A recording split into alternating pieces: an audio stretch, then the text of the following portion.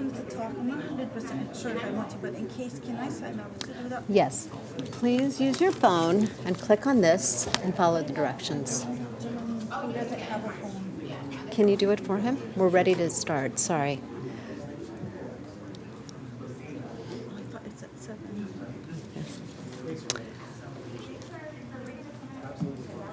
The time is 6:39. Ladies and gentlemen, we are back from closed session, and it is time for the recognition presentations. So R1 is a presentation of a commendation to Village Well on its 5th anniversary in business.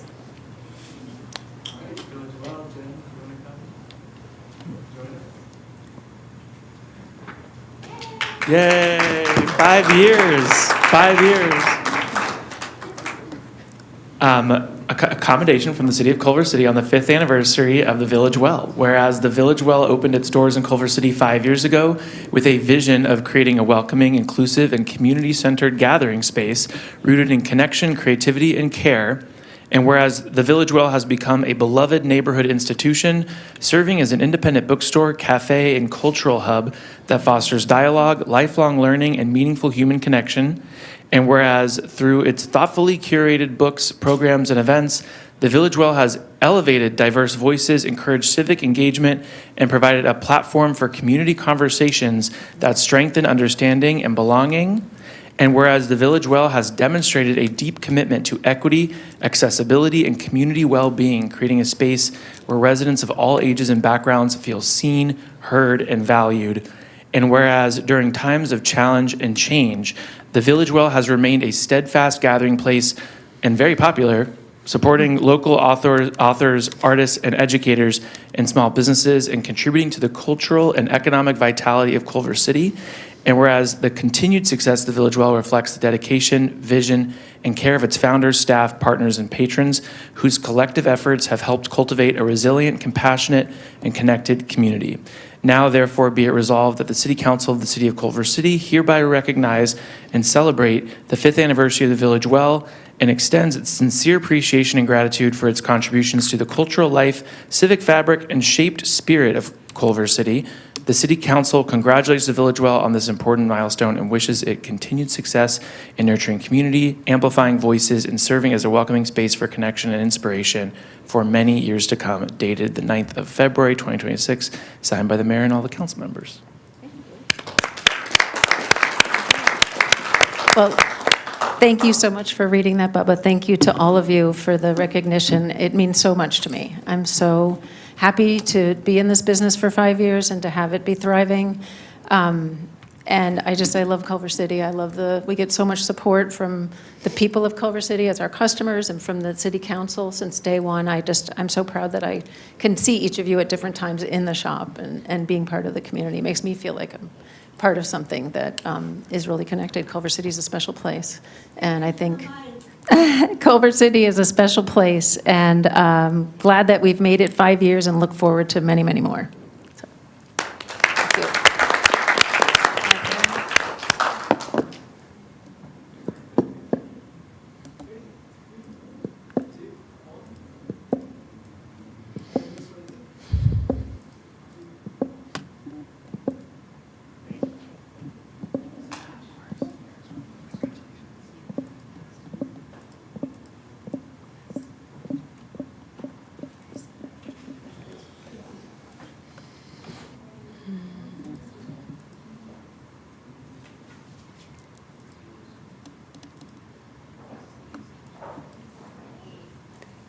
Next, we have a proclamation in honor of Black History Month 2026.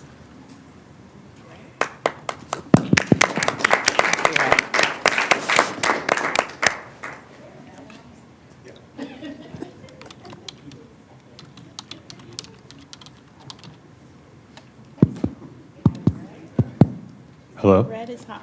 Maybe try this. Is this one Yes. working? Is it me? Hello.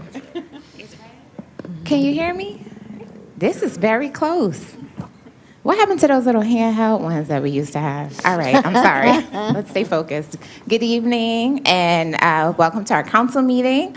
We are ready for our proclamation on Black History Month. Very exciting, the 100th one.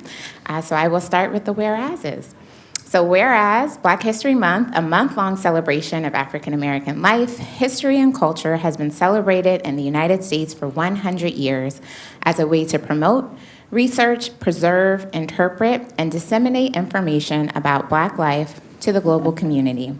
And whereas American historian Dr. Carter G. Woodson, through the Association for the Study of African American Life and History, established Black History Week a century ago in 1926, choosing the second week of February to coincide with the birthdays of Abraham Lincoln and Frederick Douglass. And in 1976, the African American Life and History Organization expanded Black History Week into an annually observed month-long celebration of Black history.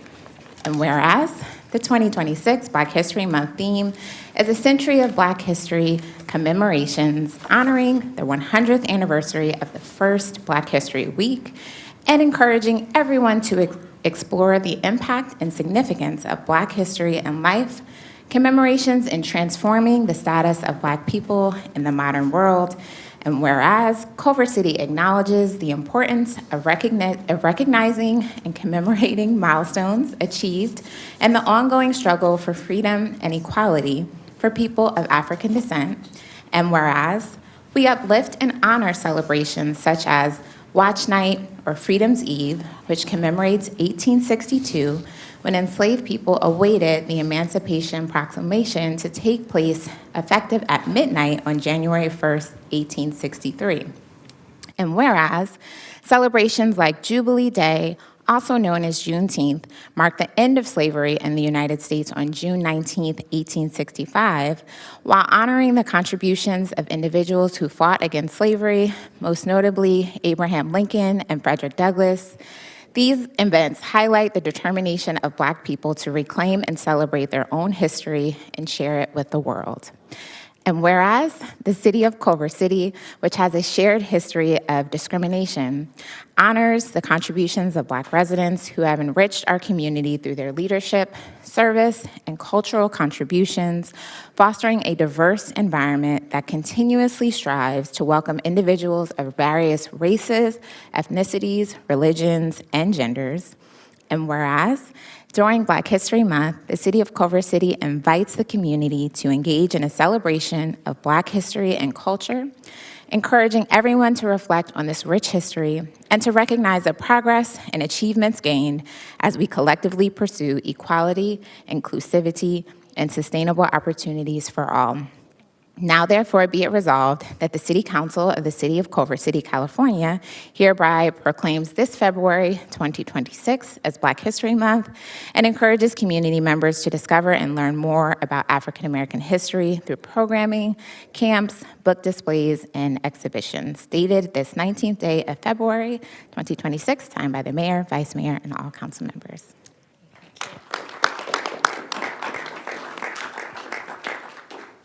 Sorry, babe.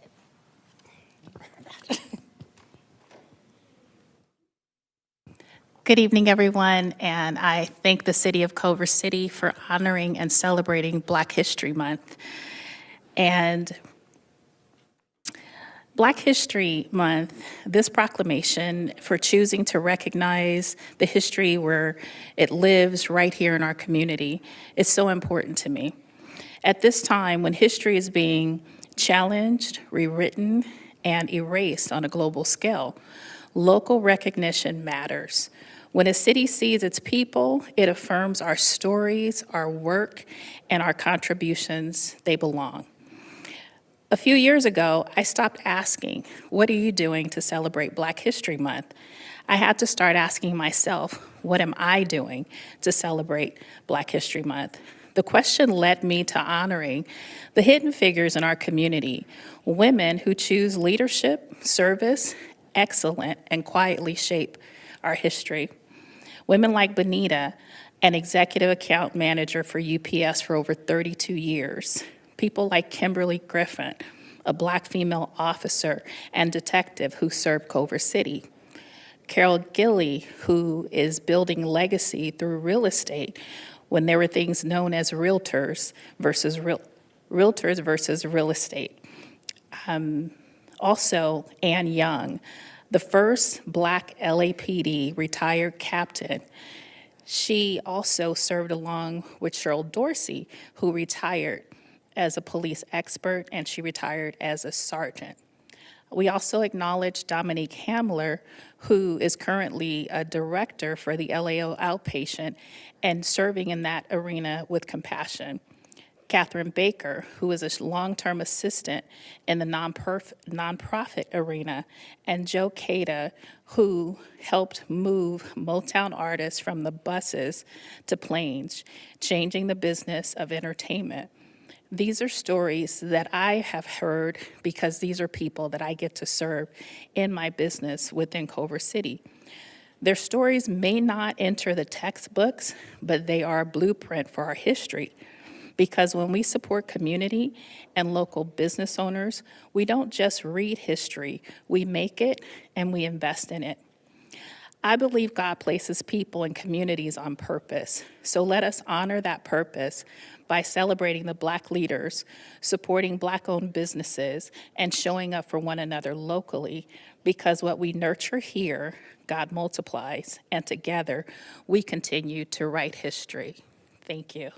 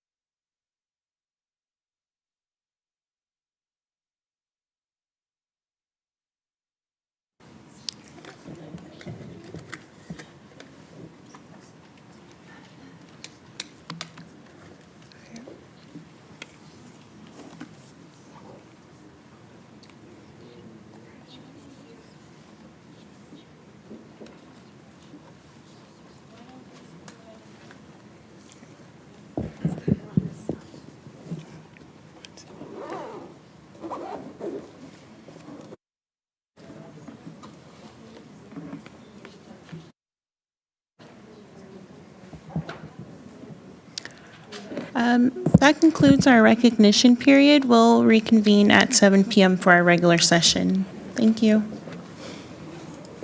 Thank you.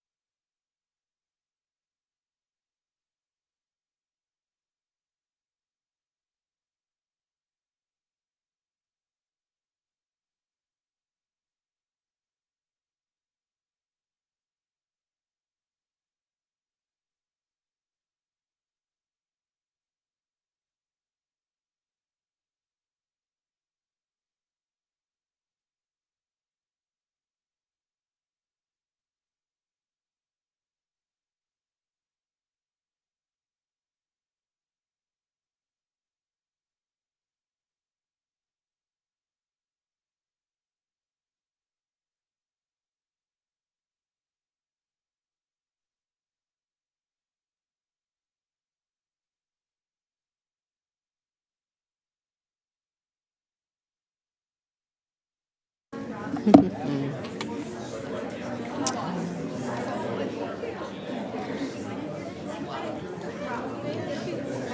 the meeting date on here. Oh, yeah. Oh, no, they do it that way. Can you add it? Do you have a question?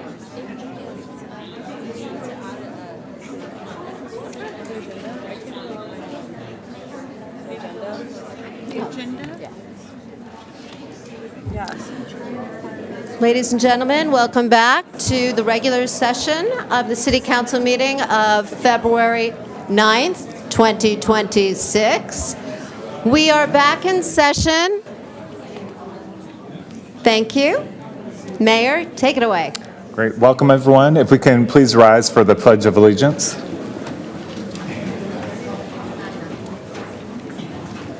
I pledge allegiance to the flag of the United States of America and to the republic for which it stands, one nation, under God, indivisible, with liberty and justice for all.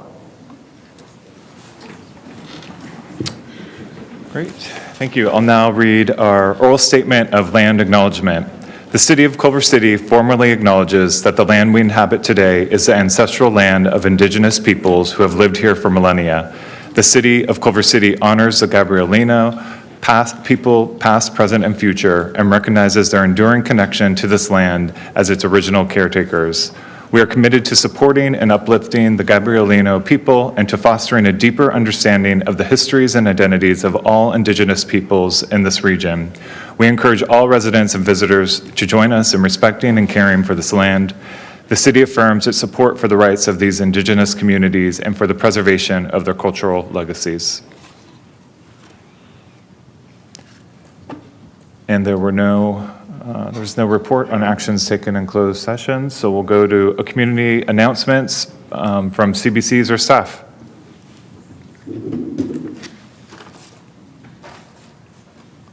There are none from staff. Thank you. Okay, we'll go to community announcements from council members. Start with Councilmember O'Brien. Thank you, Mayor. Not too much to report. Had a great listening session led by our new city manager, Otis Jones, last week at Sid Cronenthal, getting a lot of great feedback from the community. I believe we have 3 more. The next one is this Thursday at 5:45, 6 o'clock at El Rincon Elementary School. So if you can make it to that, it's this Thursday at 6 o'clock. And also, I just want to announce beginning next Monday, a week from today, the Pan-African Film Festival begins their run here in Culver City again. It's a fantastic event celebrating the work of Black artists. They actually have an art festival going on right now in the Baldwin Hills Crenshaw Plaza. That runs through the beginning of the film festival, which starts in Culver City downtown at the Culver Theater next Monday. I hope everyone can join, attend, and check out some incredible films. It will last the entire week. That's all I have. Thanks, Mayor. Great, thank you. Councilmember Vieira. Thank you, Mayor. Nothing for me, just if I can get nodding heads to adjourn tonight's meeting in the memory of Dr. Jay Sherry, who had passed away, and I have a little blurb that I'll read at the end of the meeting, if permissible. Thank you. Councilmember Moran. Thank you. I just want to start by giving a shout out to Bad Bunny and the Benito Bowl. That's very important. The storytelling, the centering of the Puerto Rican experience, starting with the experience of enslavement to colonization, the humanity and the authenticity, my Lord, was so powerful and sorely needed in this moment. The only thing more powerful than hate is love. So let's all keep that with us as we continue on in this year. I also want to lift up that last week, really racist iconography was utilized to portray the first Black president and First Lady of the United States as apes by our current sitting president. And I cannot overstate how harmful this is, especially during Black History Month, that he nor his administration has still not apologized for sharing this imagery. And to that, I want to lift up this quote from the great Toni Morrison. And it states, the very serious function of racism is distraction. It keeps you from doing your work.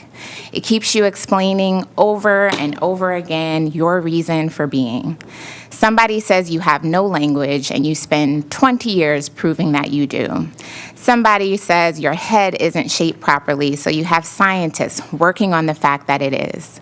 Somebody says you have no art, so you dredge that up. Somebody says you have no kingdom, so you dredge that up. None of this is necessary. There will always be one more thing. So I lift that up not to say that this is not important, because we know that symbols, monuments, these things that we lift up as a culture and community are incredibly important. But I want to center us again in that we need to center ourselves in continuing to do the real work of collaborating and working together until we are all free. So, last but not least, I want to share a happy early Valentine's Day to everyone in our community. We will all be celebrating at least part of Valentine's Day together for our city council retreat. So much fun. So check that out if you like. And there's so much going on this month, from e-recycling to composting to the final Let's Talks, community events at the Vende, and much, much more. So a gentle plug for our Culver City community calendar, so you can get involved, and huge shout out to the staff that continues to maintain and update that calendar with information for the community. Thanks so much. Thank you. Vice Mayor Fish. Thanks, Mayor. I just wanted to give a quick shout out to the thousands of healthcare workers, nurses, nurse practitioners, and occupational therapists who are currently on strike across the state. Healthcare workers are demanding safe staffing levels, fair wages, and real protections against burnout. Thank you. Because quality patient care depends on workers being supported, respected, and able to do their jobs safely and effectively. So I was really proud to join them at the picket line at Kaiser West LA in solidarity with them last week. Those are the workers at my own hospital who take care of me and thousands of Culver City residents, students, and workers with professionalism and compassion. So appreciated the opportunity to stand with them, because when our healthcare workers win good conditions and wages, patients win too. And I also wanted to share that the Sepulveda Connects project, which is a mobility project that's going to enhance safety along that corridor and also make our buses run a lot faster. There's 3 open houses that are coming up, design workshops where people can give their input. So please join. February 17 is at Sunkist Park. February 26 is at the Senior Center. March 17 is at Vets Memorial. And would love to see y'all on Valentine's Day. Come join us at the strategic planning retreat. And also the city manager meetings that were uplifted. I would love to see you there as well. I wanted to give a quick congratulations to artist Lori Escalera. I was able to join her as she unveiled the tile artwork for the Copa de Orlando room in Veterans Memorial Building. It's really beautiful, so if you pay a visit to Vets Memorial, you should see it up there now, if not very soon. That's all. Thanks. Great, thank you. I recently attended the U.S. Conference of Mayors and the Mayors Innovation Conference or project, where I met with mayors from across the country. The most powerful part of the experience was meeting with the fellow mayors and sharing knowledge, learning about what's working in their cities, exchanging ideas, and talking openly and honestly about the challenges we're all facing. The main topics were how we need to increase housing across the board, across the country, and how to meaningfully deal with ICE. Save the date for the Lunar New Year celebration on February 22nd from 3 to 6 p.m. at the Culver Steps. Just picking up on one of my colleagues who brought up the compost hub. There's a new one at Sig Cronenthal Park in partnership with LA Compost, and it provides residents with a simple local way to divert food scraps from landfills while supporting healthy soils and climate action. You can get invited, or you're invited to get involved by participating at the compost drop-off at the Culver City Farmers Market every Tuesday from 2 to 7 p.m. on Main Street, or you can visit the Compost Hub, which is open on the second and fourth Wednesdays from 10 a.m. to noon. Just want to wish everyone a happy Black History Month. Black history is American history, and a few years ago we experienced one of the largest racial reckoning in our country's history. And so no matter how hard people try, our country's history will not be rewritten, and we still have so much work to do in this great experiment of democracy that we call the United States. And last but not least, I would also like to get nodding heads to request an adjournment in memory of our Deputy City Clerk's grandfather, James Ray Allen Sr. Right. Nodding heads for both. By all. With that, we'll move to a presentation to City Council by Home Run Financing regarding property assessed clean energy, otherwise known as PACE.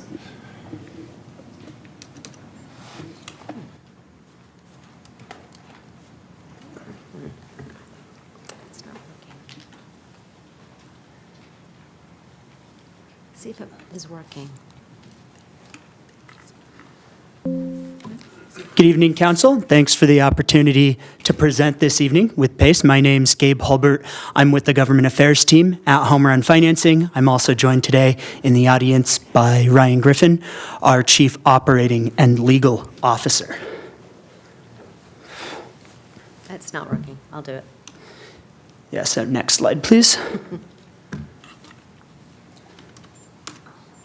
Okay. So it was 2008 that the California legislature realized that for California to meet its climate goals, that there would be a need to serve the lower to middle income community that make an income that's higher than what would make them ineligible for. Excuse me? Yes, then what would make them eligible for many of the means-tested programs, and that is where PACE, it's property assessed clean energy. What it does is it enables homeowners to finance a range of improvements that provide some sort of public good, green energy, efficiency, and the like, and it's repaid through a special property tax assessment at a reasonable interest rate. So next slide, please.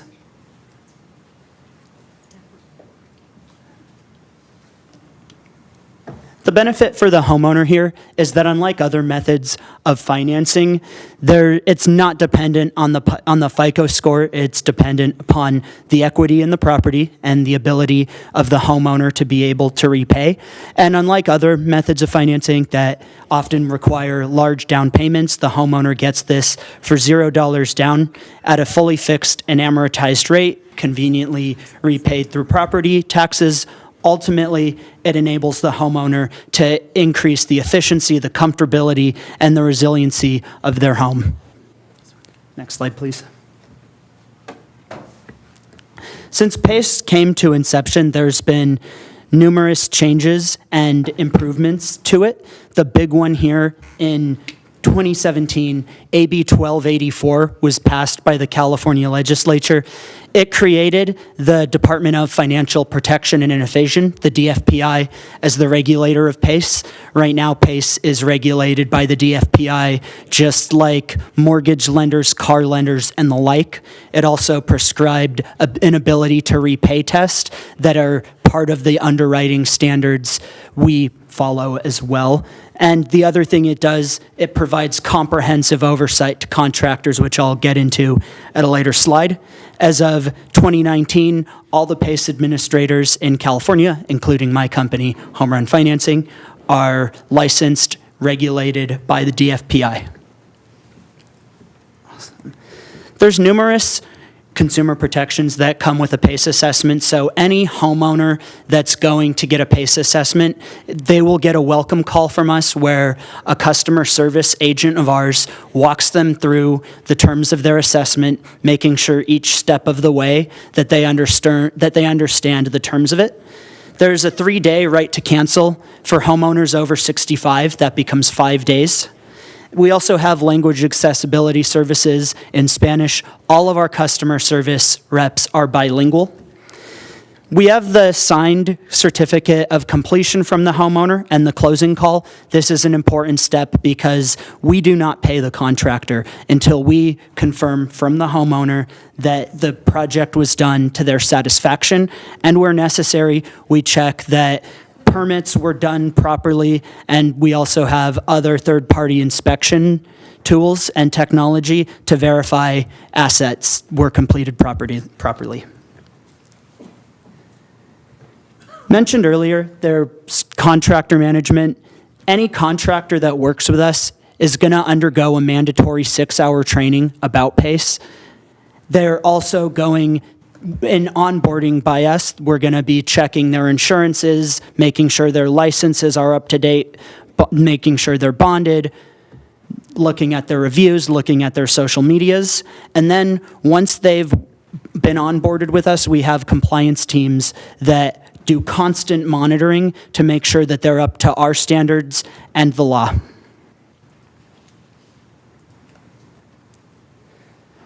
So in comparison to other financial products that a homeowner might utilize when looking to make some of these improvements, there's many features with PACE that you're just not going to find with a HELOC or other unsecured products. Mainly here, it's a fully fixed and amortized rate through the life of the term. They also have the term is tied to the useful life. So if you have an HVAC system with a 15-year estimated useful life, we can give a homeowner up to 15 years. We can't do anything longer than that. We also check that they're not in bankruptcy, and we also have rigorous contractor training and oversight as well. There's over 80 eligible improvements that are available through PACE. Big ones being the energy efficiency, HVAC insulation, windows, doors, renewable energy, not just solar panels, but backup batteries, EV charging stations as well, water conservation, drought-tolerant landscaping, low-flow toilet shower heads, water fixtures. We also have seismic retrofits that are available for PACE as well. Since inception, we've seen that PACE has largely filled the public purpose that the California legislature initially established it for.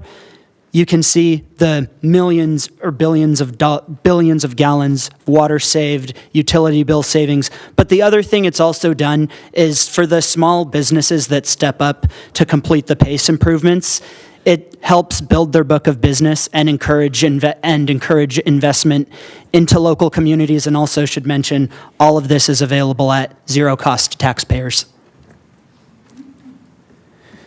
Home run financing, we've had over 90 Culver City properties where we've had a homeowner who is interested in using PACE, but because the city hasn't authorized it, they're not able to do it.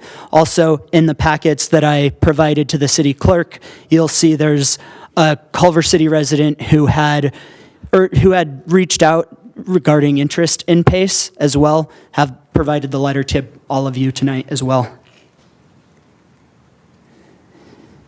There's over 30 cities within Los Angeles County and over 360 municipalities throughout the state that are currently offering CSCDA's Open PACE program and have these benefits available to their homeowners. And there's the list right here of the Los Angeles County ones. Most recently, we had Hawthorne, Calabasas, and Lawndale approve all in 2025. In order to make PACE available to your homeowners, the California Statewide Communities Development Agency, CSCDA, offers an Open PACE program that gives homeowners access to this. The cool thing is that Culver City has already been a member of CSCDA since 1999, so all that would be needed to make this available to your residents is approving a resolution to join the Open PACE program at a future meeting. And that's the end of the slide deck. Thank you guys so much, and I'm open to questions. Great, thank you. Councilmember Vera. Thank you, Mayor. Thank you for the presentation. Let me ask a question. So if a resident does want to, if we bring this back and Culver City does want to sort of sign on to this, as a resident, is there a set cost that each resident has to pay to participate in this, or how does that work? It's dependent upon the improvement that they get, Okay. and also dependent upon the underwriting as well. So it would depend on those factors. And is there any special rate for like seniors or any special rate? The way that PACE is designed is that it's based on the credit score, but I think actually I'll toss that question over to Ryan regarding seniors. Right. It's not so much the credit score, but, PACE is, we're able to offer this lower rate because it's not FICO-based. So it's kind of a binary, either you qualify or you don't. There's not a range of scores based on other factors. So for example, right now, our typical rate is 9.49. There is an opportunity for people to buy that down if they so choose. And it's tied to the federal rate. So it's gone, up a little bit. I've seen it, as low as in the sixes in the past. But just like mortgage rates, it's a little bit higher than it was in 4 or 5 years ago. As to seniors, we don't have a difference in rates. What we do have are some additional consumer protections, where we make an extra call on a different day to make sure they fully understand the program, that they're not being unduly pressured, and even besides that additional call, our process involves a full run-through on a recorded call to make sure somebody understands the program and what they're signing up for. And then we have a second recorded call at the end of the process to make sure that the work has been done according to their satisfaction. We ask them to rate their contractor and the job they did before any funds are released to the contractor. So they have that, on the back end, consumer protection as well. All right. Thank you both very much. I appreciate the presentation. Thank you. Thank you. Councilmember O'Brien. Thank you, gentlemen.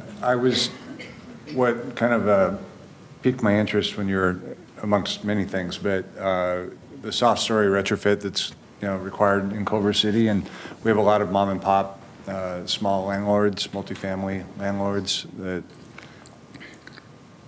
3 units, 4 units, and I just Googled this. It says that there's a CPACE for multifamily 5 and over units. Does this work, what you're presenting for under that? Yes, so with the CSCDA Open PACE program, you also get access to commercial providers as well.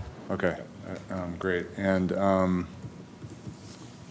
this sounds wonderful. If once we're done here, if council wants to agendize it for future, I'm happy to. Yeah, and I think just tying into that CPACE question, the residential will work for up to 4 units. There's been a gap in the CPACE market where we feel the smaller CPACE deals have been underserved. A lot of times something even up to 5 million, some of the bigger CPACE providers just don't feel like that's in their wheelhouse in terms of there's different processes for CPACE. You have to get lender consent. Some of that can be a little more time consuming, and it's the same amount of time whether you're dealing with a $5 million deal or a $20 million deal. But that is also an area where we have put a lot more focus in. We've made some recent hires in our sales team with folks that specialize in commercial PACE. Because we feel even above the residential, 4 units and under, there is a big need for that, group that you mentioned where, it's not some huge commercial building, but, maybe it's, 6 or 8 units that's badly in need of retrofit that could benefit from commercial PACE. Okay, great. I'm sorry, Mayor, one last question. Do the customers choose their contractors or their subs, or are they specially qualified through the PACE program? They are chosen by the customer. They come to us and apply for financing. That contractor has to have been onboarded with us in order to qualify for the program. If they have a contractor who's not onboarded with us, we can take them through that process. We'll make sure they have the proper licenses. We'll make sure it actually applies to the type of work they're being hired for. And we take them through the training program Gabe mentioned, and do some other checks just to make sure they're meeting the expectations of the program and understand what they're doing. But we can work with any contractor that's been licensed in the state and is appropriate for the work that's being done. All right. Thank you. Thank you, Mayor. Great. Councilmember McMorrin. Thank you. Really appreciate the presentation and this being available potentially to our community.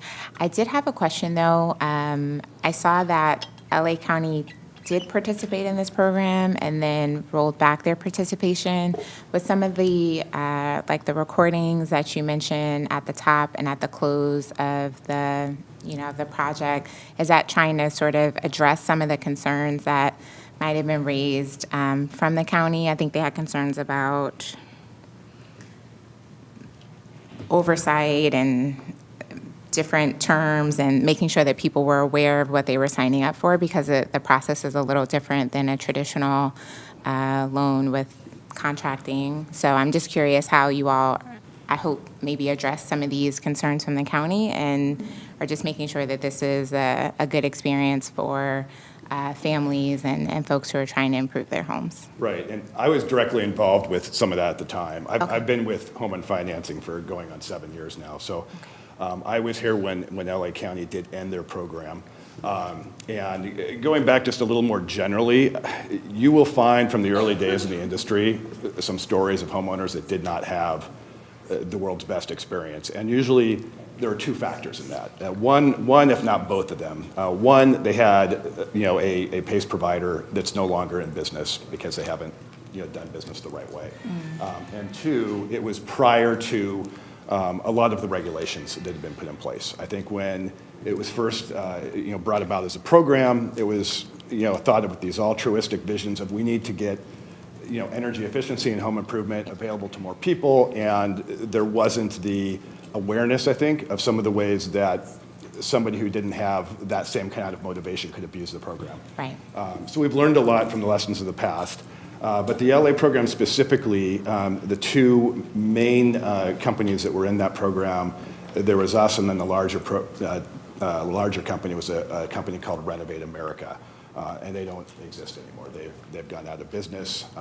They had some large settlements with some problems, and they fall into that category I discussed. I think another factor with LA County is they took in-house a lot of the oversight and management of the program, and I'm not sure that they realized just how much of an administrative undertaking that was.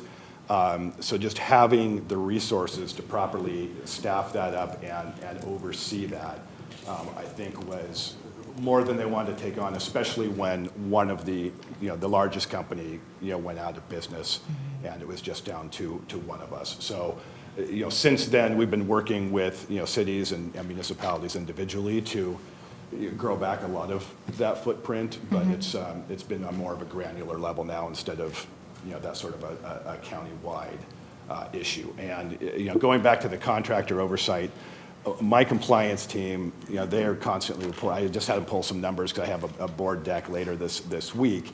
And they have a goal of having 100% of customer complaints resolved within 30 days.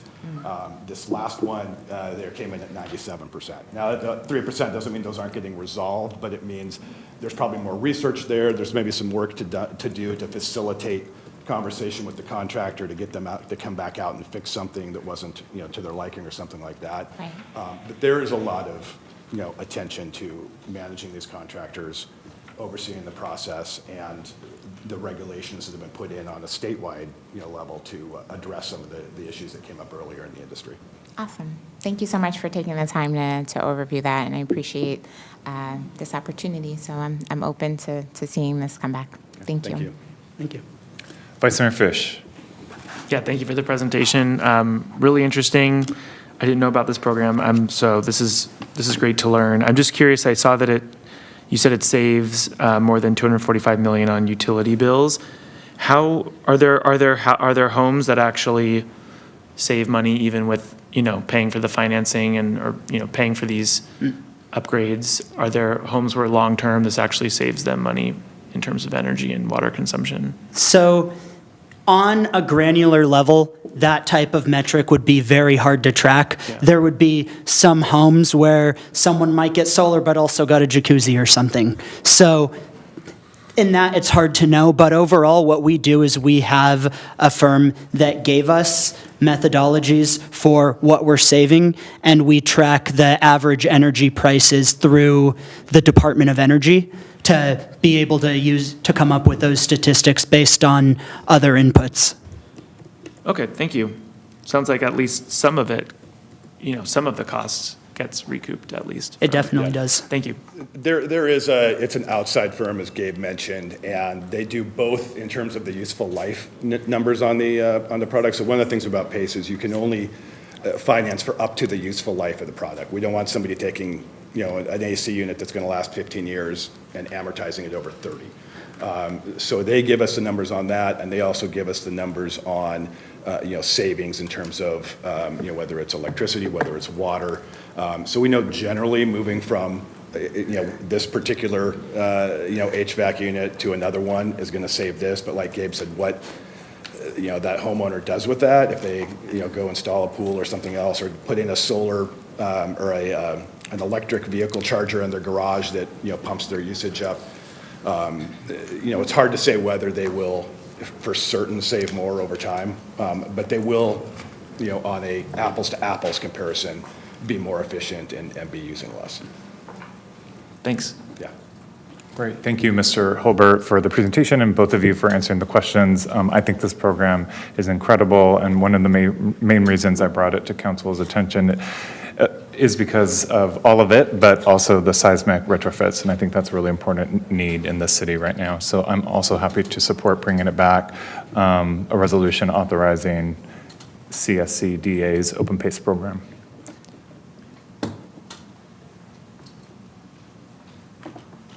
Awesome. Well, thank you guys so much for your time. Thank you. So how many nodding heads did I see? All 5? Great. Thank you so much. Appreciate it. Great. And we'll move on to joint public comment on items on the agenda. And do we have the total amount of speakers? We currently have 34 members of the public signed up to speak. Okay, let's do 90 seconds. 90 seconds. 34. All right, so I'm going to go ahead and call the first 10 speakers for items not on the agenda.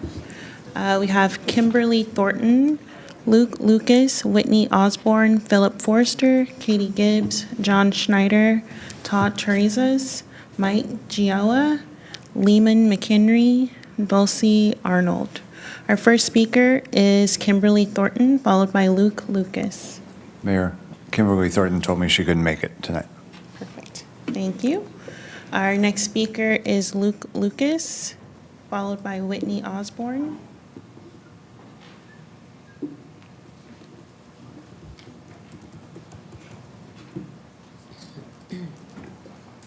And you'll see your timer go down. It's blue right now, and as you get towards the end, it'll be yellow and then red when your time is up, and I have a little bell. Thank you. Good evening, Council. My name is Luke, co-owner of Windsor Hills Pizza. I would like to agendize a discussion to look into changes to the Culver City Municipal Code, Chapter 11.09.215, and the Culver City Municipal Code, Chapter 17.520.015, as they pertain to vending near a park and the limits on events per year. My brother and I grew up here in Culver City playing at the parks. So when we started our business with a mission to glorify God by creating community and bringing families closer together, we knew exactly where to go. Over the last 4 years, we've had the joy to run our business at Culver City Parks and get to see more and more families getting outside and making new friends. Just last week, though, code enforcement told us that we cannot vend within 300 feet of parks. We would like to continue to foster community by popping up at parks, so we are seeking to change the code to allow that. I'd like to open the floor to any questions the council may have.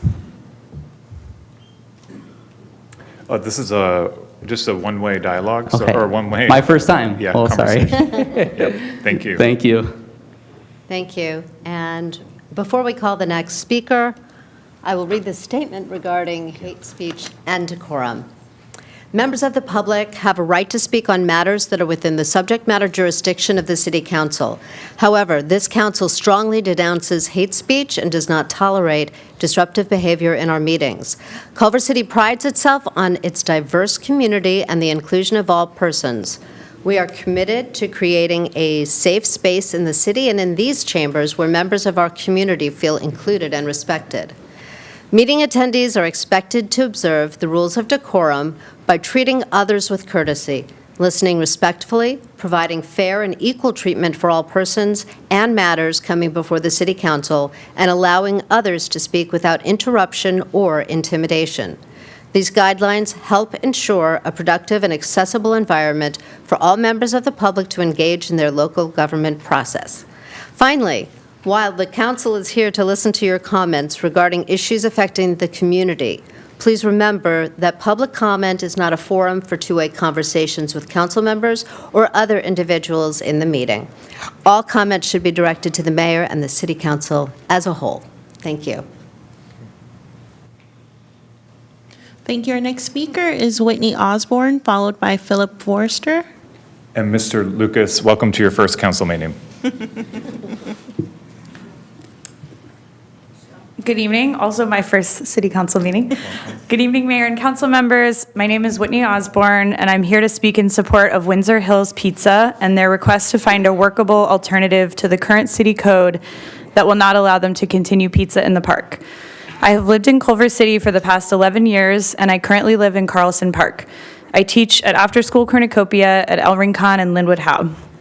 I go to Pizza in the Park on Wednesdays, and I see my students, their parents, my friends, my neighbors, and I get the chance to meet new people. It's a place to unwind, unplug, and really feel connected to my community. It's also a beautiful thing to see the park full and being utilized the way it was intended as a gathering place. For the past 4 years, Windsor Hills Pizza has created that gathering place, operated responsibly, respected the space, and built goodwill in the community. The sudden change in enforcement of the code will create a loss for residents with larger ripple effects for the community. I understand and respect the purpose of city codes, but I also believe good governance allows room for flexibility when a rule no longer serves the community as intended. Supporting local businesses like Windsor Hills Pizza supports our local economy, strengthens community ties, and keeps our public spaces vibrant and welcoming. I respectfully urge the council to consider a path forward to help keep this cherished part of our park experience alive. Thank you.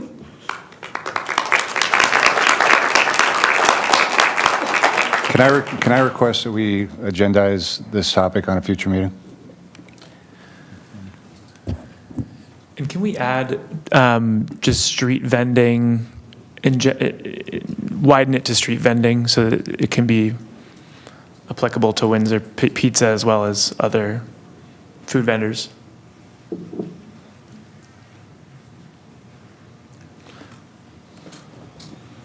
we have 4 nodding heads. Thank you. We will add that to the list. And also 5 nodding heads. There's consensus by all to bring this report.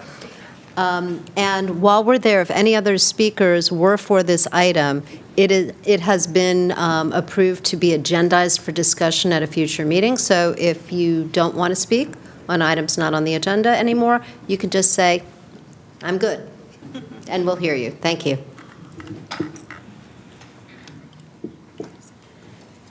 I don't know. Alrighty.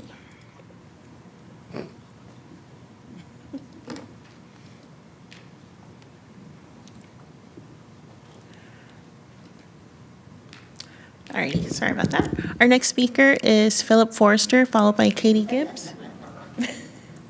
Hi, I wasn't really sure how that works. I was standing back there for 30 seconds awkwardly. Sorry. I am also in support of Windsor Hills Pizza. Appreciate that you guys agendized that for a later date, but just want to reiterate, when we first moved to Carlson Park about 1.5 years ago, that's where we met all of our current neighbors. It was a great way of kind of meeting the community and seeing people that you got to meet week over week, seeing your community really grow.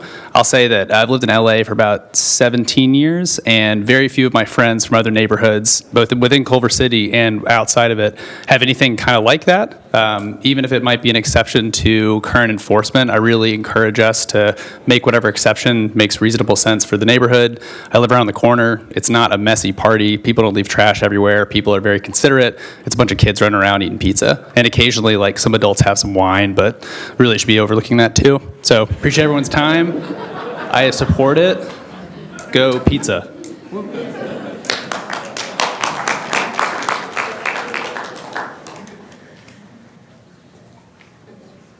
Thank you. Our next speaker is Katie Gibbs, followed by John Schneider.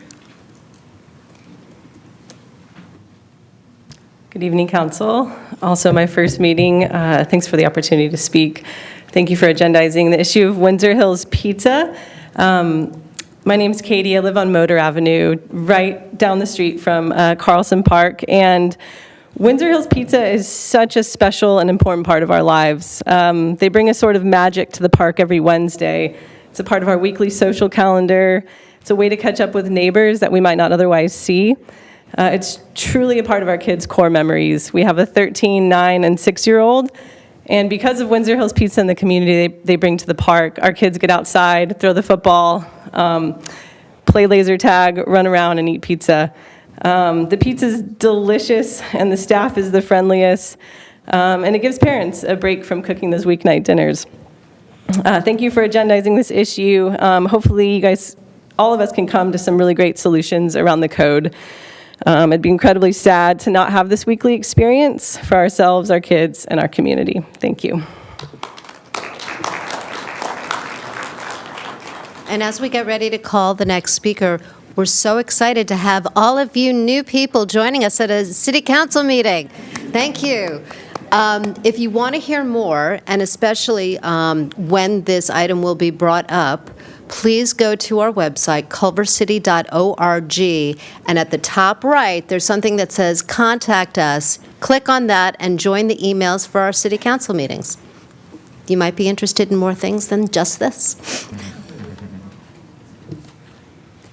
Thank you. Our next speaker is John Schneider, followed by Todd Teresas.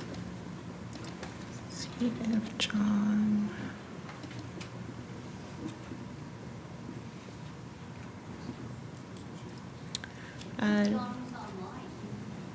I'm not seeing him online, but John, if you're online and maybe you're under a different name, please reach out and I'll come back to you. Our next speaker is Todd Teresas, followed by Mike Gioa. Hello. I am not here for the pizza, but I definitely want to try it later. And amen to our bunny. What's it called? Anyways, good evening, Mayor and council members. My name is Todd Shiraz. I'm the co-founder of the AI in the Lot, the world's largest AI media conference, homegrown here in Los Angeles, and this is our 4th year. Last year, with the city's support, we welcomed over 1,200 attendees across 2.5 days right here in Culver City. This year, we're planning to expand our footprint across Culver Studios, front lawn, theater, nearby hotels, and the steps, truly making this arts and science festival rooted in the heart of Screenland. Since last year's event, 2 new AI studios have moved to Culver City. That means that the economic development promise that we discussed has already begun to materialize, and we believe there's an opportunity to build on that momentum by creating more pathways for local residents, creators, and small businesses. Tonight, I'm asking for the AI on the Lot to be agendized for consideration for an off-cycle city sponsorship. To be clear, we're not requesting any financial support, only the marketing and civic partnership benefits that come with the sponsorship.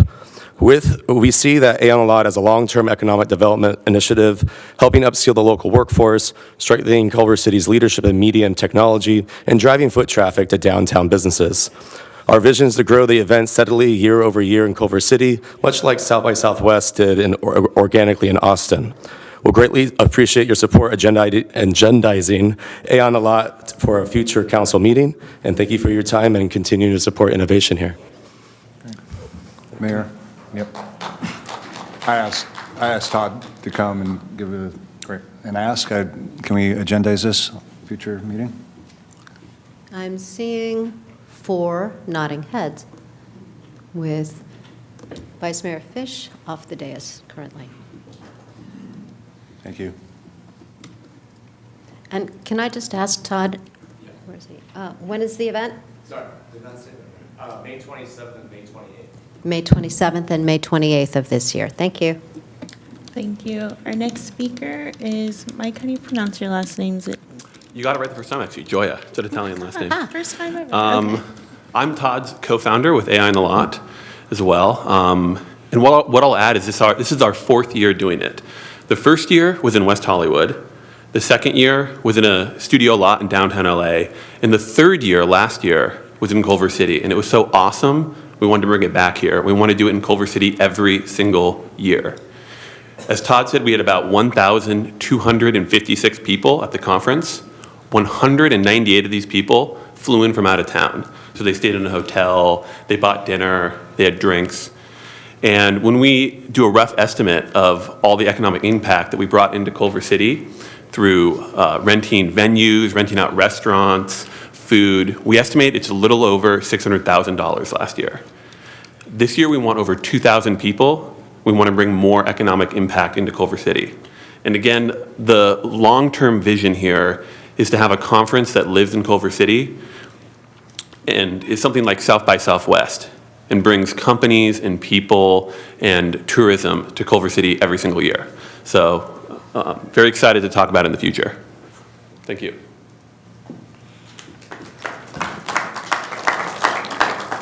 Thank you. Our next speaker is Lemon McHenry, followed by Dulcie Arnold.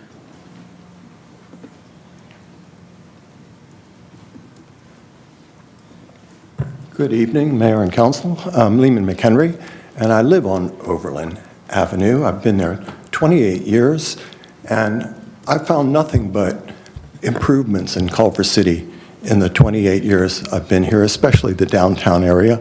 So I'm delighted with living here. However, I think that the Better Overland project is not one of those improvements. So I'm speaking against it tonight.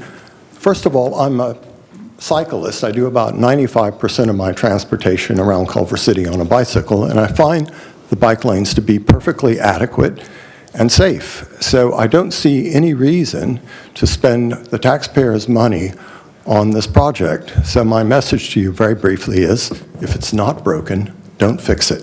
Thank you.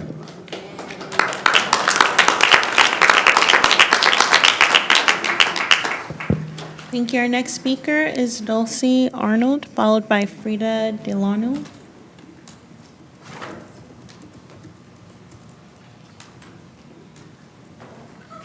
While Dulcie makes her way down, our next speakers are Frida Delano, Rebecca Holliday, B. Johnson, Nicholas Kane, Tamar Fuhr, William Johnston, Rosalind Labriola, Robert Bob Mohm, Melissa Sanders, and Marcy Baum.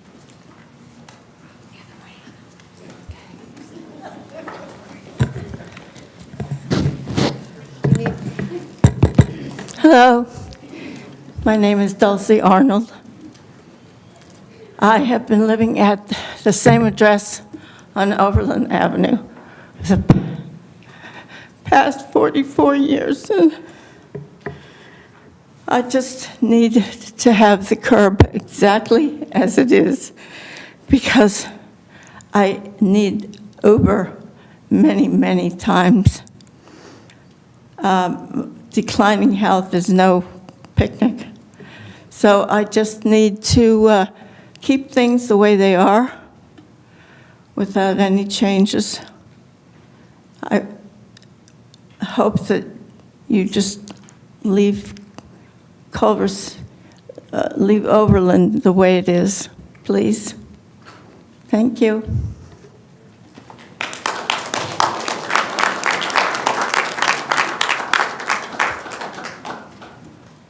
Thank you. Our next speaker is Frida Delano, followed by Rebecca Holliday. Can you get somebody else while I help her out? I'm Frida. Thank you. Our next speaker is Rebecca Holliday, followed by B. Johnson.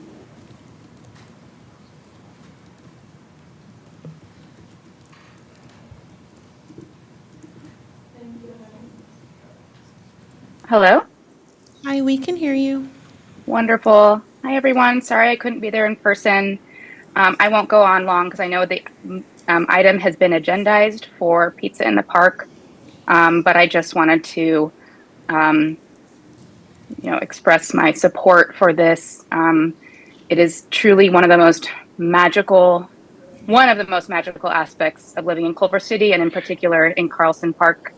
The community, the spontaneity, the freedom that these kids have because we all can sit there and they can run around.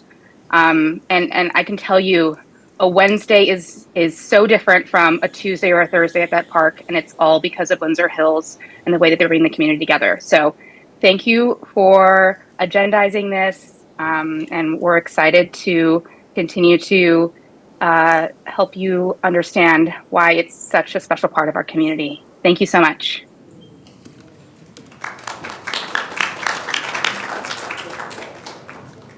Thank you. Our next speaker is B. Johnson, followed by Frida Delano.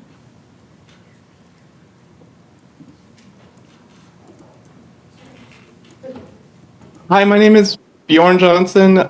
I will be brief because I'm also here to talk about Pizza in the Park and completely echo everything that everyone else has said about it. It's an amazing community building, friendship building, support building experience. And my kids were sad to hear that this might be going away, even if hopefully it's just temporary. And thank you already for agendizing it, but especially since I have a moment, also thank you to the guys at Windsor Hills, because they've made an amazing thing for the last 4 years in our community. And hopefully this is not the end of it. Thank you. Bye.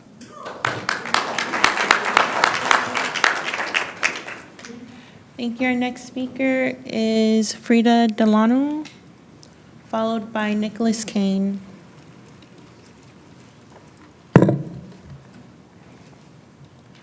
Good evening.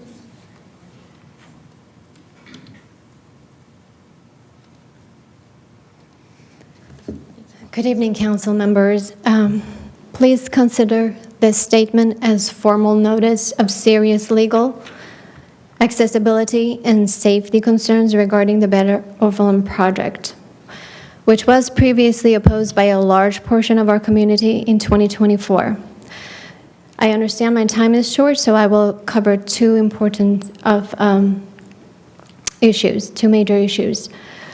The approved crosswalk and pedestrian signal is placed directly outside residential bedroom windows at Windsor Fountains, including my own condominium. This placement will result in vehicles stopping, queuing, and idling directly outside bedroom windows, creating constant noise, light disturbance, and sleep disruptions that significantly affect residents' health and the comfortable enjoyment of their homes.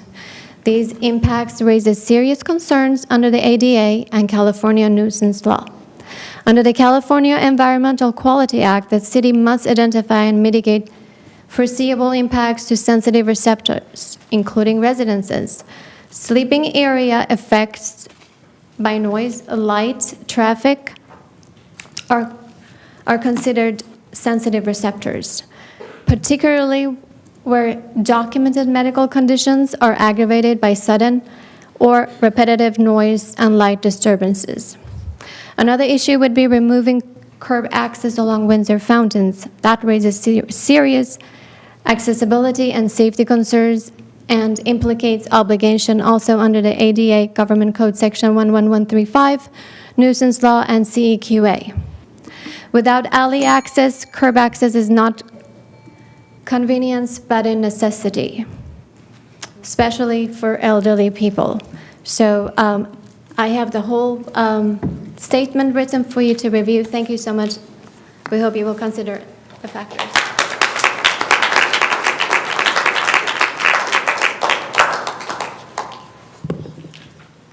Thank you. Our next speaker is Nicholas Kane, followed by Tamara Fuhr.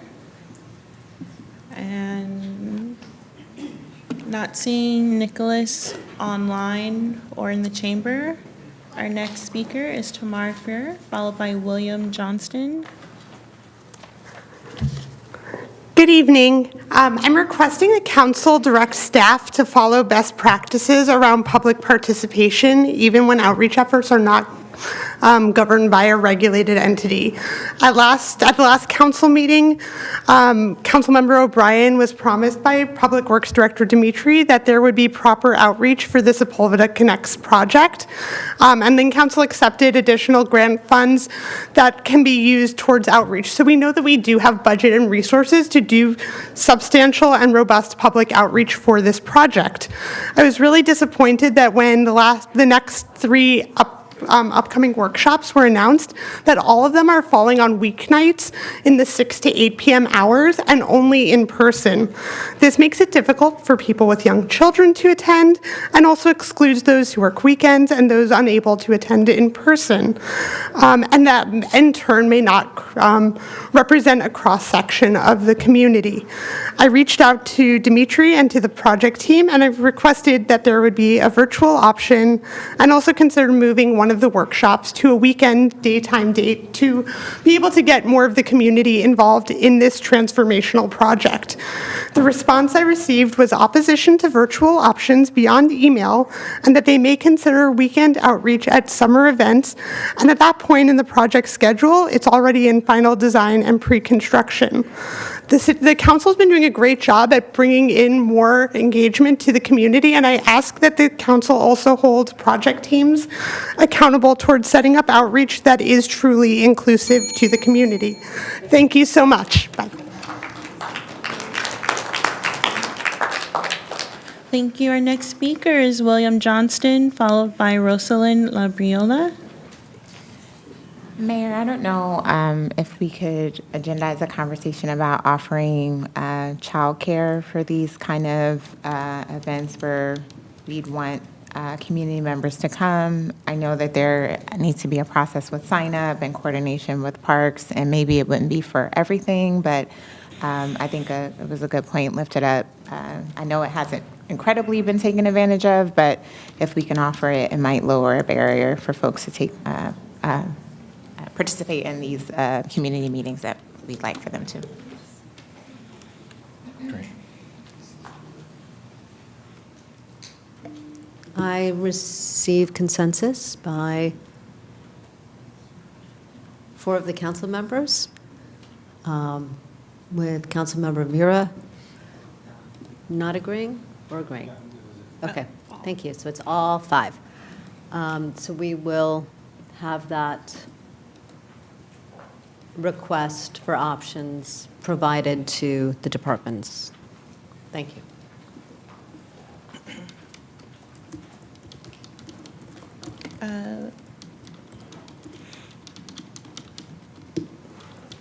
William Johnston. I'm not seeing them in the chamber or online. Our next speaker is Rosalind Labriola, followed by Robert Bob Moen.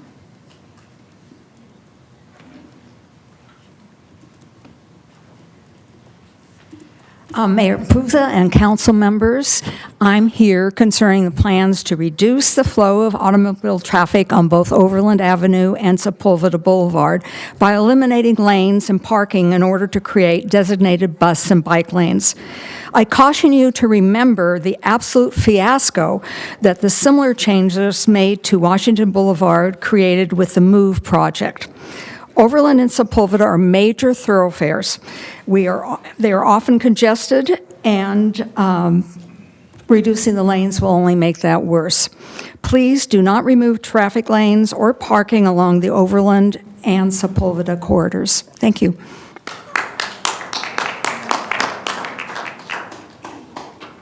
Thank you. Our next speaker is Robert Bob Moen, followed by Melissa Sanders. Hey, good evening and thank you. My name is Bob Momi. I've lived in Culver City for 32 years. Moved here, bought here, because it was about as far as I thought I could ride my bike from my office in Hollywood. And then I got a job in Warner Brothers. So I rode to Warner Brothers, commuted by bike for 25 years. You guys have heard me before.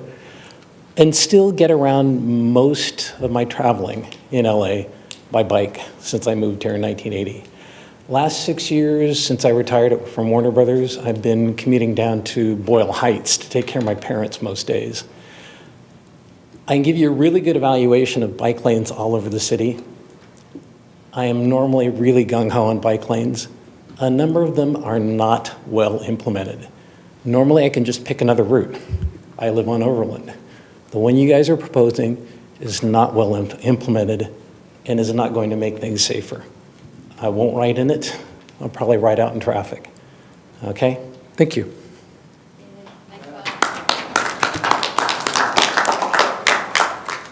Thank you. Our next speaker is Melissa Sanders, followed by Marcy Bond.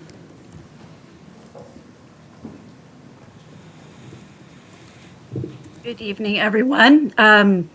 First, I'll say I was going to mention Windsor Hills, but basically, please do not try to create a fiscal fund to dig yourselves out of the emergency. You created Freddie, Bubba, and Yasmin by giving over $20 million away out of our general fund. You are not going to save the city on the backs of our small businesses and making things more difficult for the good things in this city, for the small businesses bringing happiness and joy, and actually back to the community, which once was our true city. It was once a Rockwellian, lovely middle-class city that many of you have chosen to try to destroy. I was also going to mention that Better Overland and Sepulveda is ridiculous. Your own almost $300,000 study shows that there's 11 cyclists on the peak time on Overland. 11. Not okay. Stop making the biggest mistakes and creating more fiscal irresponsibility for our city. If you want to fight climate change, plant trees. Go ahead and put moss all over the concrete. Do something that would actually be useful for the entire community, not just a few people that might want to ride a bike. But your inability to see the fact that having us want to have ADUs with no parking, building developments with no parking, that's going to hurt us. That's not going to help us. You're pushing parking into residential areas where you want ADUs. You're pushing parking between Overland and Sepulveda into Vets Park. We have a park, and no one's going to be able to park at the park. Congratulations.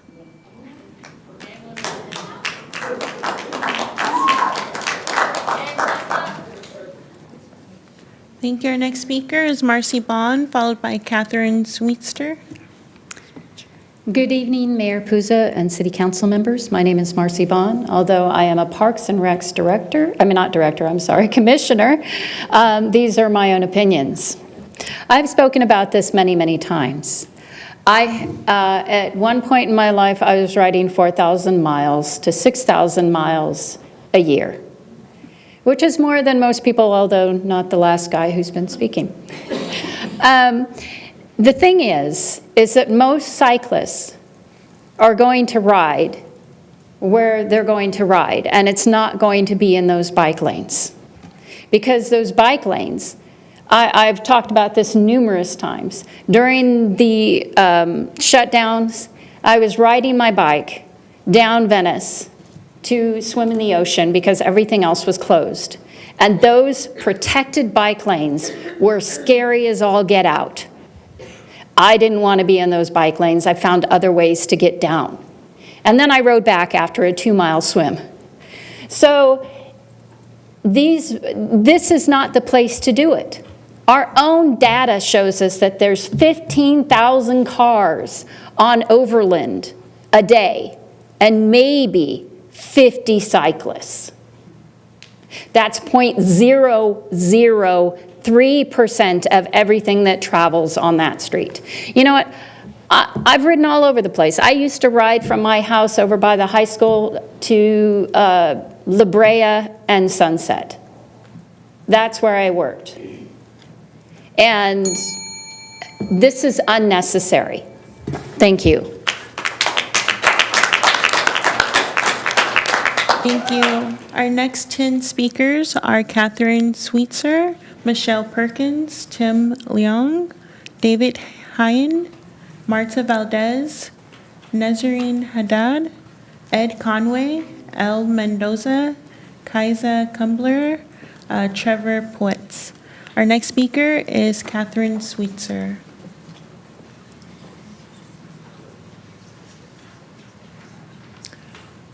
I'm not seeing Catherine online or in the chamber.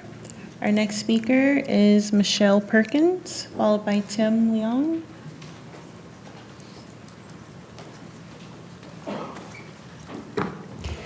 Good evening, City Council. My name is Michelle Perkins. I'm a registered nurse for 43 years who have served Culver City since the early 90s when I worked as the ED director at then Brotman, now Southern California Hospital, Culver City. And that was in 1991 to 92. I returned here in 2013 to 2017 to be the program for case management development. Our Windsor Fountains community is comprised of many homeowners who are seniors, myself included in less than 3 months, and have physical and mobility issues. They rely on curbside pickups and drop-offs curbside drop-offs and pickups through ride shares like Access Transit, Called Car, Uber, Lyft, or being transported by their caregivers, family members, and friends. To remove all curbside access for us is detrimental, dangerous, and leads to people becoming shut-ins. It is well documented that socialization and activity outside the home is crucial to preserve seniors' independence, even if they are dependent for IADLs, which is instrumental activities of daily living, such as shopping, driving, banking. We are all taxpayers. To propose this new plan without direct communication with anyone from Windsor Fountains is not only short-sighted, it's quite frankly completely disrespectful and disregarding of tax-paying residents and business owners all along the Overland Corridor. Shameful.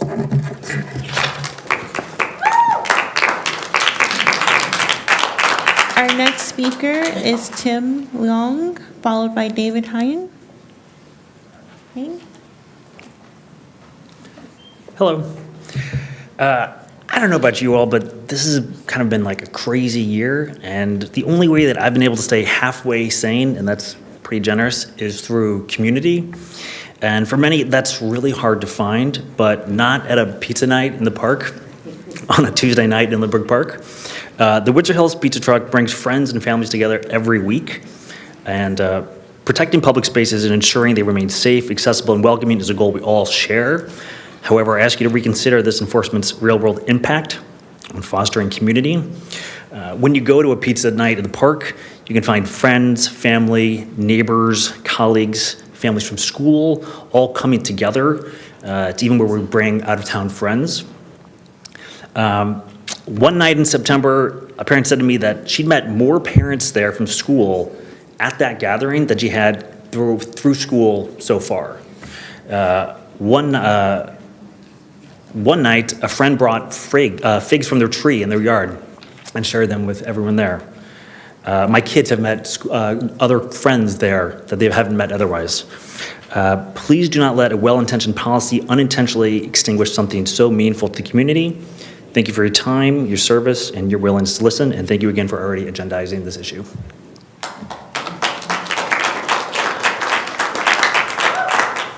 Thank you. Our next speaker is David Hyen, followed by Marta Valdez.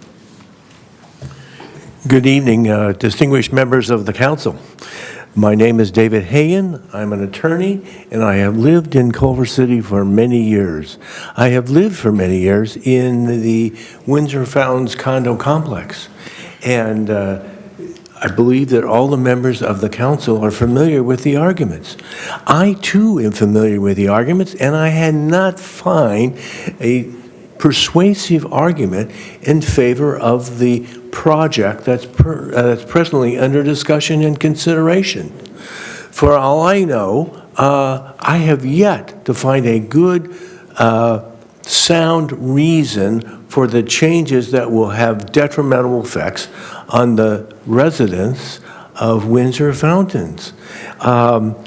Perhaps someday I will see that, but I strongly oppose the waste of taxpayers' money on those improvements that are detrimental to the residents of Windsor Fountains condominiums. So I would urge you, I mean, I don't know what it will take to persuade you to kill that part of the project, but that part of the project needs to be killed. So thank you very much for your attention and serious consideration.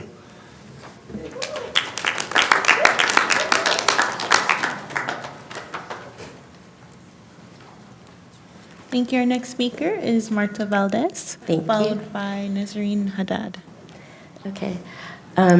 Good evening, Mayor and council members, and welcome, Mr. Jones, to our lovely city. I'm going to be at your meeting on Thursday. So my name is Marta Valdez, and I'm a long-term resident. I've lived here for 50 years, since 1976. Went to school. I even roller skated up and down Overland to get to Venice or to Toes Beach. So I'm very familiar with the community. I'm very aware of the changes, and not always like all the changes. I'm here to speak about the Better Overland project. I support bike safety. We all want safer streets. But the current, sorry, I need glasses now. But the current plan removes curbside parking along the entire west side of Overland, parts of the east side, and key right turn lanes, and those changes would be permanent. Overland is not just a pass-through street. It's a working corridor that people depend on every day. Residents and visitors rely on street parking at places like Windsor Fountains, Studio Royale, Palm Court, Rotary Plaza. Seniors, people with disabilities, and caregivers depend on curb access. Small businesses along Overland rely on short-term parking for customers and deliveries. When you remove parking, that impact doesn't disappear. It pushes it into side streets like Lindbergh Park, my area, creating new safety issues and access problems.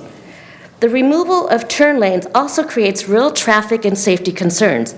Turning vehicles will block through lanes, increasing congestion, collision risk, and pollution from idling traffic. We know that there's idling traffic because it happens down at the Move already? Okay, thank you. Please consider it. Thank you. Our next speaker is Nazreen Haddad, followed by Ed Conway. Hello, this is my first time at City Hall.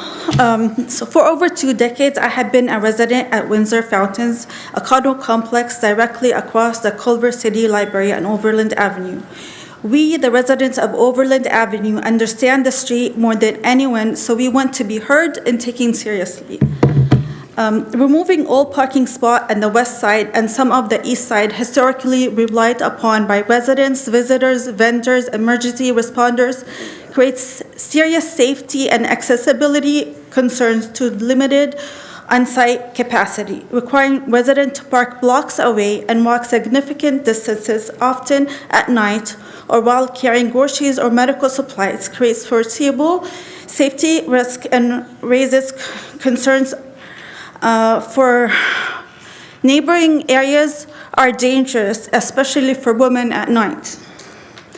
Also, removing right turn lanes and narrowing a major corridor increases congestion, sudden braking and rear-end collisions, and may slow emergency response where seconds can make the difference in life-threatening situations. These roadway conditions must be carefully evaluated under SQA Public Resource Code 21001 and 21002.1, Government Code 835 concerning dangerous conditions for public prosperity, and Civil Concern 3479. Thank you for your time.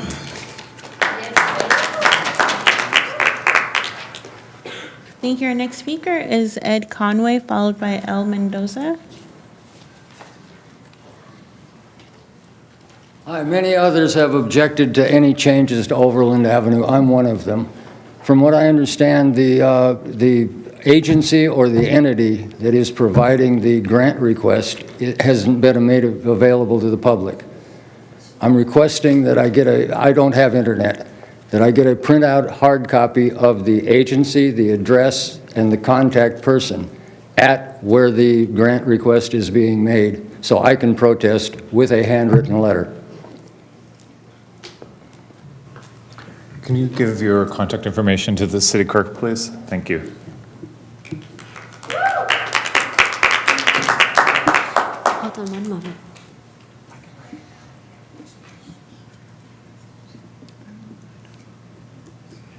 Thank you. Our next speaker is El Mendoza, followed by Kaisa Kumbler.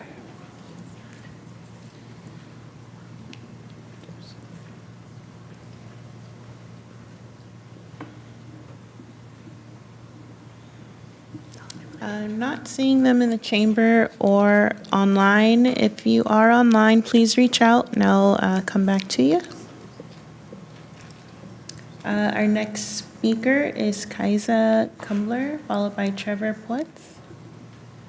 Hi, it's pronounced Kasia. Kasia.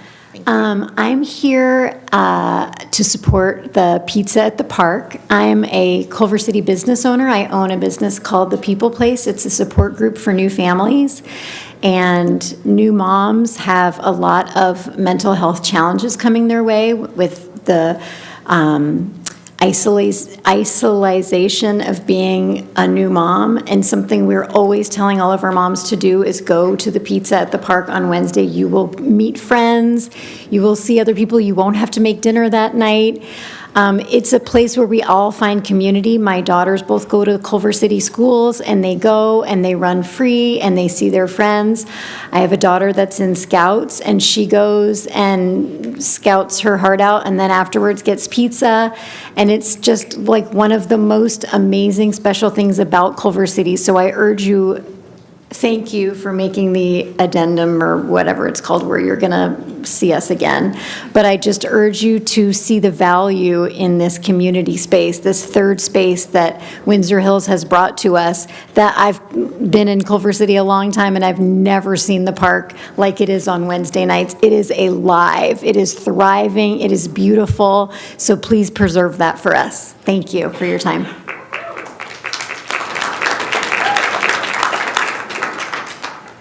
Thank you. And our next speakers are Trevor Plutz, Scott Davis, Sarah Weschler, Sarah Hanala, Chris Meja, Monica Richardson, Donald Leonhardt, and Tanya Barrison. All right, so our next speaker is Trevor Plutz.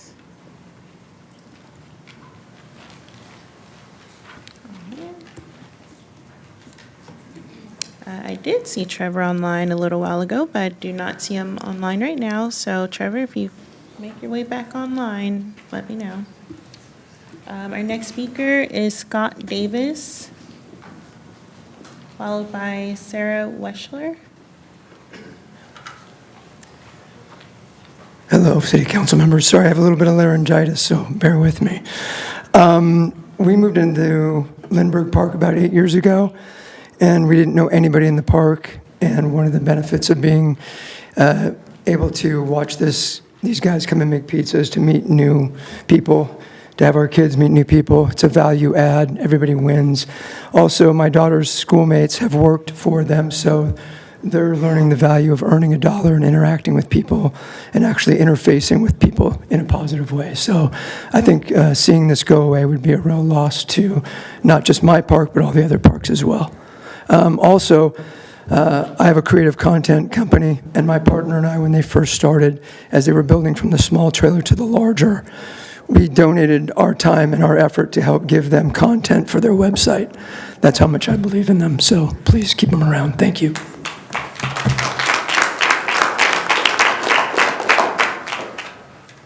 Thank you. Our next speaker is Sarah Weschler, followed by Sarah Hanala.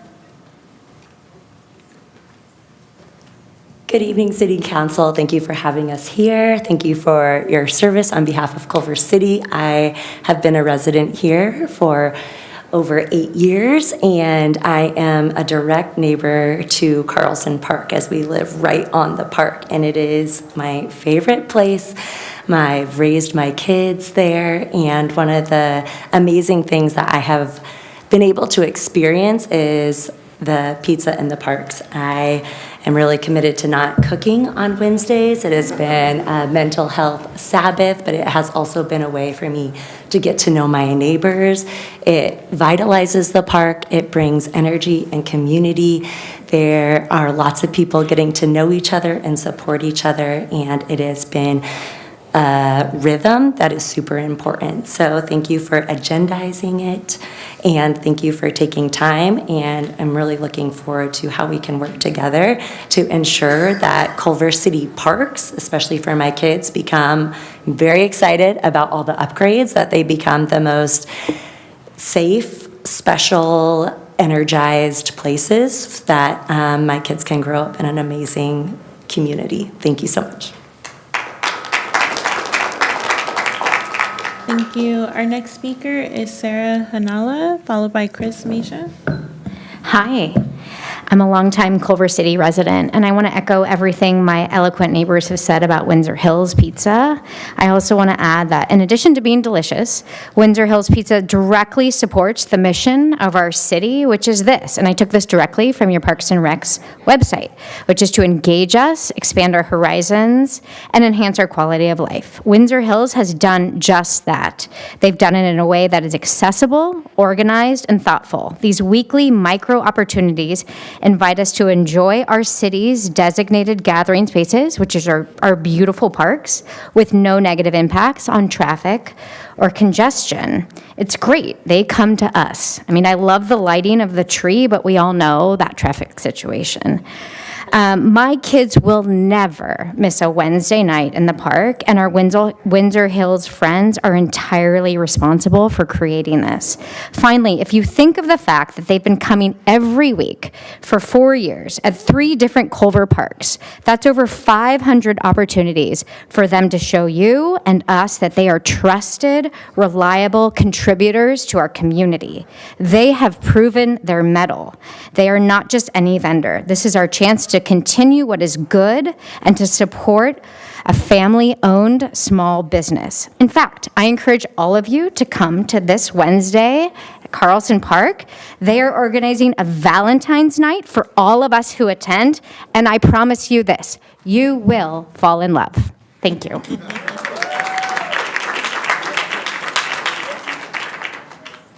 Thank you. Our next speaker is Chris Misha, followed by Monica Richardson, Donald Leonhardt, and Tanya Berenson. Hi, Council. Thank you for agendizing the pizza crew. I'm going to keep it very brief. I moved from New York, and coming out of the pandemic, one of the first things that we experienced in Culver City was the community around Windsor Hills Pizza. I also have very high pizza standards, and they passed, so if you haven't checked it out yet. I'm kind of all over LA. I spend some time in Culver City, and I'm always telling people about how awesome this event is, and I think we've drawn some people in from other communities. So if you haven't checked it out, I think it would be an awesome thing to come see and just how special it is, and one of the things that makes Culver City special. So thank you for your time.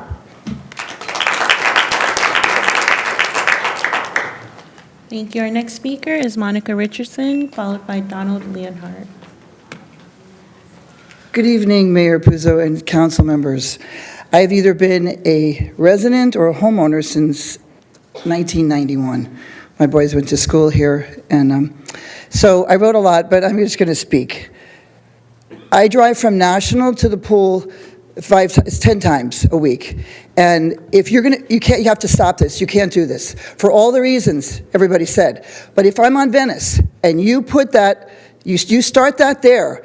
Culver Center is so busy already. It's already, and you take away that right lane turn, it's gone. There is only one lane. Now we're going to go from Washington to Culver, and there's Sony over there. You're going to take away all that parking, and you're going to now it's only one lane, and you're going to take away the right turn lane. I lived here when there was no right turn lane. When they put it in, we were like, wow, this is great. I lived here before they widened Overland, north of Venice, going up to the 10 freeway. This is like Highland or La Brea, and if you don't know what those streets are, you're not from here. Okay, so wide open, color that lane, you stop, do the crosswalk in front of the library. Don't do it.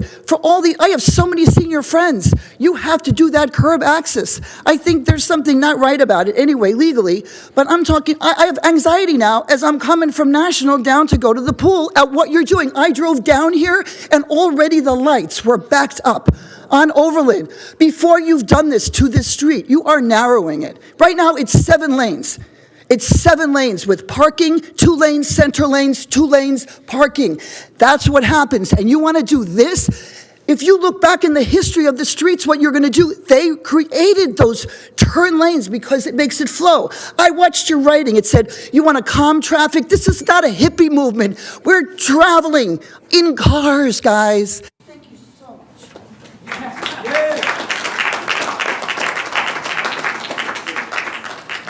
Thank you. Our next speaker is Donald Leonhardt.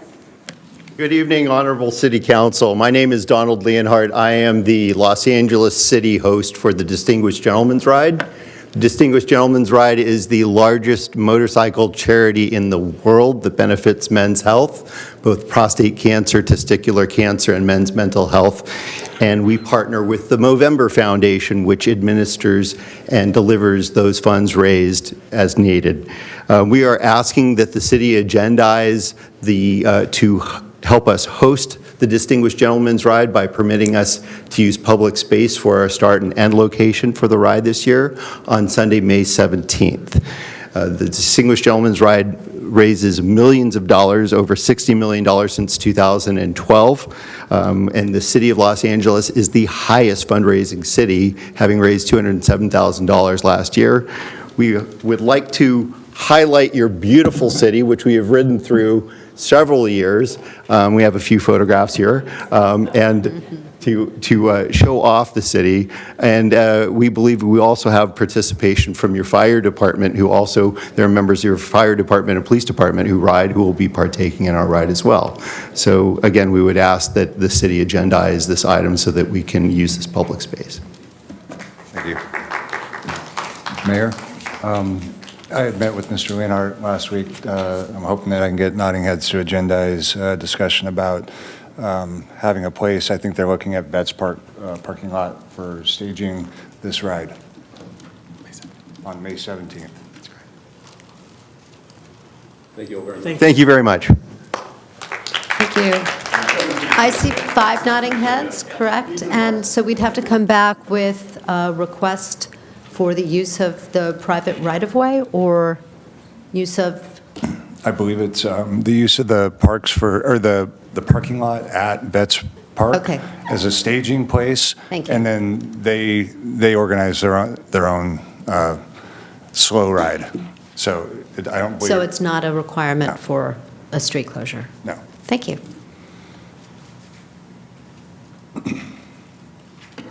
Thank you. Our next speaker is Tanya Berenson.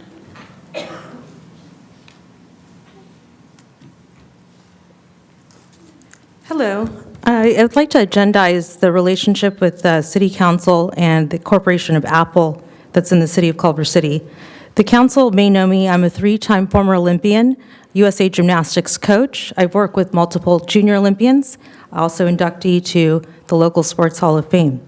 I also will be working with the LA 2028 committee. The council knows me from keeping me in litigation for 5 years while privately working with Apple to expand their presence in Culver City by shutting down a 3-time USA Gymnastics Olympic Training Center in Culver City, defeating my right use of refusal to buy the building. The gym is now an expansion of the Apple campus.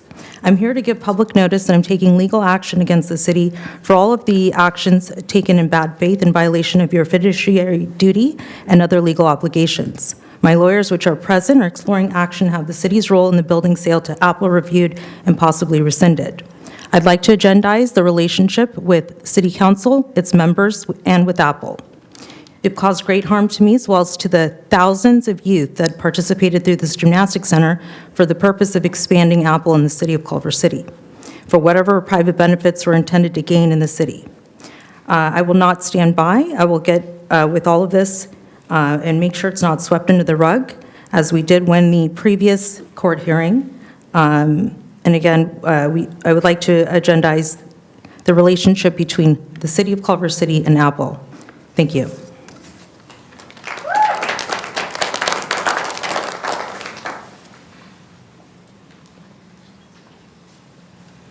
Thank you. And then we had one speaker come back online, El Mendoza.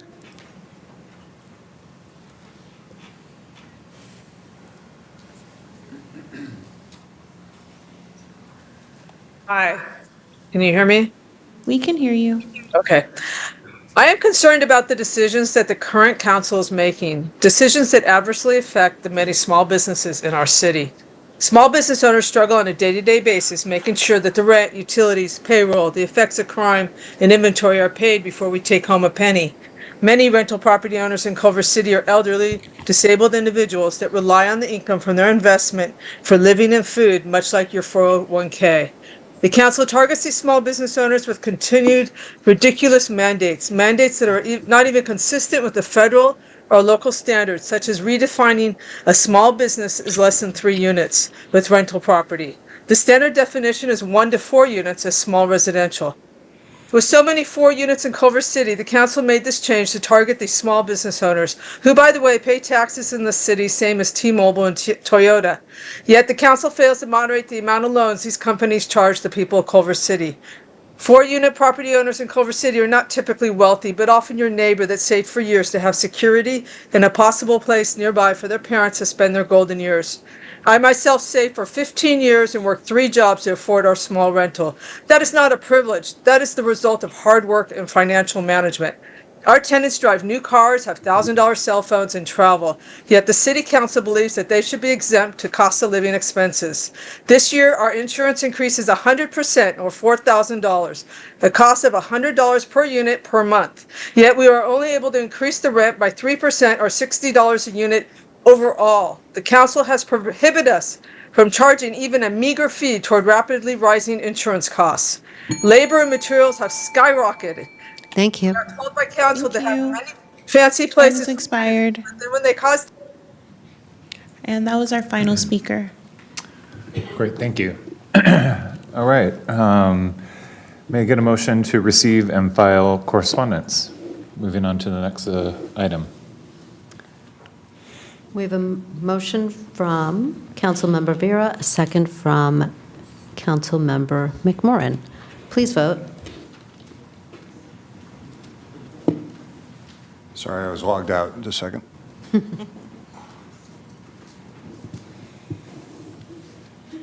right. Let's see. And there we go.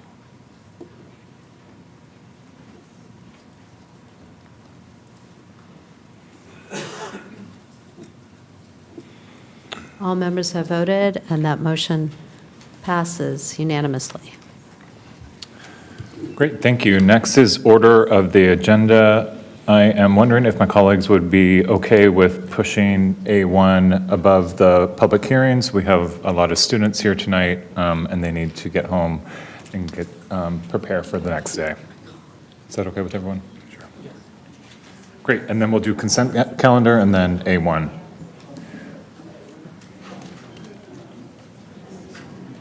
Okay, and on consent calendar, do I have any, are there any items that you'd like to be pulled, starting with Council? Say again? I didn't realize we were doing consent. Sorry. Councilmember Vera, Vice Mayor Fish, Councilmember McMorrin. Okay. May I get a motion to? Mayor, we do have one person signed up for Thank you. consent calendar. Tanya Berenson for item C1. Did you want to speak on anything else? Any of the other items? No, okay. Because you signed up for several, maybe by accident. Okay, great, thank you. All right. No speakers. No speakers. Thank you. All right. May I get a motion to approve the consent calendar? We have a motion by Councilmember McMorrin, a second by Councilmember Vera. Please vote.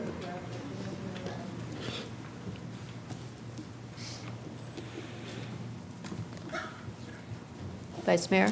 Great. Thank you. All members have voted. That motion passes unanimously. And so we are on to A1. Great. A1, discussion of a third request from Vote 16 Culver City to lower the voting age to 16 for Culver City municipal elections and direction to the city, Culver City's election official, city clerk as deemed appropriate. May I get a staff report, please? Yes, you may. Good evening, everyone. Once again, I am Jeremy Bocchino. I am the city clerk, and I am also the elections official for elections. And I have worked with Vote 16 for several years now. They first addressed the city council in 2019, and we were all set to present, and then COVID happened. So the next opportunity for them to come together to request a ballot measure was in 2022, and the council agreed to place the measure on a ballot, and it failed by 16 votes. In 2023, they asked the city council once again. This time they said no, and so they did an initiative, which is the public's way of trying to engage the public to agree via petition to place an item on a ballot. A measure on a ballot. They were unsuccessful in getting enough names on the petition, and so now they are asking once again to place the measure on the November 3rd, 2026 election. If it is denied, Vote 16 could try again to petition Culver City voters, or you can approve it this evening. I do want to say that 16-year-olds become 17 and 18 and 19. For some reason, they want this measure so badly, they pass it down to their younger selves who come up through the high school system and learn about this, and they're really gung-ho about it. There are several other pieces of information regarding this. It would cost an additional up to $20,000 to add this measure to the ballot. That would happen whether or not they did it via a petition initiative process or if you did it. And a piece of interesting news is the attachments, which show the cities that have approved measures to allow for voters under 18 to vote in elections. It started on the East Coast, mostly in Maryland, and it's just starting to happen in California. There are 3 different cities that have passed a measure to allow 16 and 17-year-olds or 17-year-olds to vote, but only, I believe, 1 has had, or 2 have had an election for their school boards only. So this measure is actually to allow 16 and 17-year-olds to vote in municipal elections and the school board elections. And there are requirements for each one. So if the measure passes, there would need to be all the conditions that are as part of this measure that would be, we would have to ensure that they are met. And the conditions include having the equipment, the software, and the procedures in place for voter registration and for casting votes during the election. So everything must be in place. Even if it passes, it could not potentially go into effect until the conditions are met. So I wanted you to be aware of that as well. So if it did pass in November of 2026, the next election where they could potentially vote would be in probably 2028 for a municipal and board election. I think that's all of the information you need to further discuss and come to a decision whether to approve or deny this request. And I believe we have many members of Vote 16 ready to speak to their request. Thank you. Great, thank you for that staff report. And before we get into public comment, are there any questions from my colleagues, starting with Councilmember Villar? Thank you, Mayor. Jeremy, you said the additional cost would be $20,000. Is that inclusive of the equipment and everything else? Or No, the cost to place the measure on the election ballot. Okay, I got you. Because it's run by the county. But do we have any other costs in terms of how much it would cost? And has anybody reached out to the high school and see if they, I know they're in financial difficulties themselves. I just don't know the overall cost of what it would take. If it were to pass, that cost would need to be figured out. It's unknown at this time. It would require the county being able to logistically allow 16 and 17-year-olds to have a separate ballot, which I believe is possible, although they've never done it. But there are a lot of questions regarding how those underage could be identified so that we could validate their voting. Okay. So it's just, there are a lot of questions. Right. I still. know in the past, we had a subcommittee. I don't know, I think there's more questions than answers, I think, at this point. So I don't know if it'd make sense to create a subcommittee around answering some of these questions before we can, I think, make an educated decision on this either way. But I'll listen to the speakers. That's it for right now, Mayor. Thank you. Great. Any questions? Councilmember O'Brien. No, Mayor. Councilmember McMorrin? Vice Mayor Fish? Okay, let's, how many public comments are there? 14? 14. Great, let's do 90 seconds each, please. Thank you. I'll go ahead and call all of our speakers. We have Ruby Brandenburg, Alice Blakely, Emerson Jerntuka, Cecilia Lou Miller, Adina Austin, Ethan Vonderhaar, Charlotte Sassoon, Serena Klipfel, Cordelia Mullen, Mia Morose, Eric Rudin, Melissa Sanders, Marcy Bond, and I believe Michelle Weiner. Our first speaker is Ruby Brandenburg. Good evening, Council. My name is Ruby Brandenburg, and I'm a senior at Culver City High School and the president of Vote 16 Culver City. Today, I'm here alongside many other students to request the board's support in placing the Vote 16 measure on the ballot for the November 2026 election. Vote 16 is a student-led initiative to lower the voting age in school board and municipal elections to allow for 16 and 17-year-olds to vote. To restate what was said before, in 2022, Vote 16's Measure VY lost by 16 votes out of 16,000, earning 49.95% of the vote. It won more votes than any city council candidate that year. Again, in 2024, without a city council majority, we had to collect signatures, and unfortunately, we did not gather enough.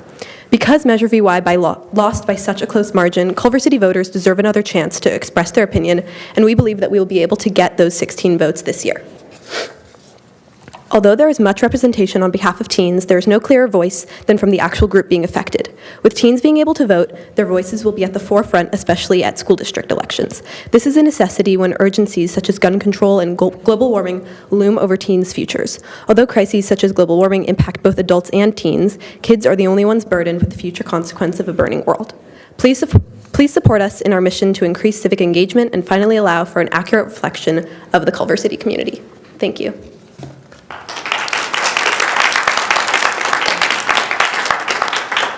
Thank you. Our next speaker is Alice Blakely, followed by Emerson Jerntuka.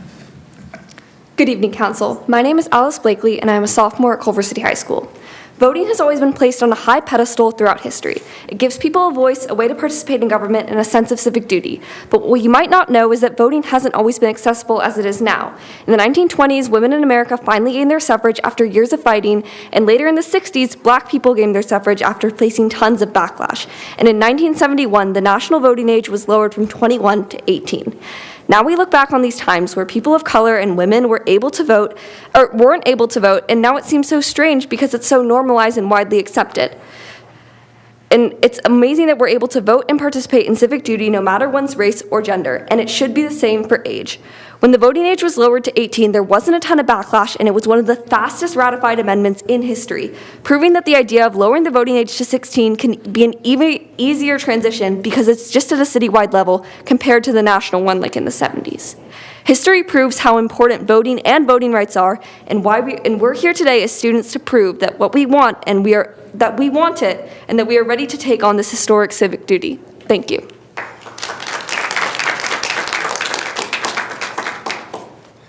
Thank you. Our next speaker is Emerson Jerntuka, followed by Cecilia Lou Miller.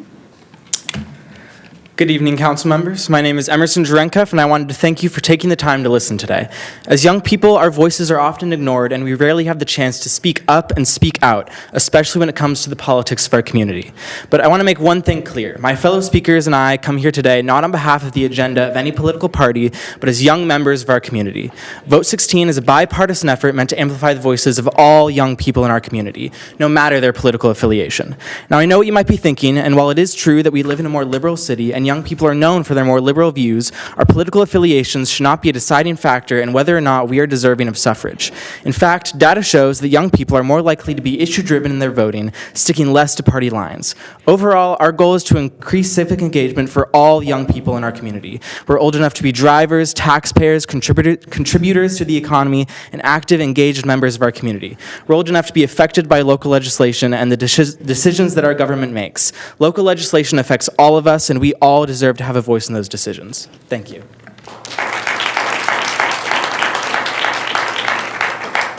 Thank you. Our next speaker is Cecilia Lou Miller, followed by Adina Austin. Hello, my name is Cecilia Miller, and I am a junior at Culver City High School. One of the reasons Vote 16 is incredibly important to me is because it allows more people to have a voice and to be represented. This doesn't only mean 16 and 17-year-olds, but also extends to their families. There are so many immigrant families who can't vote due to their citizenship. However, with the passing of Vote 16, teens would be able to vote not only for their own beliefs, but for the benefit of their non-citizen families. As the granddaughter of an immigrant, I've seen firsthand the dedication immigrants have toward improving our community and country in general. We need to prove to these people who gave up so much to move to this country that their decision wasn't in vain. Now more than ever, it is incredibly important to take into account these people, as they too are valuable members of our community who are affected by the passing of laws. Through passing Vote 16, you are given the opportunity to grant more people a voice. Thank you for your consideration. Thank you. Our next speaker is Adina Austin, followed by Ethan Vonderhaar. Good evening, council members. My name is Adina Austin, and I'm a junior at CCHS. One of the biggest concerns that people bring up when they hear that we want to give 16 and 17-year-olds the right to vote in local California elections is that teenagers just don't know enough about politics to make informed decisions. While we absolutely agree that a sufficient civic education is imperative for our democratic system to run smoothly. However, there is zero education requirement in this country for citizens 18 and older to vote. And while we Californians are required to take a U.S. government class in order to graduate, 8 states in the U.S. do not share this requirement.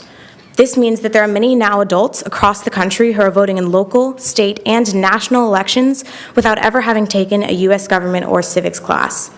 If these people are able to vote in elections at every level, then we believe that we 16 and 17-year-olds who have received a civics education more recently than any other voters should be able to participate in our local elections. Thank you. Thank you. Our next speaker is Ethan Vonderhaar, followed by Charlotte Sasson. Hey. Good evening, Council. My name is Ethan Vonderhaar, and I'm a senior at Culver City High School. As you have heard previously, all California students are required to take a U.S. government course to graduate high school.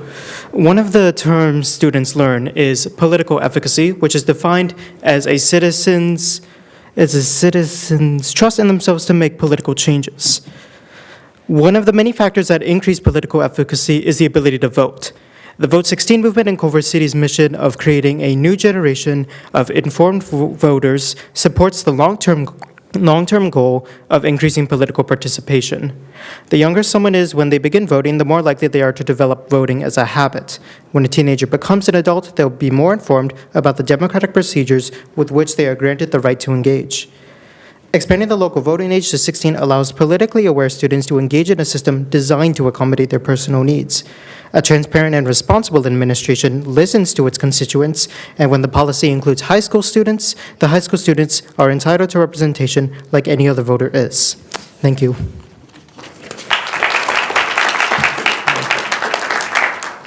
Thank you. Our next speaker is Charlotte Sasson, followed by Serena Klipfel.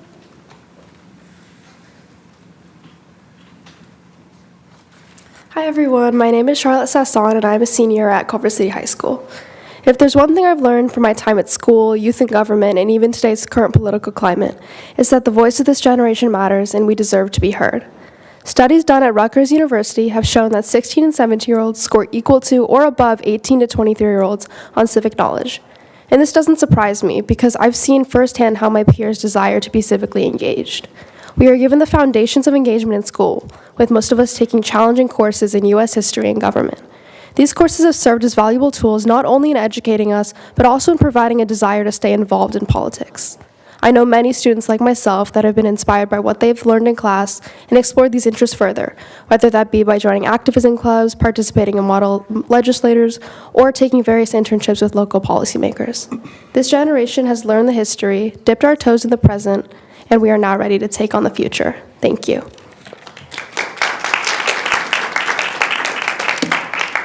Thank you. Our next speaker is Serena Klipfel, followed by Cordelia Mullen. Hi, my name is Serena Klipfel, and I am also a senior at Culver City High School. I believe that lowering the voting age to 16 should be implemented in Culver City for many reasons, of which you have heard today. The one I find most compelling, however, directly challenges a common belief of those who are not in favor of Vote 16. Many think that 16 and 17-year-olds will simply vote the same as their parents. And while this may seem like an accurate assumption, it is actually not the case. Most students who will end up voting are actually those that are most politically motivated. This means that they have more than likely done their research and will choose who they want to vote for based on their own opinion, not simply who their parents say they should vote for. In fact, a study from the 2014 Scottish independence referendum shows that over 40% of young people had different voting intentions than a parent interviewed. In conclusion, this is just one of the reasons why Vote 16 should be passed in Culver City. Thank you. Thank you. Our next speaker is Cordelia Mullen, followed by Mia Moros. Hi, I'm Cordelia Mullen, and I'm a sophomore at Culver High. On October 30th, 2013, 16-year-old Alana Nattinson became the first person under the age of 18 to cast her vote in a U.S. election. This was for a local election in Tacoma Park, Maryland, the first city in the U.S. to allow 16 and 17-year-olds to vote locally. In this election, there was a remarkably high turnout of these newly eligible voters, and since then, youth voter participation in Tacoma Park has been steadily increasing, with more than half of eligible 16 and 17-year-olds voting in 2020 elections. These growing numbers prove that not only are youth interested in getting involved, but continue to vote, which increases the notoriously low voter turnout of the 18 to 24 age group.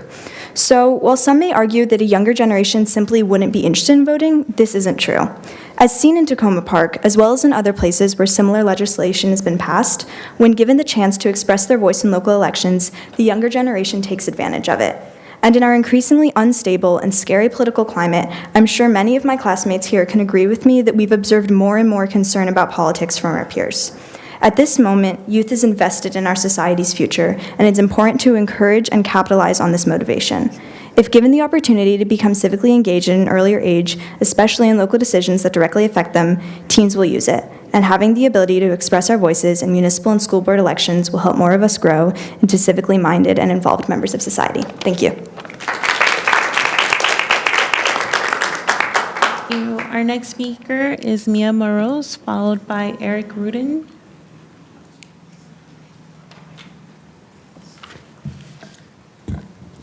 Good evening, Council. My name is Mia Morose, and I'm the Vice President of Vote 16 Culver City, as well as a junior at Culver City High School.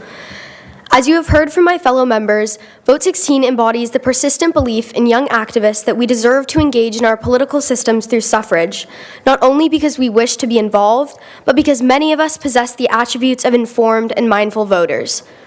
By allowing 16 and 17-year-olds to be able to vote locally, our voices will be at the forefront of discussions that directly affect us. Young people's discontent with the state of our public school systems and municipal governments is not unfounded. It is rooted in the fact that rooted in a lack of representation we have in these systems. We stand before you today asking for simply that, representation. To make these systems of legislature work for those living under them, we must ensure that every voice is not only heard, but valued and considered. Thank you.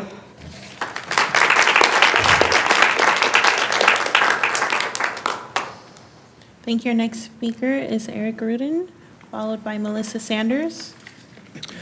Good evening, everyone. My name's Eric Rudin. I am the parent of a younger CCUSD student. When I see vote 16, I see two things. First, I see kids like these who are engaged, want their voices to be heard, and want to make a difference. They're amazing, they're our future leaders, and our future looks bright here. Unfortunately, the second thing I see is a group of adults taking advantage of these children for personal and or political gain.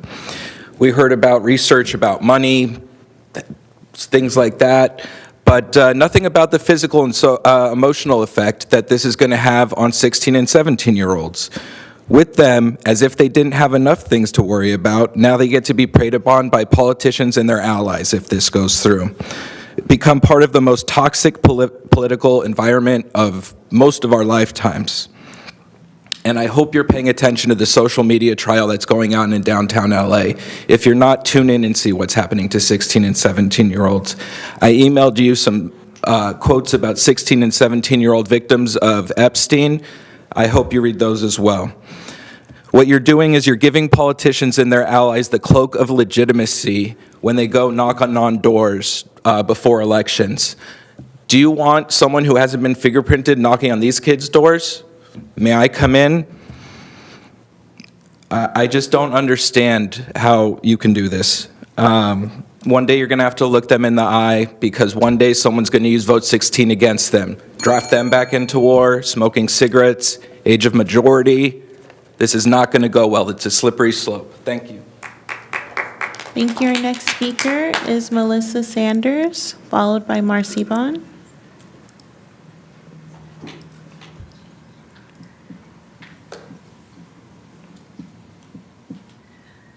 First, I'd like to ask the council to stop doing things that are fiscally irresponsible, considering this will cost the city at least $20,000 to put on the ballot, and that an untold amount, if to be implemented, is ridiculous. $20,000 alone could do a lot more with motel rooms for the unhoused and other things that this own council has decided is way more important than many other things. If you decide to vote on this evening, Bubba and Freddie need to recuse themselves, as they themselves have been found to go onto high school campuses and campaign. They knew it was illegal, they chose to do it anyway, and they must recuse themselves on such. The other problem with this is that the adults, like Eric said, who have been continuing to support these kids, have also been doing this illegally. They have not followed regulations. They're teaching them the wrong process. They lost, so sorry about that. They couldn't get enough signatures. That's what happens. This is a political process. At some point, this has to be done correctly. Two of you need to recuse yourselves. We do not need to spend money unnecessarily right now. And when the county decides to lower the age, that's fine. But until then, stop trying to do things that are unnecessary and costly for the rest of the community. Thank you.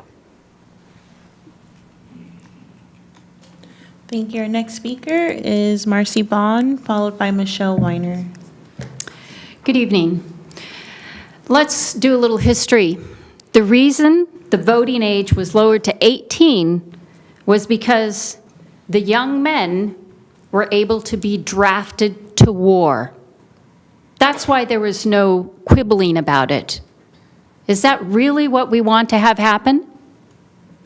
Are these kids ready to go to war if they can vote, so they can vote?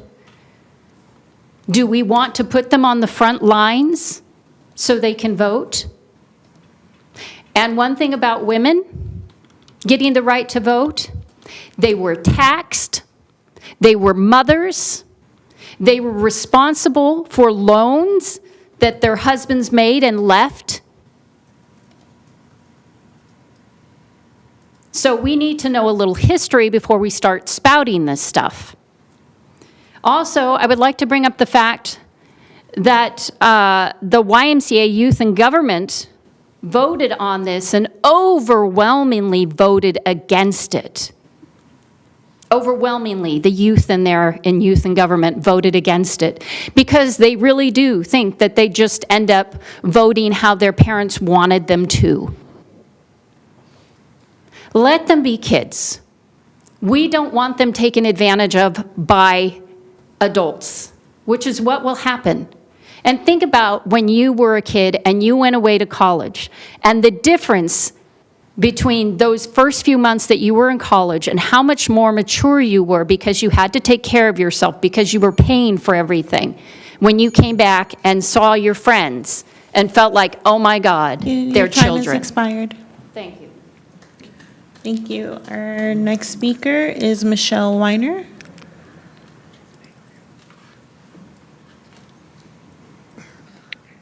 Good evening, and thank you for this opportunity to speak on this important issue. I'm really fortunate to have been able to be part of some groups for a number of years who received presentations similar to what you're hearing this evening from the young people, 16-year-olds. And back then, I was extremely impressed with what they were able to present and their arguments and their ability to communicate, as I'm sure you are this evening. I think as a community, we need to be extremely proud of our young people and the way they present themselves, the way they communicate. I fully support and I urge you to vote to put this ballot measure on the November ballot. I think the kids, I have nothing to say that they haven't already said, except maybe that I don't remember if anyone argued that they have jobs, they pay taxes, they're consumers, they pay taxes.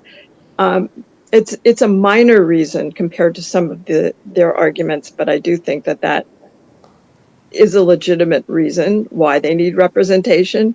And also, let's not forget how our process in general is being assaulted right now, the idea of nationalizing elections and so on. I mean, now more than ever, people who want to engage in the process should be allowed to do it. Thank you.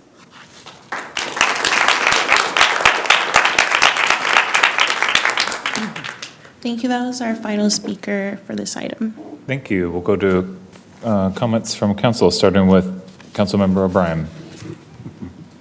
Of course, you chose me first. I can't find my notes. Oh. All right. First, I want to thank all the kids who spoke.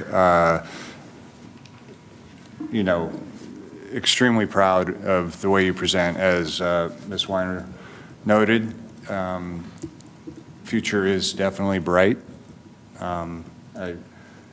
You are definitely grabbing a hold of this opportunity. I know it's something that, as City Clerk mentioned, it's been passed down generation to generation within the school district, and I think it's a noble effort. And I was, in the last attempt, in the last election, I met with your president and vice president and recommended, I thought it would be a good exercise in the process of learning how to do this, to go through the petition process to see if you can do it that way. I think that, I know it was a challenge, but it was a good process to go through.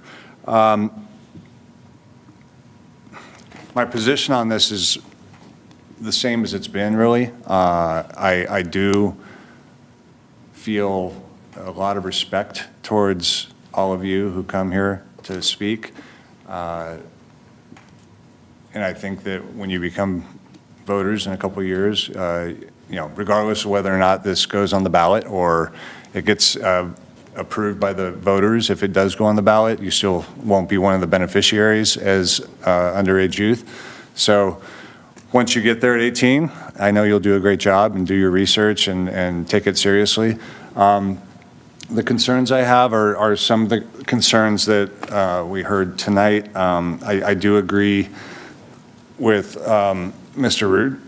Rudin's assertion that I don't like having adults campaigning to children. I know you're also young adults. You're almost there, but you are still children in the eyes of the law. And as a former Scoutmaster, I know that under the rules we operated on, we weren't allowed to be with an underage youth without another adult present for a lot of reasons.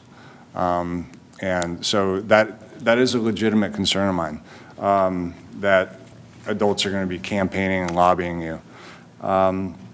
Regarding I just feel that, as it's been set up here many times before, so much of what we do is about spending money It's almost everything.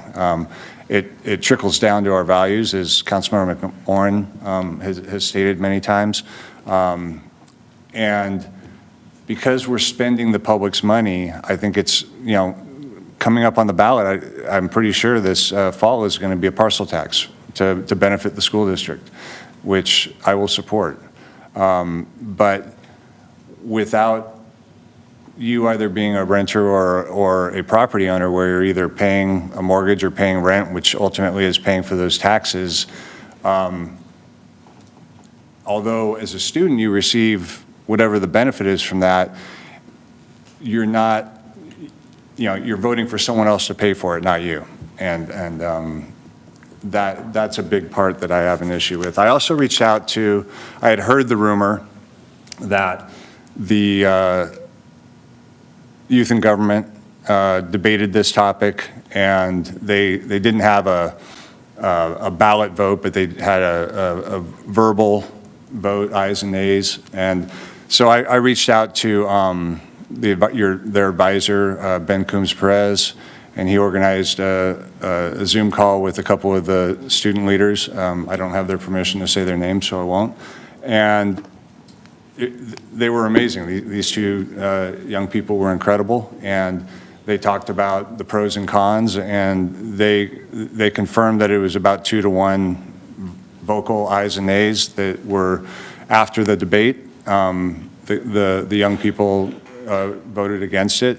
And that's not to say it's not a noble cause. I'm just saying that this is not a cut and dry issue. It's not an obvious yes, or it's not an obvious no. Even amongst your peer group, there's debate over this. So I think it's a noble cause for all of you to follow. But for the reasons I put out there, I am going to stay where I am with this and not vote to put it on the ballot this fall. But keep trying. I mean, keep learning, keep striving, keep striving. And I agree with some of the points that you made as well, like the no education requirement.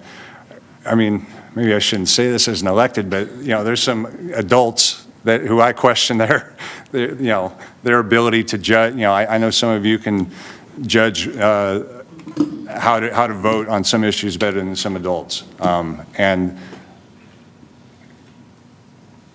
I don't feel that that's a good excuse not to support this. I do, however, have also concerns of ballots being sent to homes where the 16 or 17-year-old maybe doesn't have the same passion that you have over this, and there's a ballot sitting on the table and mom and dad go, well, I'll just fill that one out. And I think that that's a real issue to be concerned with as well. So for all those reasons, once again, I applaud you, but I'm not going to be able to support this. Thank you, Mayor. Thank you. Councilmember Vera. Thank you, Mayor. First, I want to thank really all of our speakers. We have a group of young, engaging residents, and I really want to thank you all for your passion and your motivation to really come up. And one of the speakers said you'd speak up and speak out. I truly appreciate that. I agree with almost everything, well, in fact, everything that Councilmember O'Brien said. I think the first two go-arounds when this came up, my opinions and I think ideas have not changed. It is a concern for me. I think, like I said earlier, there's way too many unknowns.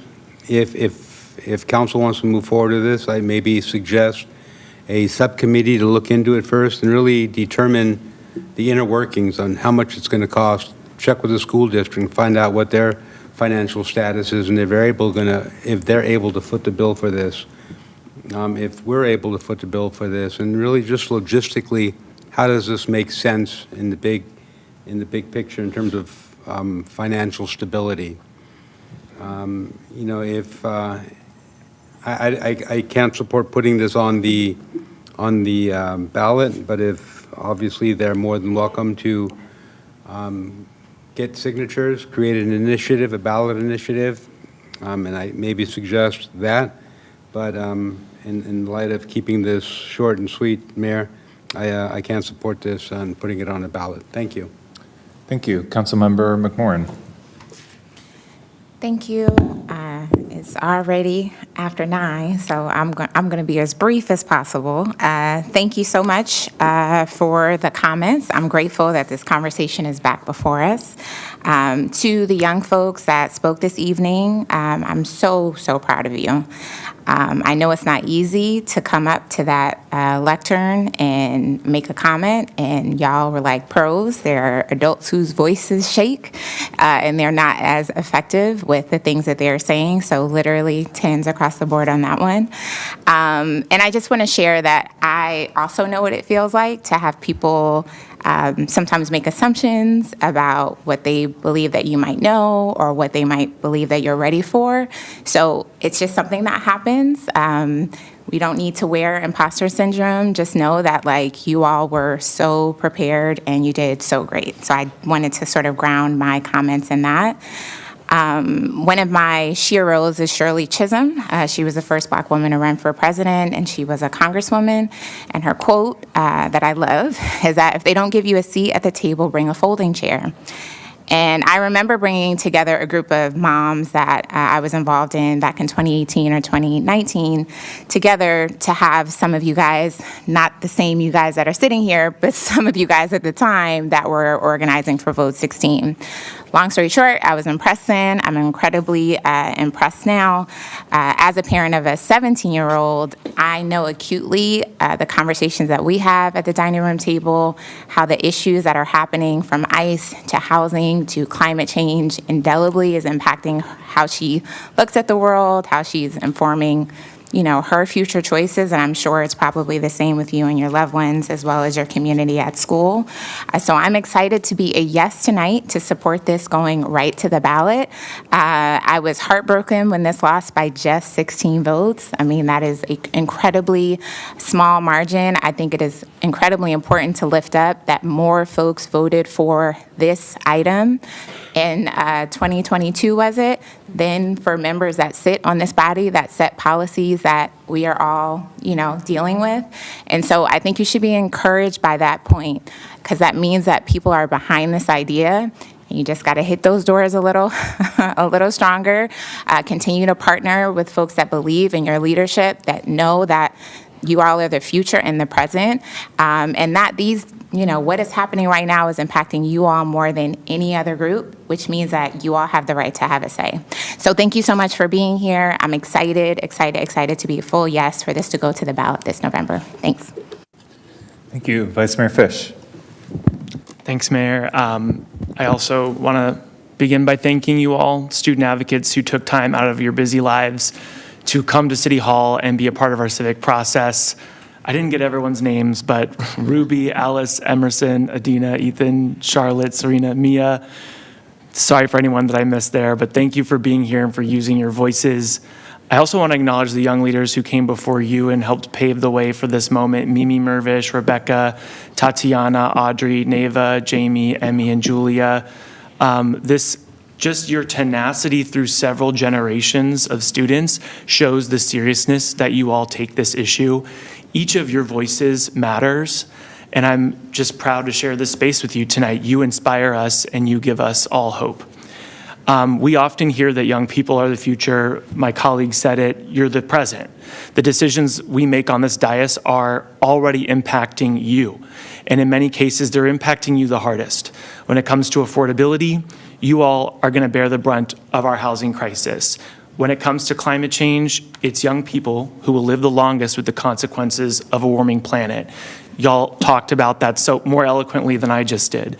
And, I think it was Emerson that talked about many 16 and 17-year-olds already working and paying taxes. The least we can do is let, our young people have a seat at the table and a say in some of the decisions and the leaders that shape their everyday lives. I think it was Cordelia that said that the younger generations, when given the opportunity, they are shown that they vote and that they show up.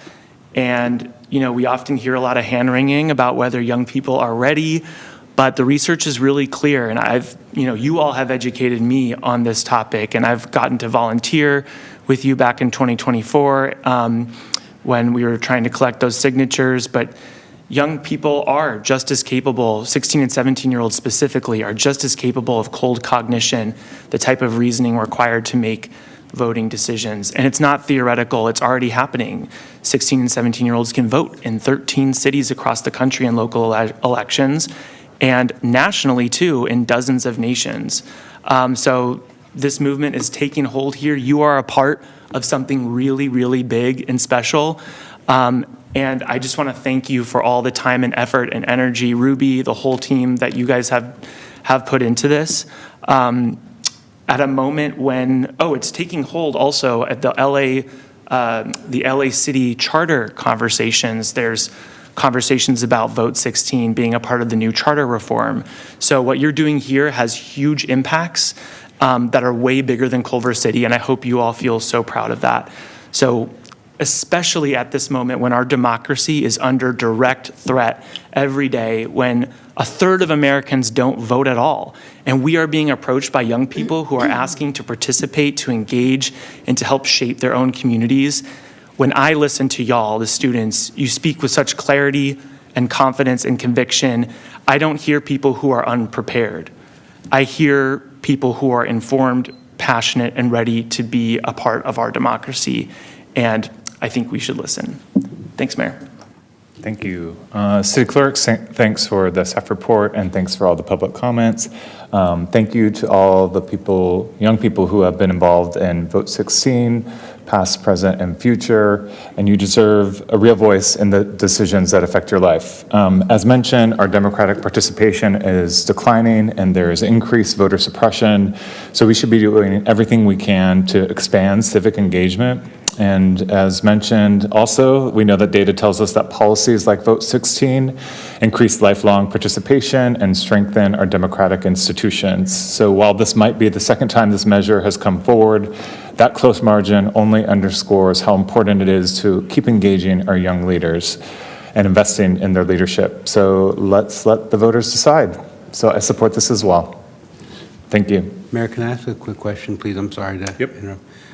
Jeremy, do you know if somebody had reached out to the high school and at least brought them into the conversation in terms of if they're willing to even foot the money to do this, or what their thoughts are on this, or have they been part of the conversation at all? Back in 2022, when it was approved to go to election, we did have conversations with the school board. It was a city election, and so the city pays for that portion of the election, but it would benefit the school board as well if conditions were met, and they can be met separately. So the school board can say, we're ready, we can handle this, or no, and the city can do the same. So once it becomes, should it pass, and a situation where 16 and 17-year-olds can vote, each agency is responsible for the allowance of it based on conditions met. Okay. All right, so we're not, unilaterally making a decision for the high school saying that because we passed this, you guys are now going to have to support it and spend money on it? Correct. Okay. What it says is that 16 and 17-year-olds may vote, but the conditions need to be met for each agency. Okay, thank you, Yeah. Jeremy. Mm-hmm. Mayor, thank you so much. Sure. I'd like to make a motion to request to place a measure on the ballot for the November 3rd, 2026 general municipal election. I have a motion by Mayor Puza, a second by Vice Mayor Fish.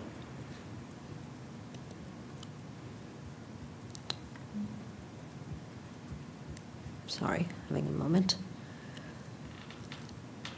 To approve the request to place a measure on the ballot for the November 3rd, 2026 general municipal election. And please vote. And while the council is voting, I did get an answer back from LA County. There are 41 16 and 17-year-olds combined who have pre-registered to vote when they turn 18. So please tell your 16 and 17-year-old friends that they can pre-register. Spread the word. All members have voted? I'm sorry? By any chance, is the pre-registration also listed on our website? No. Or you have to go to the LA County? Yeah, you have to do it through the county or the state of California. And the register to vote is the same place you go, whether it's pre-registration or registration. Gotcha, thank you. Uh-huh. So all members have voted, and that motion passes 3 ayes, 2 nay. Nay from Councilmember O'Brien and Councilmember Vera. Great. And we'll be in touch at a later date closer to election season, July, August, to finalize all the information with you. Wonderful. Thank you, everyone. Okay, we'll loop back around to public hearings. Public hearing 1, introduction of an ordinance approving city-initiated zoning code amendment, amending Title 17 zoning code of the Culver City Municipal Code to implement programs of the 2021-2029 housing element and exemption from CEQA. May I get a motion to receive and file the affidavit of publication and posting of the public hearing notice?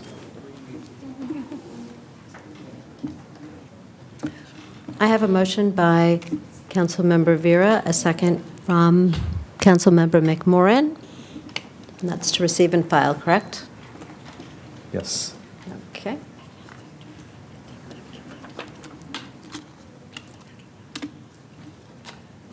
Please vote.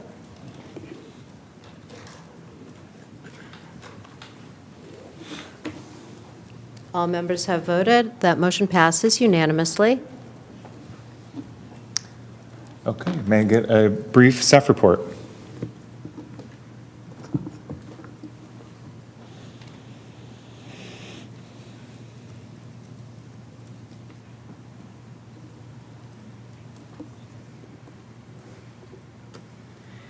Good evening, Culver City. I'm Lauren Wren, Associate Planner for Advanced Planning. I'm also joined by Troy Evangelo, Advanced Planning Manager.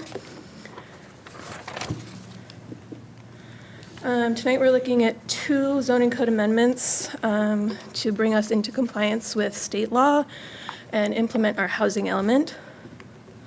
Before moving on, I just want to update on the affordability levels.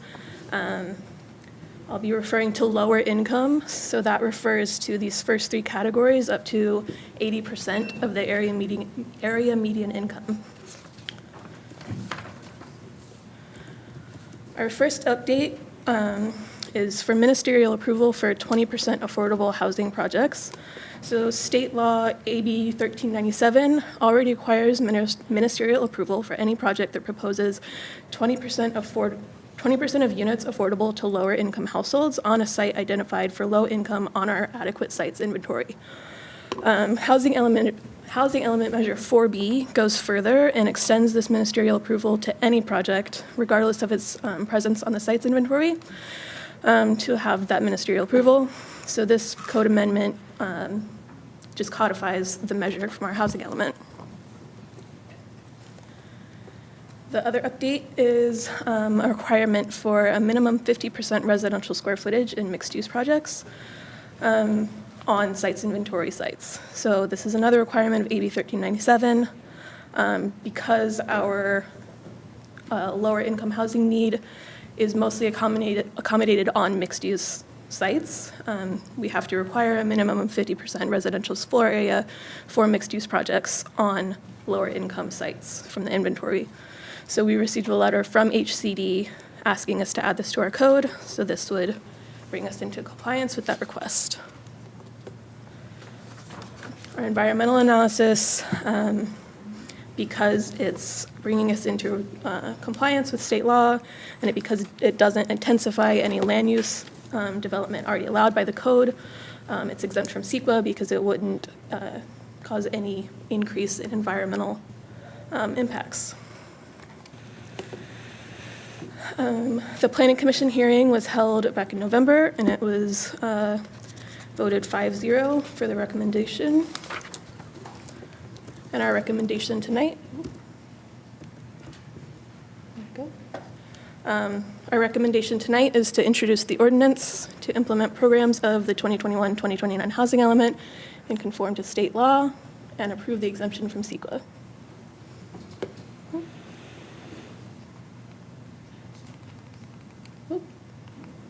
There we go. Great. Thank you so much for the staff report. Are there any questions from council, starting with Councilmember Vera? No questions, Mayor.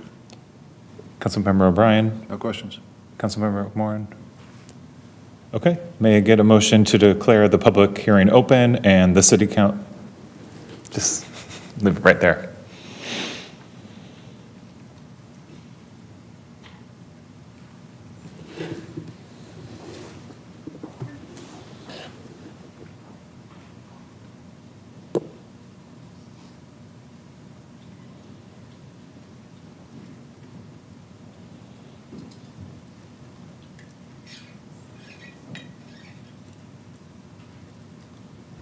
Motion by Councilmember O'Brien, second by Councilmember Vera. Please vote.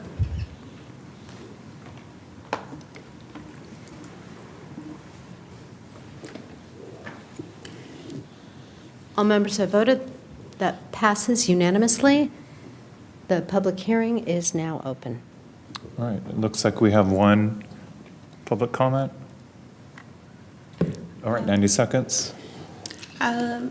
Our speaker for this item was Tanya Barrison, but doesn't appear that she's in the chamber or online. Okay, thank you. May I get a motion to close the public hearing?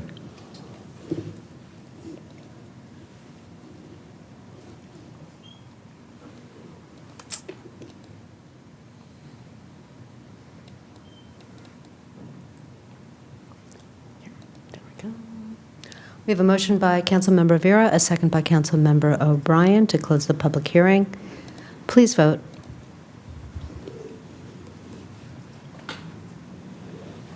All members have voted. The motion passes unanimously.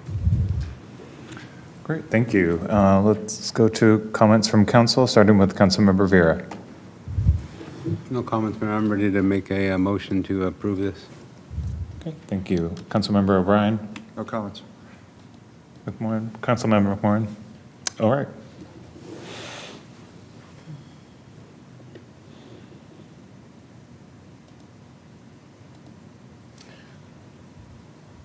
I believe we have a motion by Councilmember Vera and a second by Vice Mayor Fish to introduce an ordinance approving city-initiated zoning code amendment P 2025-0229-ZCA, amending various sections of Title 17, zoning code of the CMC to implement programs of the 2021 to 2029 housing element and conform to state law, and adopting an exemption under the California Environmental Quality Act, CEQA, pursuant to Section 15061, Part B3. Please vote.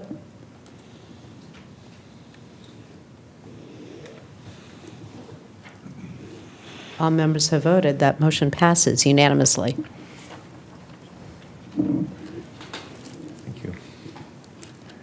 All right, we'll go to public hearing number 2, consideration of a city-initiated zoning code amendment to adopt an exemption pursuant to CEQA Section 15183 and Public Resources Code Section 21080.17, amend the Culver City Municipal Code Chapter 15.10 subdivisions to permit the addition of accessory dwelling units and qualified lot subdivisions, amend CCMC Section 17.400.095 residential uses, accessory dwelling units to remove owner occupancy requirements for junior accessory dwelling units, and adopt Culver City Municipal Code Section 17.400.096 to permit the separate sale and conveyance of accessory dwelling units as condominiums. May I get a motion to receive and file the affidavit of publication? You have a motion by Councilmember Vera, a second by Councilmember O'Brien. Please vote.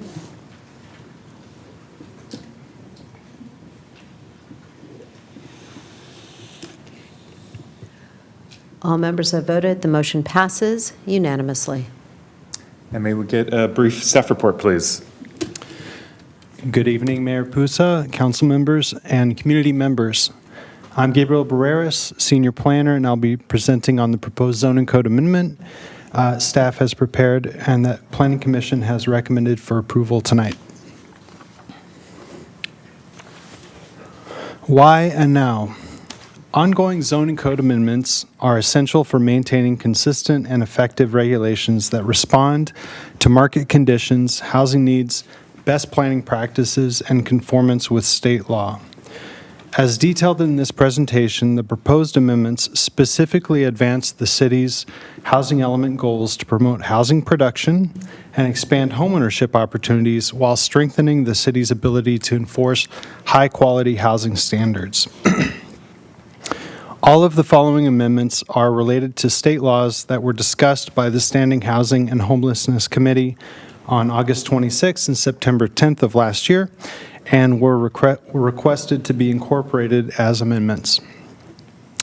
This item was unanimously supported and recommended for approval by the Planning Commission on November 12th, 2025. The zoning code amendment will further implement these 4 recent California laws, and I'll go through each one quickly. Senate Bills SB 684 and 1123 were previously adopted in our municipal code in May 2025. They allowed ministerial approvals for up to 10 homes or lots on vacant and underutilized single-family and multifamily lots. The zoning code amendment before you tonight would implement an optional provision permitted by each bill to allow the addition of 1 new ADU per lot created by SB 684 or 1123. Note, all future developments from this bill are still subject to the local ADU development standards, such as setbacks and height of their specific zone. Assembly Bill 1154 modifies owner occupancy requirements for junior accessory dwelling units, or JADUs. Previously, state law required that a property owner reside in either the primary home or the attached JADU. Now a property owner only is required to, now a property only requires owner occupancy if the JADU is dependent on shared sanitation facilities, which is a 3/4 bath with the attached single-family residence. If the sanitation facilities are fully separated, as diagrammed on the slide, the JADU and the primary residence may be rented by someone other than the property owner. This added flexibility supports the ongoing housing crisis by expanding housing and occupancy options.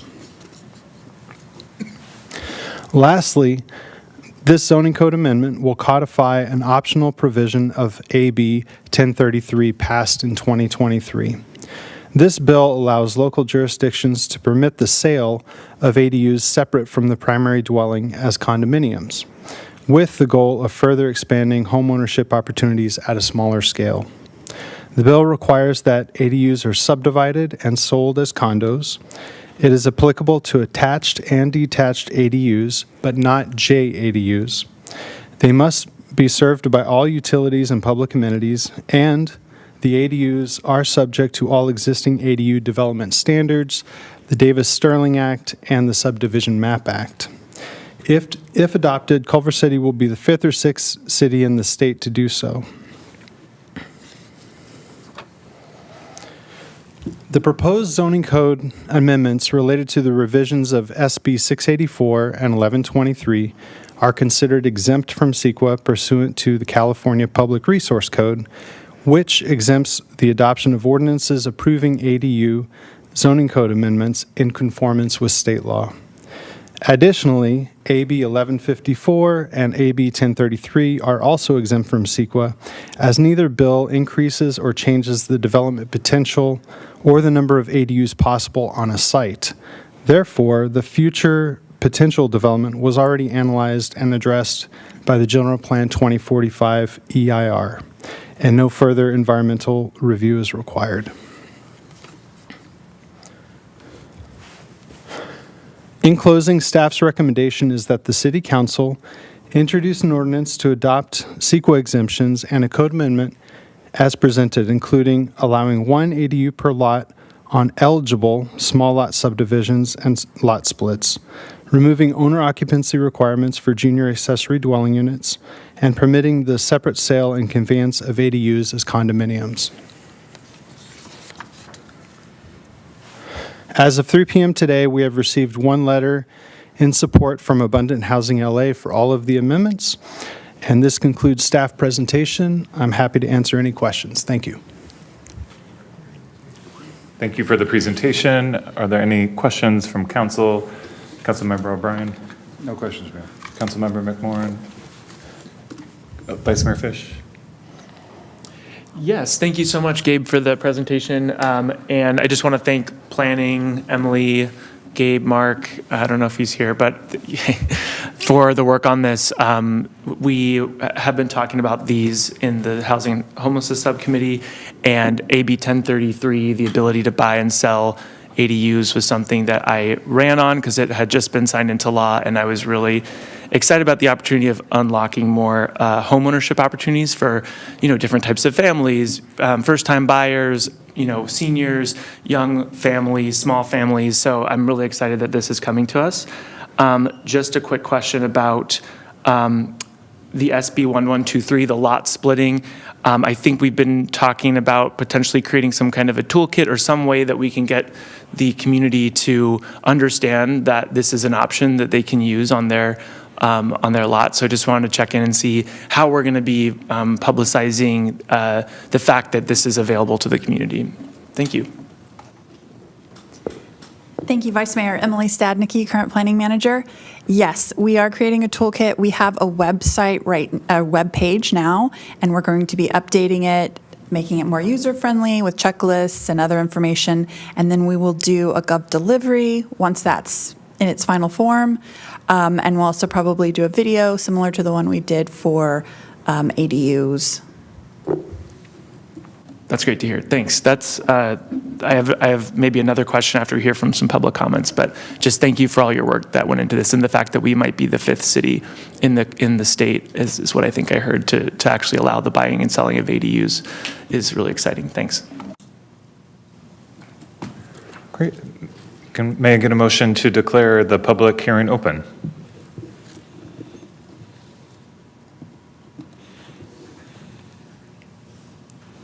I have a motion from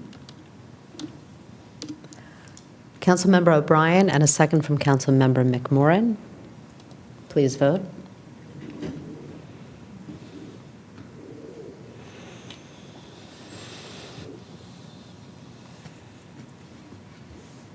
All members have voted. 5 ayes. Passes. Okay, and looks like we have 4 public comments. Let's give them 90 seconds each. Okay, our public comment speakers are Celeste Goyer, Shane Henson, Jacob Pierce, and Marcy Bond. Our first speaker is Celeste Goyer.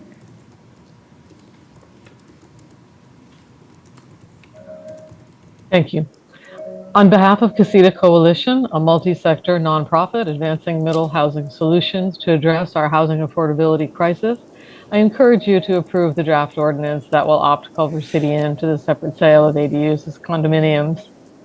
There are now more than 113 cities in California where starter homes cost $1 million or more, with several cities added to this list each year. Only 15% of Californians are able to afford the medium-priced home, so obviously the situation is critical. Opting into ADU condos will create a pipeline of attainable starter homes, giving older homeowners more options for aging in place and downsizing, and making neighborhoods more inclusive. As has been stated, this doesn't change what can be built, just how it can be owned. And this is not a new concept. Many thousands of ADU condos have been built and converted in Austin, Portland, Seattle, and other places around the U.S., where they often sell for 40 to 50% less than single detached homes in the same neighborhoods. We wrote this bill so Californians would also have these opportunities. I don't have to tell you how important this is to the community's economic vitality, the ability of businesses to attract and retain employees. ADU condos won't by themselves solve this issue, but it is a beginning. And we commend the City Council for considering this step and urge you to adopt the ordinance. This will add to the city's property tax base and create more of a variety of homes that are available to meet the needs of its residents. Thank you.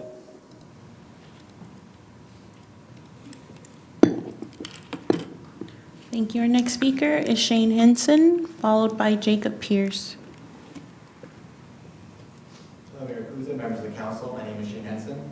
I'm a member of the Advisory Committee on Housing and Homelessness. One moment.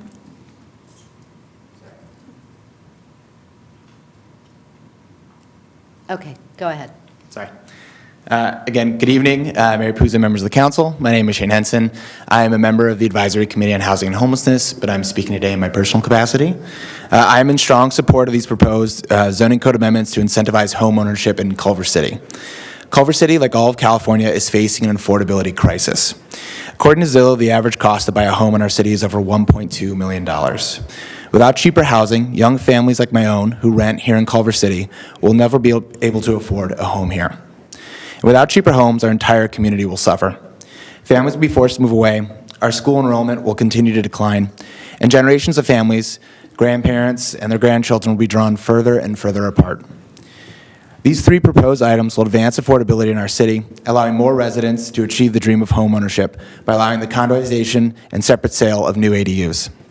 Finally, I asked the council to explore the additional affordability reforms proposed by Abundant Housing, including allowing up to 4 detached ADUs per parcel and to reduce ADU permitting fees. Thank you. Thank you. Our next speaker is Jacob Pierce, followed by Marcy Bond.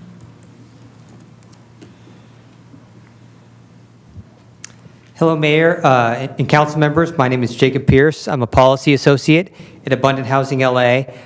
First of all, I want to thank you for your leadership on housing over the years. It doesn't go unnoticed, and we really appreciate that. And it's going to lead to good outcomes for Culver City on not just affordability, but also your economy and the ability of local businesses to thrive, the ability for people to be able to stay in your community.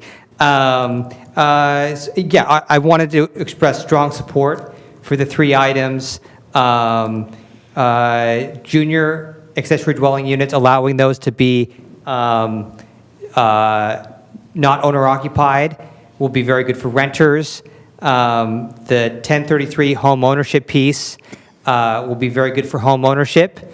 And that third one, SB 1123, the ADU provisions there will be very good for both by making it easier for these 1123 projects to pencil out and creating more renter home ownership options within those projects. Like Shane, I just wanted to express support for increasing the ADUs to 4 detached, to allow for 3-story ADUs, and to explore ways to expand the feasibility of ADUs and SB 1123 projects in Culver City. Thank you so much. Thank you. And our final speaker is Marcy Bond.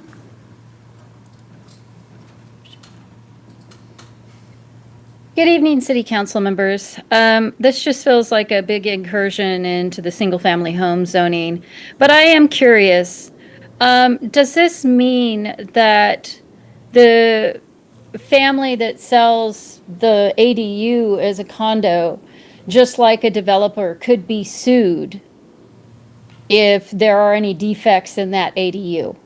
I'm curious, because that is what's preventing developers from actually building condos so that we can have mass amounts of condos that people can actually buy into and start owning their own home. Because the insurance to cover a condo creates something like 20% higher cost, or even more than that, for the developers to build condos. So is this going to become a problem for the small single-family homes owners who sell the condo? And what's going to happen with all of the parking? I just see this as becoming a big issue. We need to fix, the bigger problem is we need to fix the laws that make it difficult for developers to build large developments of condos, because one, it's just not enough. I hope that you'll vote against it, but I'm not holding my breath. Thank you. Thank you. That was our final speaker.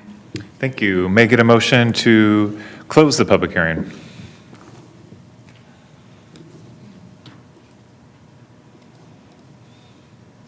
I have a motion from Vice Mayor Fish, a second by Councilmember McMorrin to close the public hearing. Please vote.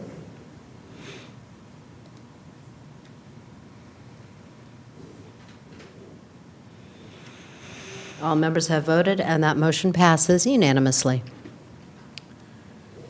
Let's go to comments from council members, starting with Councilmember O'Brien.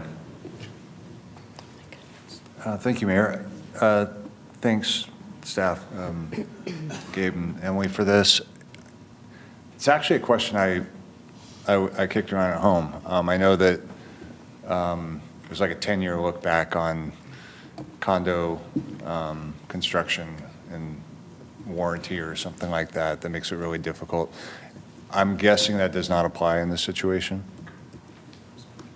Well, excuse me, all of the condo maps that are created out of this, they're upheld to the Davis-Sterling Act, which essentially is a framework from the state to establish the HOA rules that apply to that property. So you'll have a master lot, you'll have the primary house, and then you'll have the ADU as the condominium.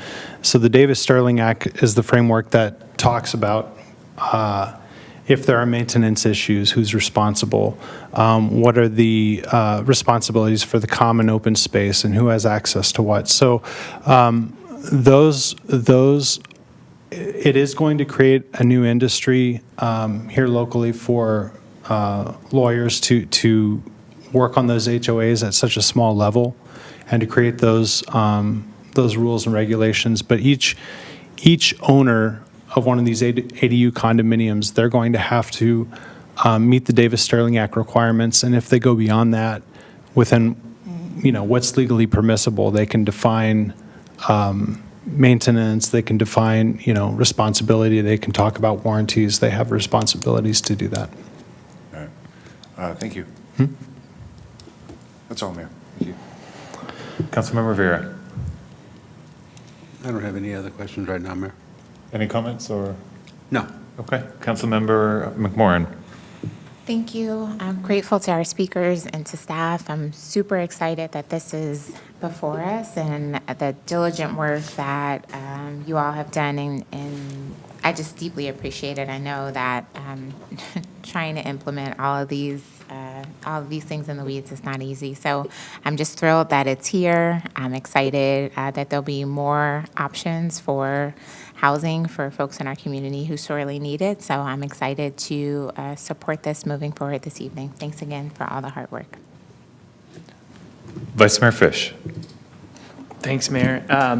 Yeah, thank you again. I just wanted to share that the LA Times ranked cities in California for their ADU production per 1,000 housing units, and we are the 6th most prolific ADU producing city in California in 2024. So this has a huge impact here specifically because we are doing such a good job of producing ADUs, and that's in no small part because of the work of our planning department. So thank you. And yeah, I just wanted to uplift the I think it would be great to get this passed tonight, but I would love to talk about ways we can accelerate the progress that we've made on our housing crisis through these ADUs. They're friendly, they're part of their gentle density, right? They enhance property values. So I think they're kind of a win-win for everyone. And so given some of what we heard from Abundant Housing and the letter that they sent, I just wanted to, I don't think we need to do a motion because I think we already had this come to the subcommittee. So I'm just basically asking if we can, as a part of the subcommittee with Councilmember McMorrin, revisit these suggestions that they already presented to us, being the 4 detached ADUs suggestion and the 3-story height increase to see if we can incentivize more ADU production. And then there was one more that I'm forgetting here. Oh, the reducing the fee, the permit fees for those ADUs, or at least looking at those permit fees and seeing if that might be something, that could help encourage more production as well. So those would be the three asks that I would love to see come to our subcommittee whenever it's possible for us. All right, thank you. Thanks. And thank you again for this work. It's really exciting. Thank you, sir. Absolutely. Okay.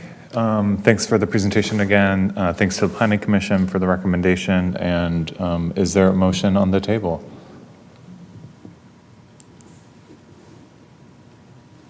I have a motion by Vice Mayor Fish, waiting on a second. Second by Councilmember O'Brien. And that is to introduce an ordinance to adopt exemptions pursuant to the CEQA Section 15183 and Public Resources Code Section 21080.17 and adopt a city-initiated zoning code amendment to the Culver City Municipal Code, Sections 15.10, subdivisions, 17.400.095, residential uses, accessory dwelling units to remove owner occupancy requirements for junior accessory dwelling units and adopt 17.400.096 to permit the separate sale and conveyance of accessory dwelling units as condominiums, as per case number P 2025-0240-ZCA.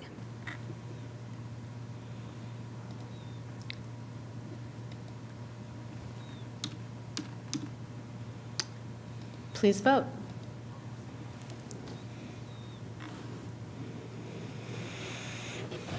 All members have voted. The motion passes unanimously. And sorry, Mayor, I have to fact check myself. We're 6th in the county, not the state. Hopefully with these new, with this new improvement, we'll be 6th in the state. Thank you for that clarification. All right, we'll move to public hearing number 3, appeal of the Planning Commission's decision to adopt resolution number 2025-P013, approving site plan review, tentative parcel map, and extended construction hours, P2024-0190, SPR-TPM, and a California Environmental Quality Act checklist pursuant to CEQA guidelines 15168 for a mixed-use project with 1,077 residential units and 5,772 square feet of commercial space at 5757 Uplander Way in the mixed-use high zone. May I get a motion to receive and file the affidavit of mailing, publishing, and posting of public notice?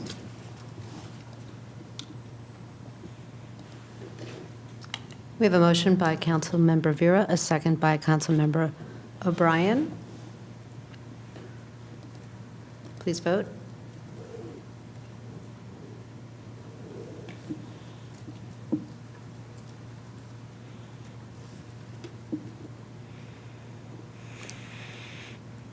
All have voted. The motion passes unanimously. Thank you. May we get a brief staff report, please? Thank you. Good evening, Mayor and council members. I'm Pierre Chaco, Senior Planner. Item PH3 is an appeal of a mixed-use project at 5757 Uplander Way that was approved by Planning Commission on November 12th, 2025. Tonight we are joined by the appellant, Gloria Smith of SAFER, or Supporters Alliance of Environmental Responsibility, who will be participating virtually, as well as the applicant team, who's represented by Attorney Spencer Calick and his team, who are here in person. Following the staff report, the applicant team will make a short presentation, and both the appellant as well as the applicant team are available for questions. Lastly, city staff from current planning, as well as the city's CEQA consultant, ESA, or Environmental Science Associates, as well as the city attorney's office, are available for technical and legal questions.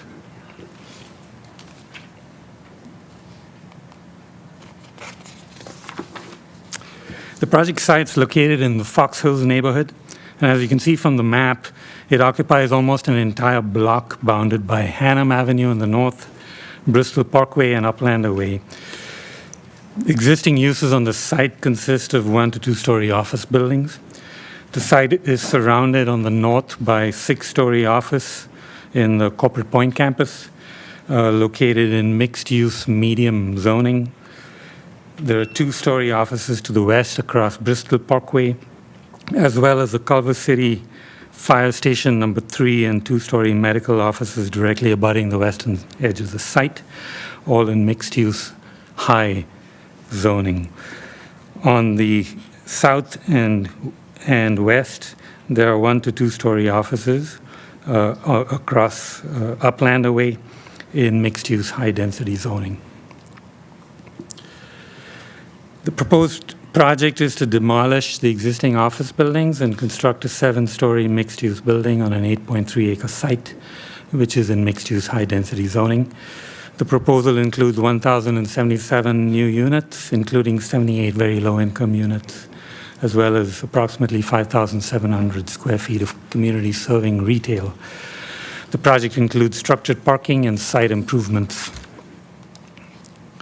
As you can see from the site plan, the project includes 6 buildings spread across 3 proposed parcels that correspond to 3 phases of implementation. The buildings are located on top of 2 to 3-story semi-subterranean parking.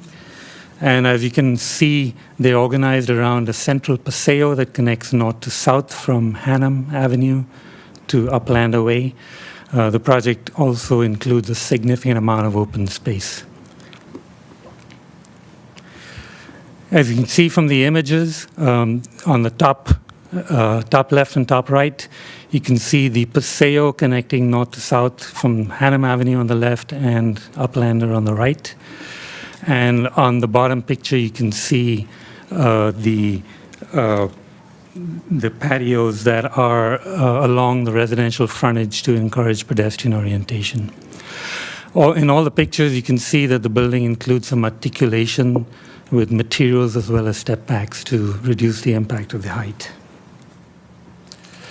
By way of background on this appeal, the next couple of slides walks you through the process, which is relevant to the CEQA analysis. The applicant originally put in an application with an SB 330 provision. The application was for a comprehensive plan out of the old general plan and zoning, and this was back in January of 2024. The citywide general plan 2045 and zoning update was in process at the time, and it ultimately got adopted, firstly with the program environmental impact report, PER, being certified in August of 2024, and then subsequently the general plan and zoning code became effective in October of 2024. In the meantime, the original CEQA initial study scoping project was underway, and the scoping meeting was held in January of 2025. However, thereafter, the applicant opted to submit a new SB 330 application under the new general plan and zoning code, and to correspondingly change their CEQA process to tier under the new general plan. Throughout the process, the project actually went above and beyond the city's policies with regard to community engagement, with a total of 4 community meetings, 3 hybrid community meetings, and 1 additional in-person workshop. Thereafter, at the end of the process, it was administratively approved. The DOBI component, or the density bonus component, was approved on November 4th of 2025.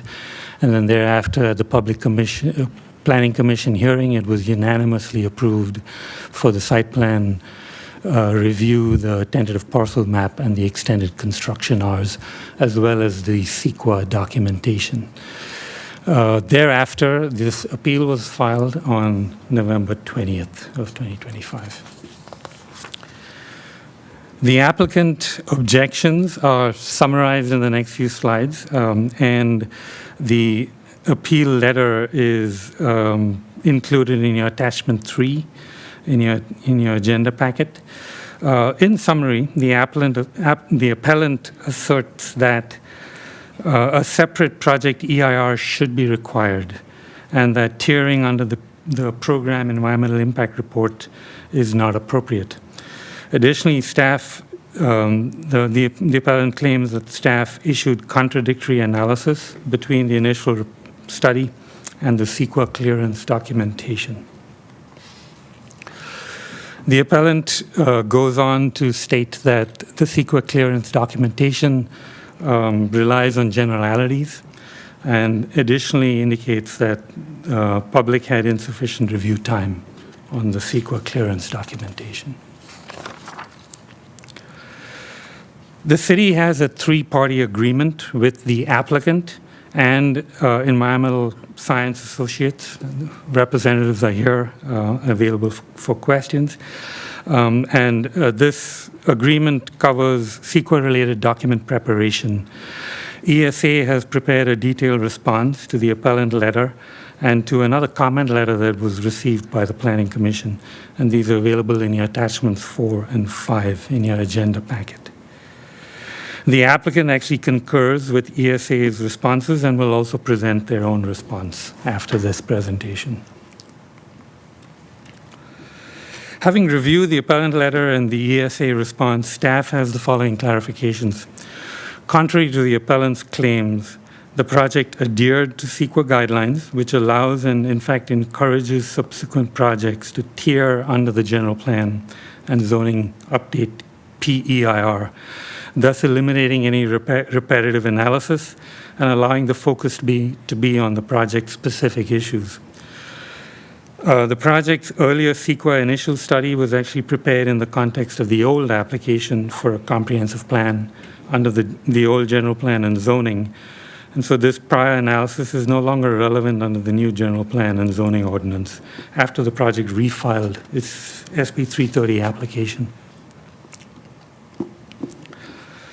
Additionally, and again, contrary to the appellant's claims, the project clearance documents include rigorous project-specific analysis pursuant to CEQA guidelines, the same modeling and calculations that were conducted as would have been included in an EIR. Your attachment 13 also has a staff report, the staff report includes a staff summary of the clearance documentation findings for each category of environmental analysis under the general plan and the zoning code PEIR. Note that applicable certified PEIR mitigation measures as well as additional project-specific mitigation measures were incorporated, and that the project-specific analysis showed that impacts with mitigation measures were within the scope of the certified PEIR. Contrary to the appellant's claims, the project followed all noticing requirements per city code. Planning Commission public hearing notice was posted at least 21 days prior to the hearing. The notice referenced the CEQA documentation pursuant to CEQA guidelines, and there is no CEQA public review or comment period required for this project.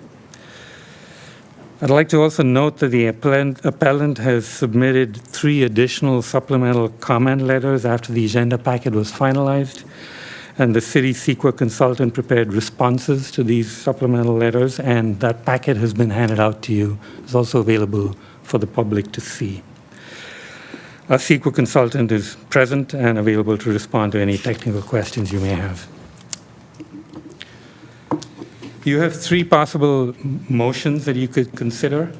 The first is to adopt the City Council resolution denying the appeal, approving the approved entitlements, and adopting the CEQA clearance. This is staff's recommendation. Alternatively, you could approve the appeal and overturn Planning Commission's approval. Or thirdly, you could refer the project back to the Planning Commission.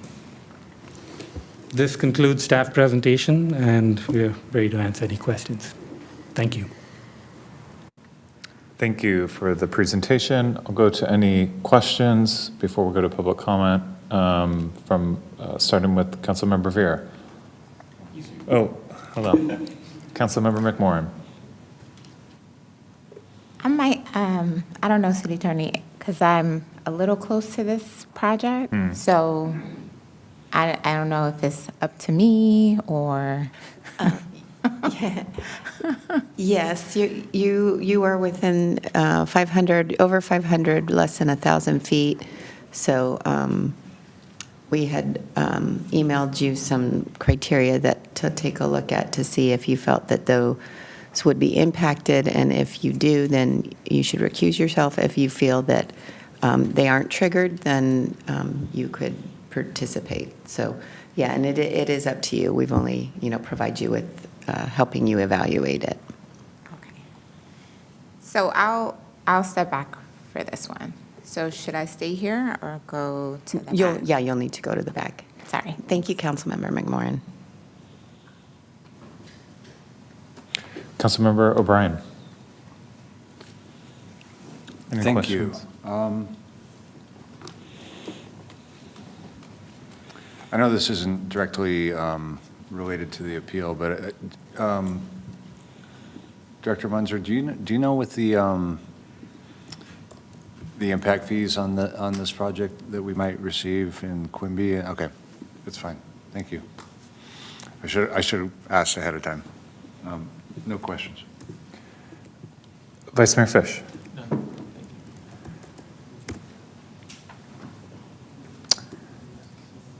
I am trying to do,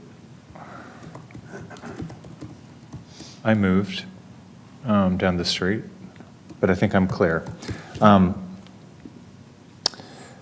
Question about CEQA. When is the project level EIR actually required despite consistency with the general plan?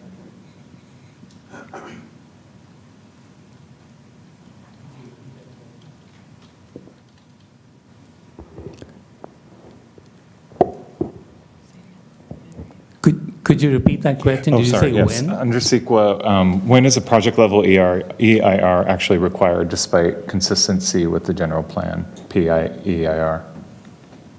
When is it required? Yeah. Yes. It's actually done alongside the project entitlement consideration. And I think as it relates to this case, the applicant opted to, and the city went the route of doing the project, the EIR as tiered under the general plan, so that because that gave them the option of not doing a separate project level EIR. Got it. Thank you. And was there? Mr. Mayor, Deputy City Attorney Michael Cobden, I might add to that excellent answer that the EIR, that's sort of the end of the CEQA flow chart analysis would be whether or not to proceed with a particular type of environmental review. There are many ways to get to an EIR and many ways to get to another appropriate level of CEQA review. So it depends a tremendous amount on the nature of the project, the application, and the other context documents. So I think what's happening here is that a particular process was followed, which resulted in not needing to do a separate independent EIR. But it might be required in a different context, especially if something isn't falling within the programmatic EIR. And that's really how we got here, is because this project, it's not so much consistency with the general plan as it is consistency with the scope of the PEIR. Got it. Yes. Okay.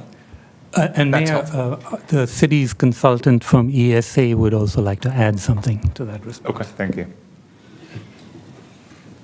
Yes, hi, good evening.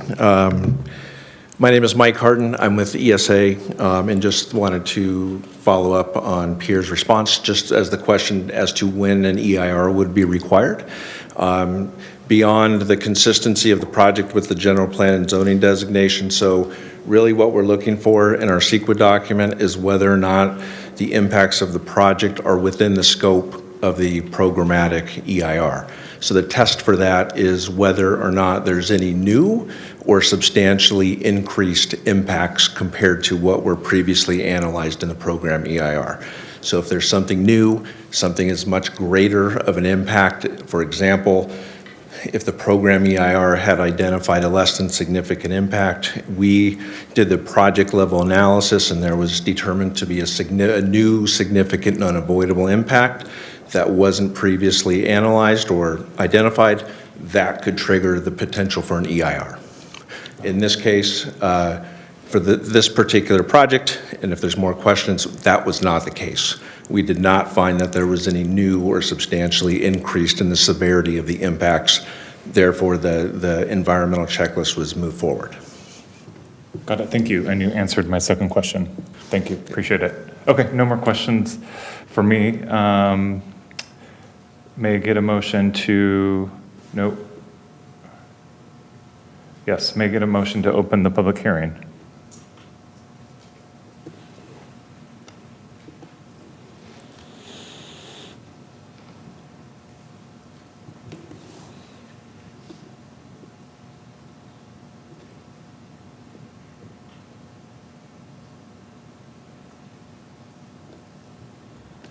We have a motion by Councilmember O'Brien, a second from Councilmember Vera to open the hearing. Please vote.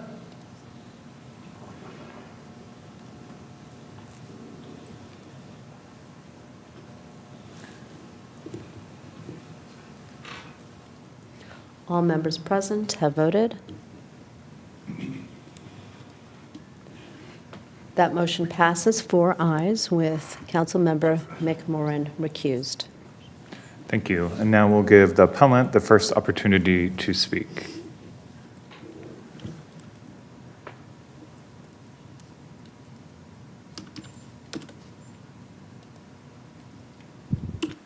Thank you, City Council members.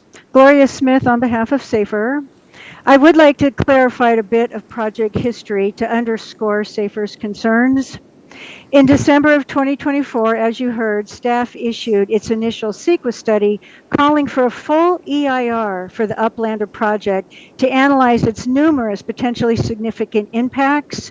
But then 4 months later, after the initial study, the applicant resubmitted its SB 330 application, ostensibly changing the project to comply with the new general plan that you had just approved. But in truth, the applicant simply tweaked the project's footprint and increased the project's height to exceed the general plan and new zoning limits by nearly 40 feet. So far, staff has not explained how making the structures taller and slightly changing the footprint turned a project with numerous environmental impacts into one with none. The record does not support staff's reversal to avoid an EIR. Recent Court of Appeal decisions make clear that any projects exceeding the zoning height limits are outside the scope of a prior EIR, and a subsequent CEQA document must be prepared. What the record does show here is a circular process where the program EIR made clear it was not intended to be used for specific development projects. But the clearance document points right back to those same PEIR sections for the idea that the PEIR did cover impacts for later projects, and it's simply not the case. There's no evidence in the record to justify eliminating a CEQA process here, especially given the height, size, and intensity of this project.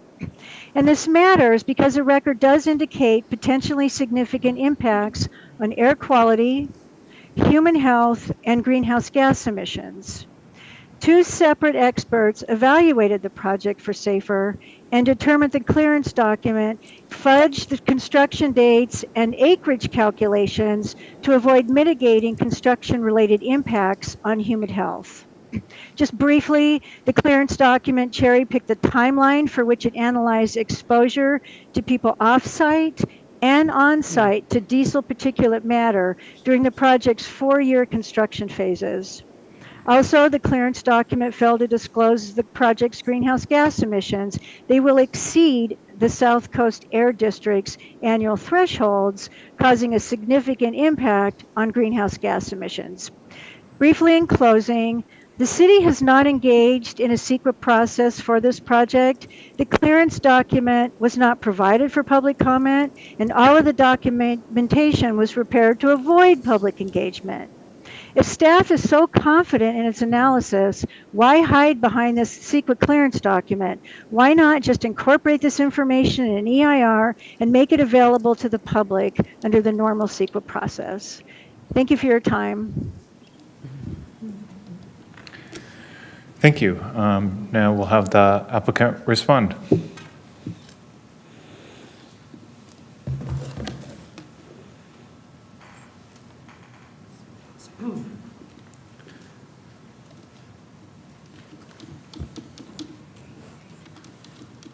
Sorry, I was waiting for slides. One moment.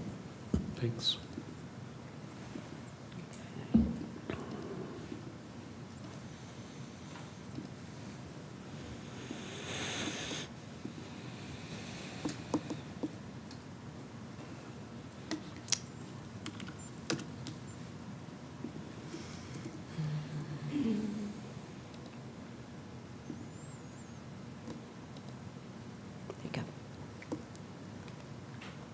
All right. Good evening, council members. My name is Spencer Calick with Alan Mackins. I'm here on behalf of the applicant, B9 Sequoia, Culver City, the owner and developer of 5757 Uplander.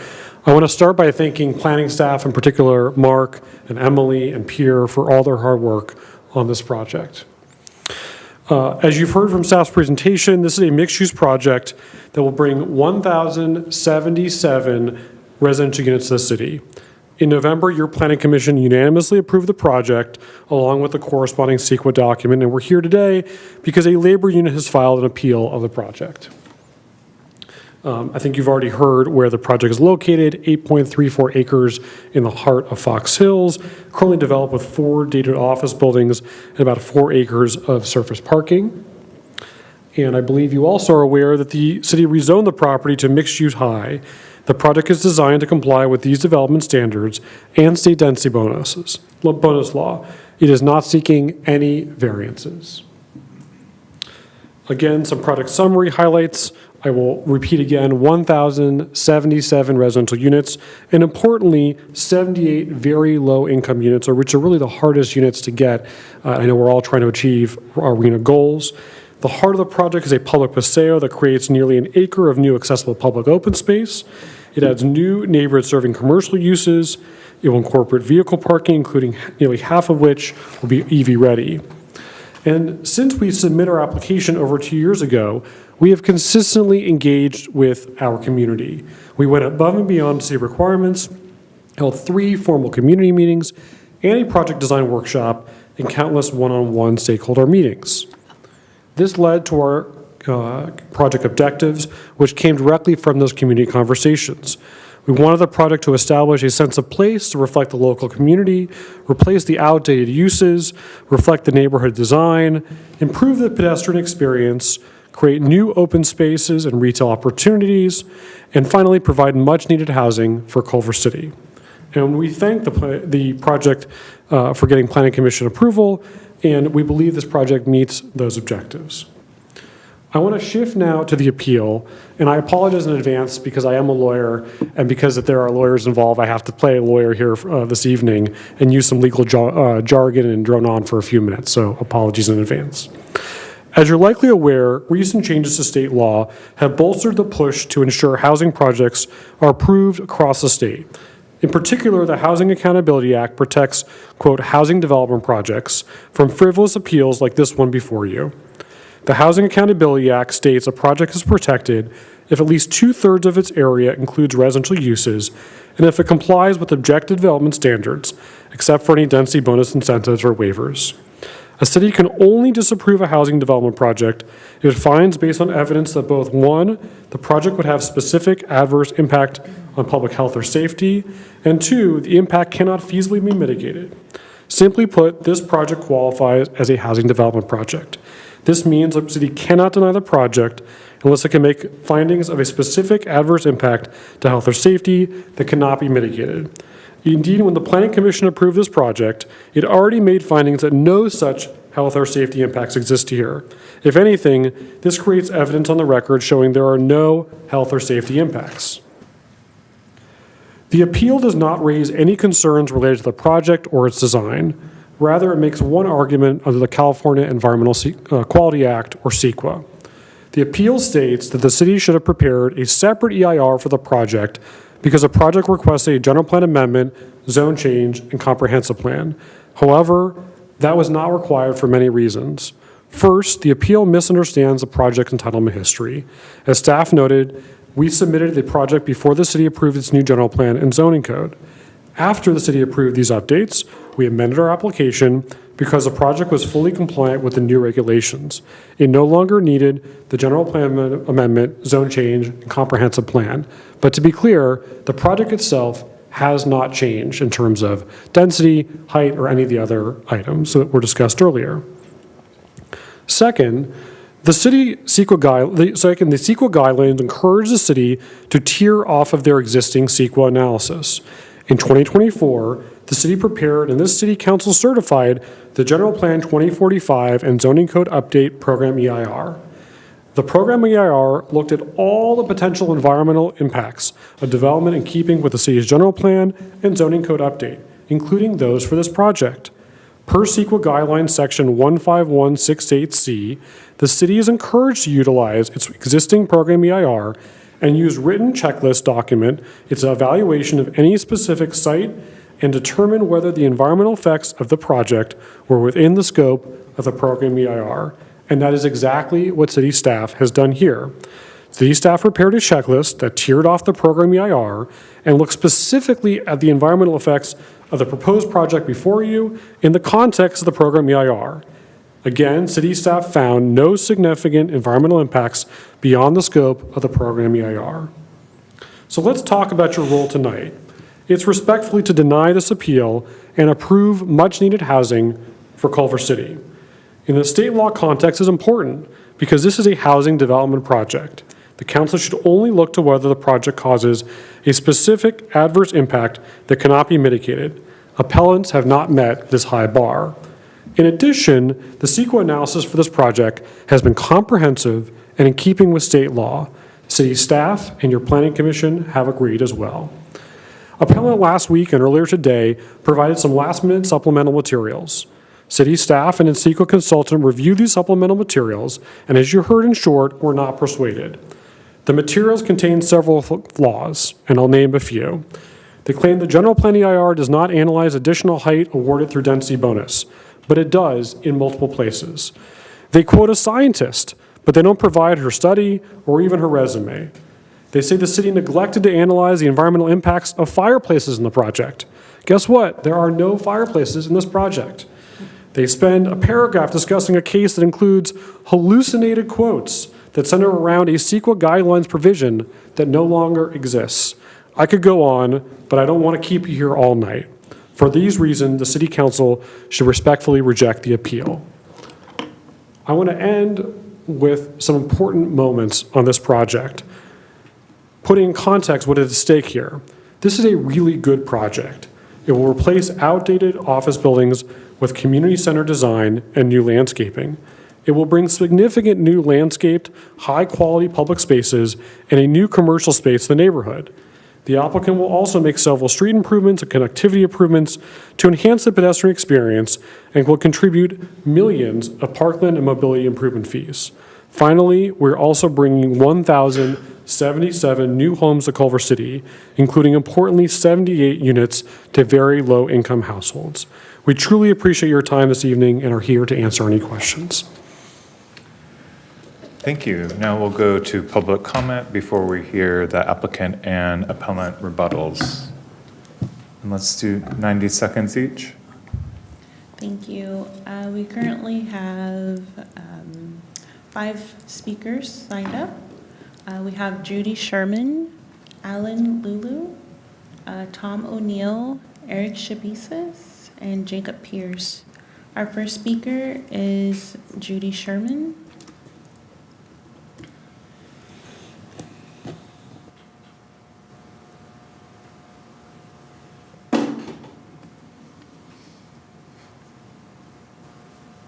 Judy, are you able to unmute yourself?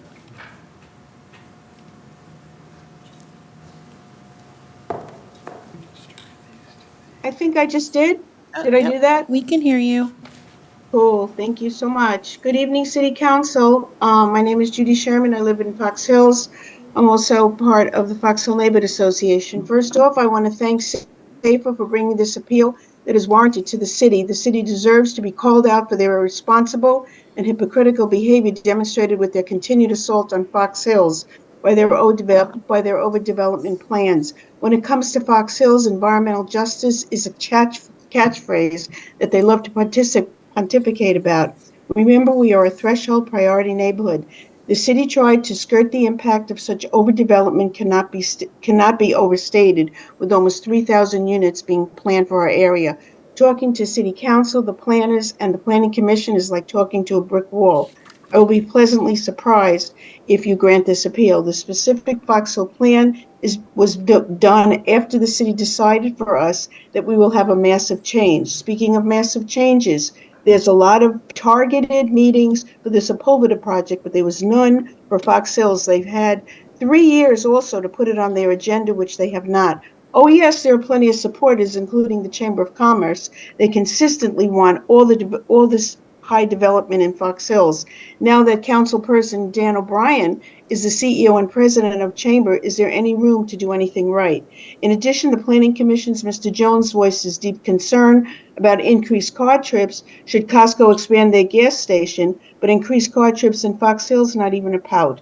The rest of the Planning Commission is no better, and since they were appointed by the City Council, it looks like they're just proxies for them, along with the developer and city planning Your time department. has expired. They are interchangeable, and the process is a mockery. Again, thank you, SAFER. Thank you. Our next speaker is Alan Lulu, followed by Tom O'Neill. Oh, man, I had to lower that. Hi, good evening. I find myself showing up to get these projects approved for over a decade. About 5 years ago, I think I had a conversation with David Von Cannon about how we need to put at least 3,000 units that we were required to in Culver City, and I don't think we're anywhere near that. I subscribe to the concept of build, build, build, build, build, and it's not just for Fox Hills. If you know me, and some of you do, I want it over in my neighborhood in Sunkist Park as well. I get into these conversations often with people who say they hate homelessness, but if you don't build, you increase it. People say they hate pollution, but if you don't build, people have to live outside of your city and drive in. They hate traffic, but that's what they're causing. At one of the meetings, I engaged in conversations that discussed affordable and very affordable housing, saying it wasn't enough. But if you don't start somewhere, then you end up with nothing, and it annoys me. My head spins from all of this. We need more housing in Culver City, in all of Culver City. More housing creates more opportunity for business and walkability, and that creates community. And after applauding Village Well earlier in the evening for creating community in downtown, whatever we can do in outlying Culver City neighborhoods away from downtown, we should be doing. So I'm pleading with you to reject the appeal, approve this project, and then approve all the projects I've been talking about for 10 years. Thank you. Thank you. Our next speaker. Sorry. Our next speaker is Tom O'Neill, followed by Eric Shabisis.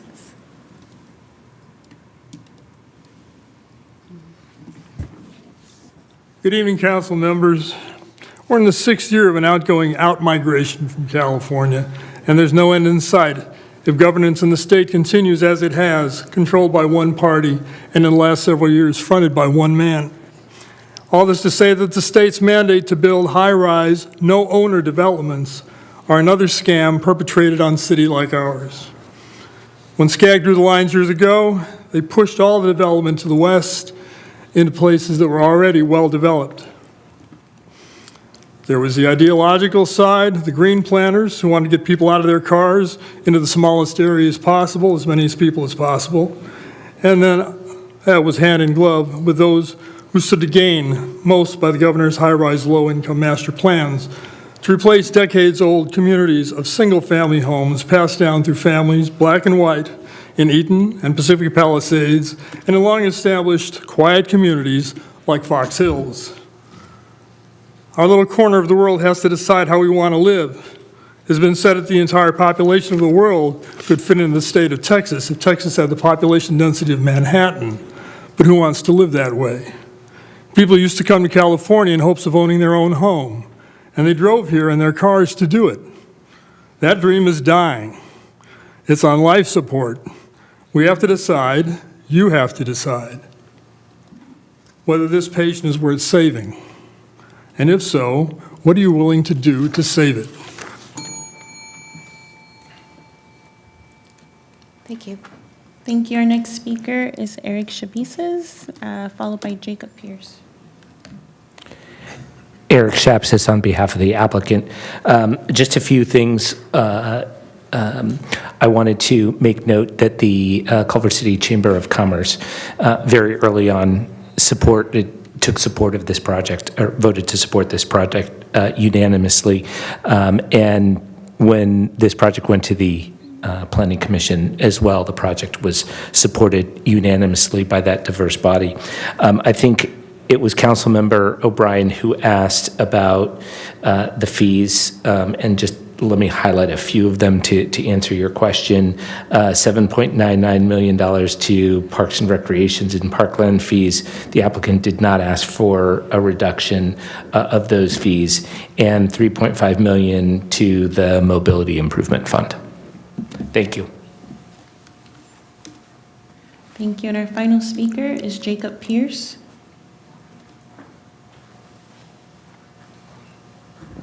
Hi, Jacob again, Policy Associate for Abundant Housing LA, but also speaking to you as a community member.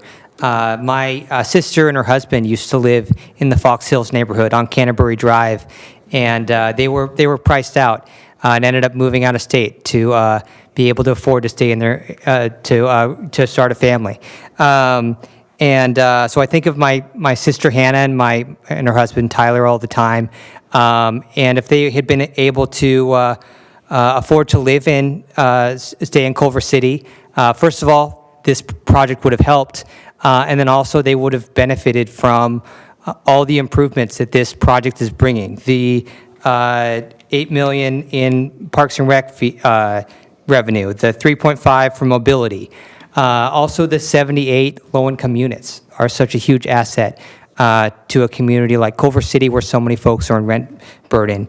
Also wanted to remind you that denying this project would violate the Housing Accountability Act and would open the city up to legal liability, and wanted to respectfully urge you to deny the appeal.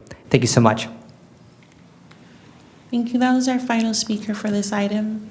Great, thank you. Now the applicant and appellant have an opportunity to provide a rebuttal. We'll start with the appellant. Thank you, Mayor. I'll be very brief. SAFER is not trying to stop this project. That is certain. And you do not have it in your power to deny the project, at least at this juncture. What we are asking for is that you ensure there's a full process to make sure that all the environmental impacts have been fully investigated, disclosed, and mitigated. This huge project is going to undergo years of construction in an already urbanized environment, and we need to protect people off-site, and then the people that will actually be living on the project for several years during construction. That has not been looked at, and I refer you to our letters. It defies credulity to think that the high-level policy aspirations found in the PEIR could fully and adequately address the project-specific impacts for Uplander Avenue, such as traffic, health, air quality, among other things.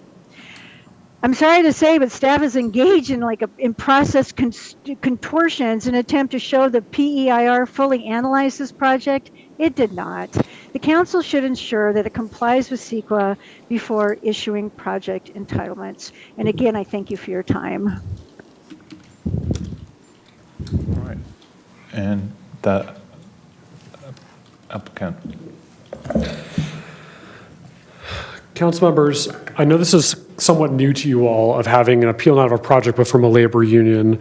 And so I think it's important to stop for a second and talk about what we're really talking about this evening, which is the CEQA process for this project.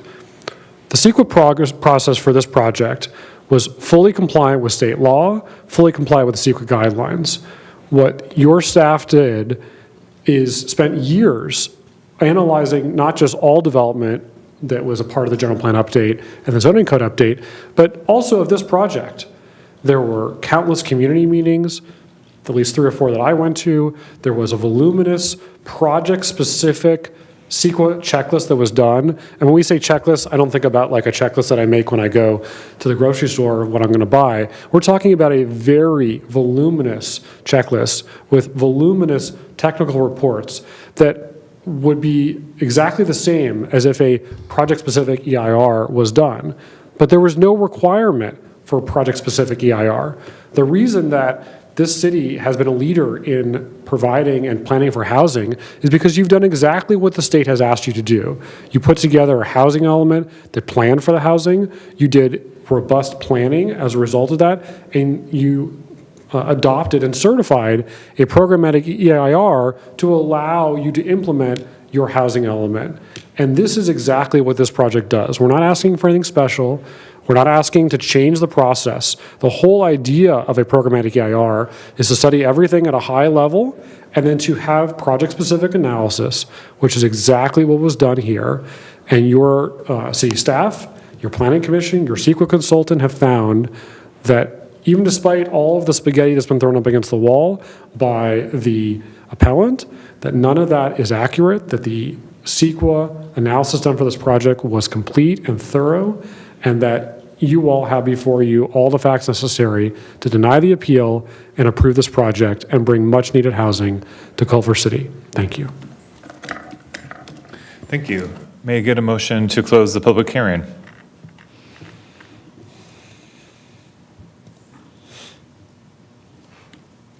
We have a motion by Councilmember O'Brien, a second by Councilmember Vera.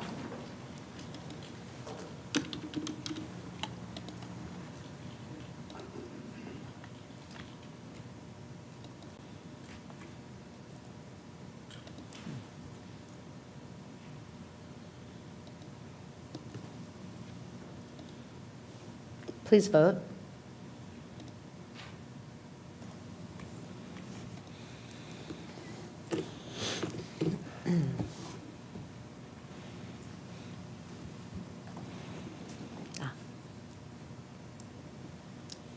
All members who are voting voted. The motion passes 4 ayes, with Councilmember McMorrin recused. Thank you. Let's go to comments from council members, starting with Councilmember O'Brien. Thank you, Mayor. Thanks to staff for all your work on this, and to both the applicant and the appellant on your presentations, and thank you to the community for your input. I mean, I'm going with what our staff is analyzing on the applicant's assertion that they've followed the CEQA requirements, sticking to both state and local building code and the processes. Can you affirm that? Has anything spoken to us tonight changed your opinion on that? It has not, ma'am. I would just add that the checklist that's been discussed is attached to your, in your packet. It's attachment 12, and it is a 2,628-page document, which includes all of the technical studies that have been done as part of this particular process. Okay, thank you, I appreciate that. And, you know, as one of the speakers said, you know, to grant the appeal, we violate the Housing Accountability Act. We've been mandated by the state on a lot of levels to build more housing. I know that a lot of our community members aren't thrilled with that, but it's something that we need to do. We need to meet our RENA goals, and this is one of the several projects that are in the pipeline that can do that for us. In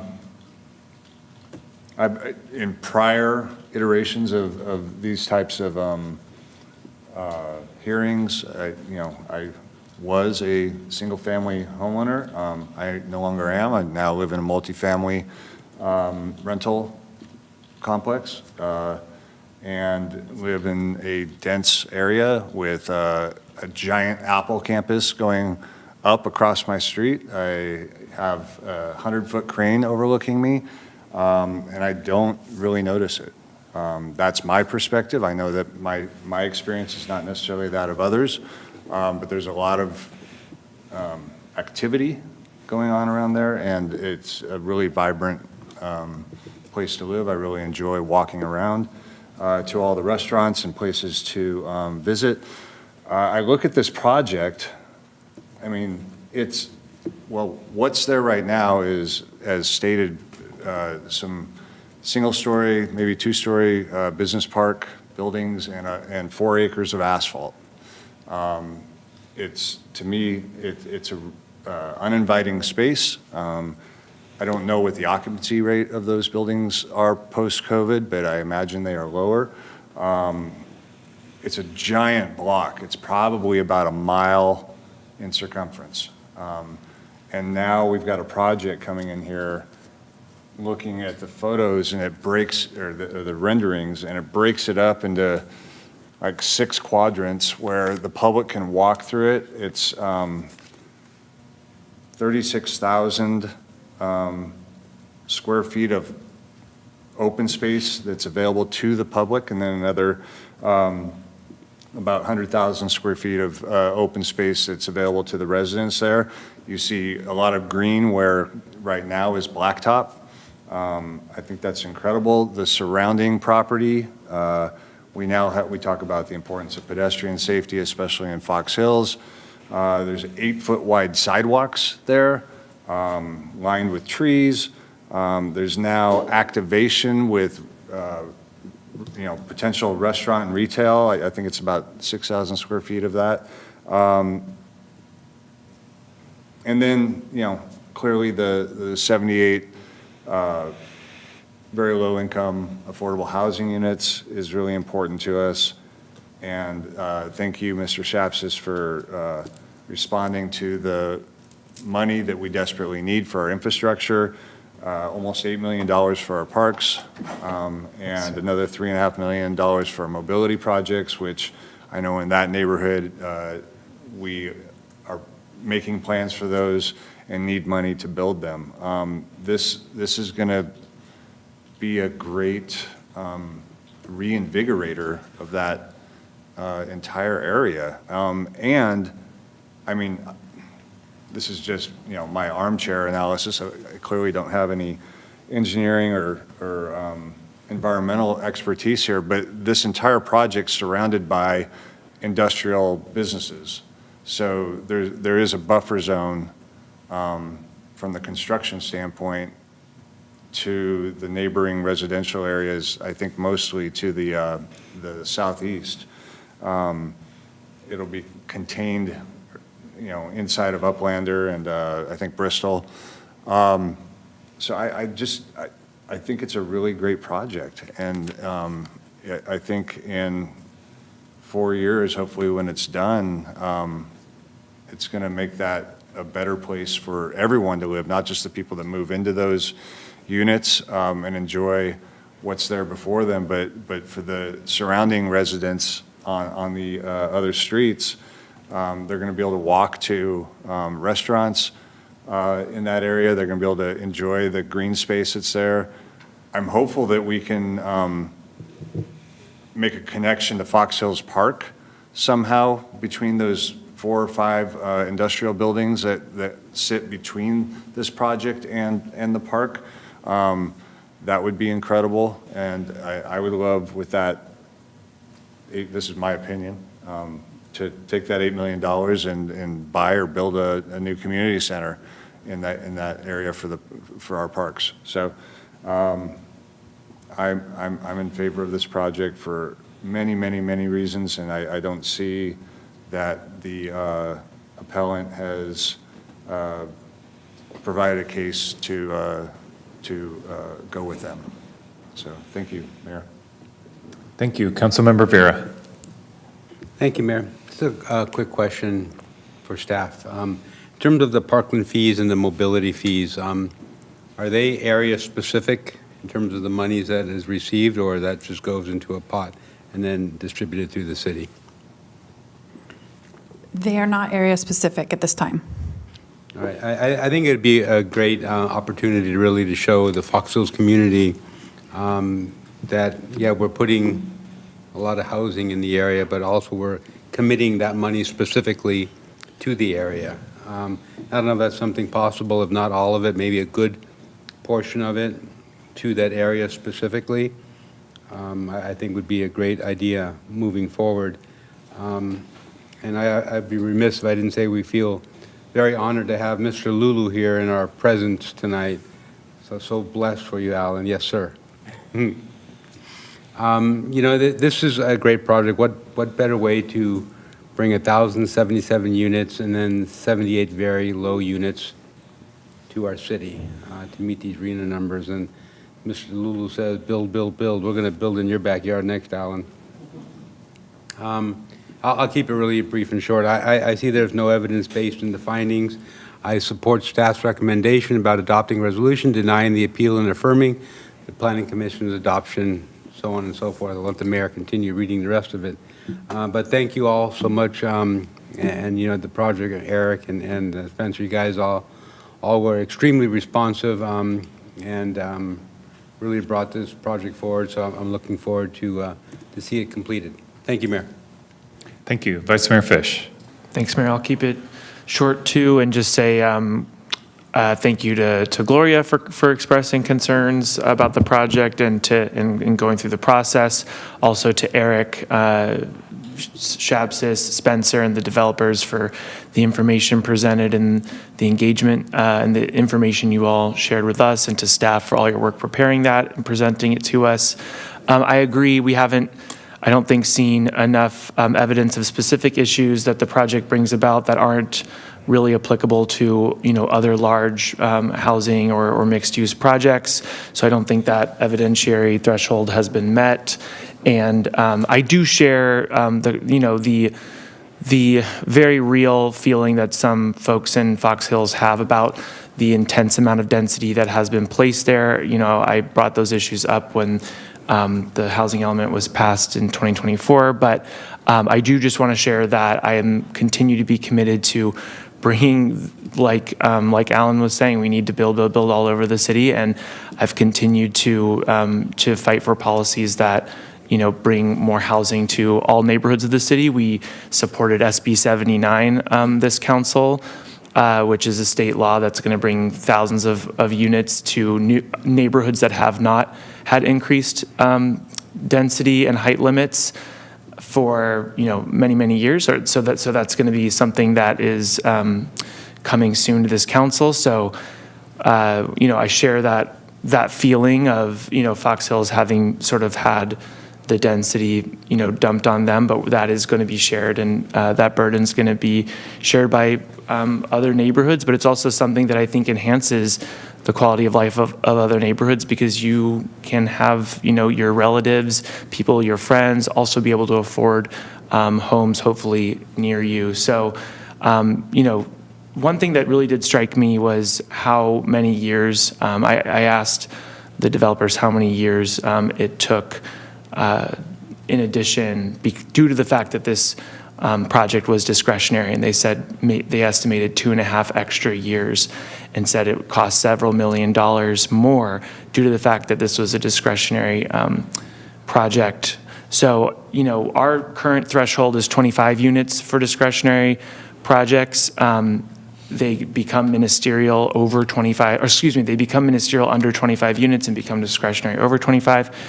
By comparison, West Hollywood has a threshold of 100 units where those projects become discretionary. Santa Monica, I don't even think has a threshold. If it fits their zoning, it's ministerial. So I can ask for this when my colleague returns to the dais, but I do think we should be examining that. I know that the planning department has plans to come to us with a revision of that. So I'll just say I'm grateful that this project is moving forward, and we need more housing in our city. We need more mixed use in commercial space for Fox Hills. So it feels like a win for the neighborhood and something that is going to enhance the quality of life here. Thank you. Thank you. Thanks again for the report. Also want to acknowledge the concerns raised by the appellant and members of the public. They're very, the concerns are very important, and they deserve to be heard. But the question before us tonight is not whether this project is perfect, it is whether the environmental review and approval process complied with CEQA and our adopted policies. I agree that no sufficient substantial evidence has been presented showing new or more severe environmental impacts. What this project does do is deliver over 1,000 new homes, including 78 very low-income units in a location we plan for housing, near jobs, and services with open space and community benefits. And this is the, kind of transit-oriented development we say when we talk about climate action and sustainability. We also don't want to undermine the purpose of our general plan and create uncertainty for future projects that fully comply with it. So I support denying the appeal, but I'd also love to, potentially earmark the parks and mobility fees to be applied to Fox Hills, however that could be possible. So with that, looks like we have a motion and a second. Yes, we do.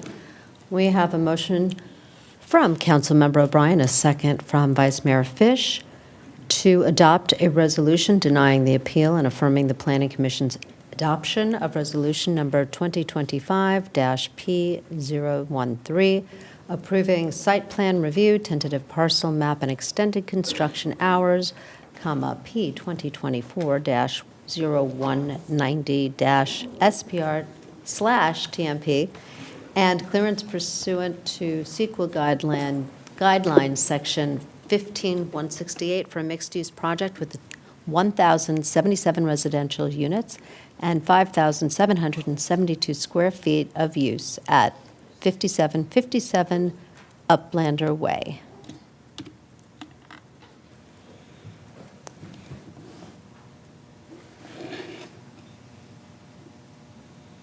Please vote.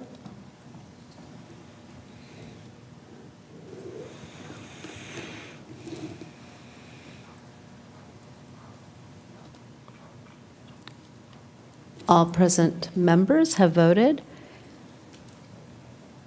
It's recorded as 4 ayes and a recusal by Councilmember McMorrin. And the motion carries. And we'll invite Councilmember McMorrin back in. Thank you.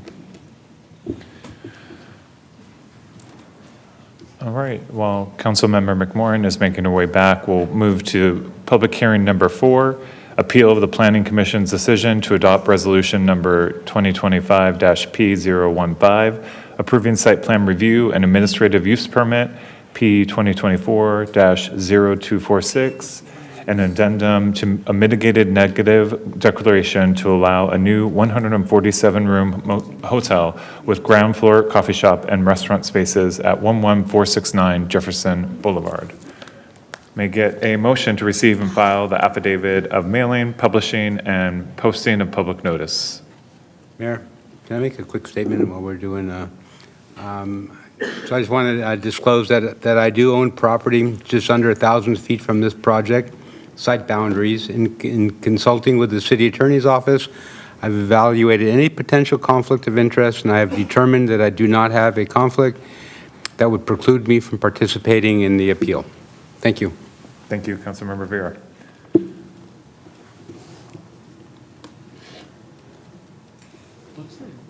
I don't have access to a... I think everything, let me just do a refresh.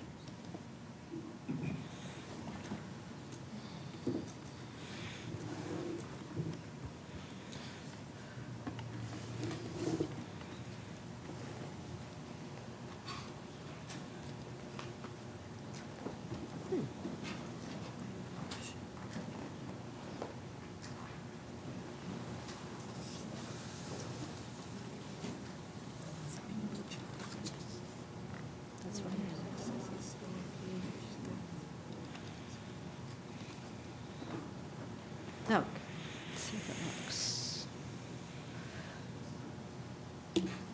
Council members, are you able to see it now? Yes. Oh, great.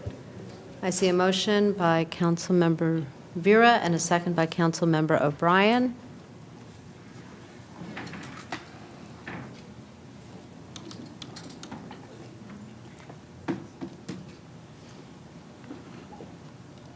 Please vote.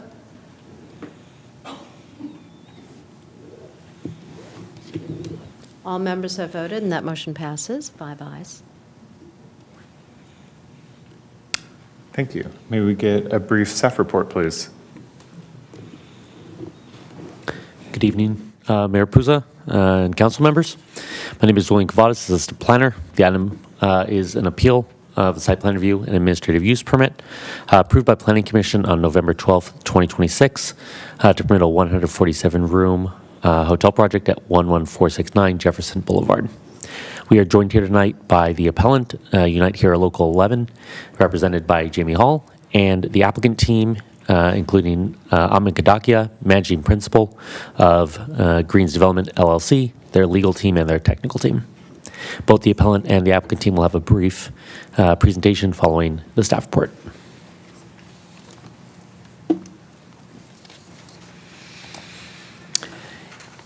In July of 2021, City Council approved a 175-room hotel project with associated amenities on the subject site. Since the entitlement was granted, that applicant applied for extensions as they sought the necessary funding to construct the project. This applicant team approached the city in 2024 to inquire about reducing the scope of the project to better reflect current market conditions.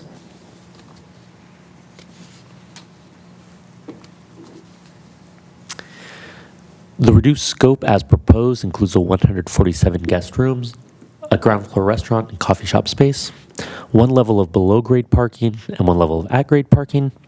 The applicant has also applied for an administrative use permit for ancillary alcohol sales in the restaurant and the lobby.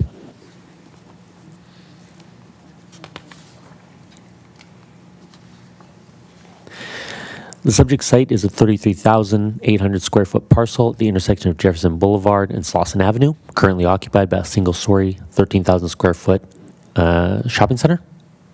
The subject property is in the mixed-use 2 zone, but was deemed complete under the previous zoning code, so was viewed under the commercial general zoning standards.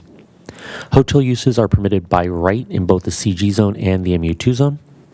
The subject project requires a site plan review due to the overall square footage greater than 15,000 square feet. Here are 4 different renderings of the project as seen from Jefferson Boulevard, Slauson Avenue, and the project interior.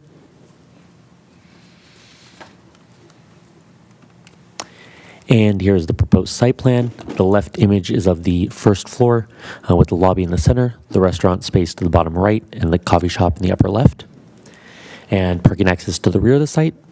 And on the right is a typical floor plan of the upper stories, and you can see the pool deck on the second floor.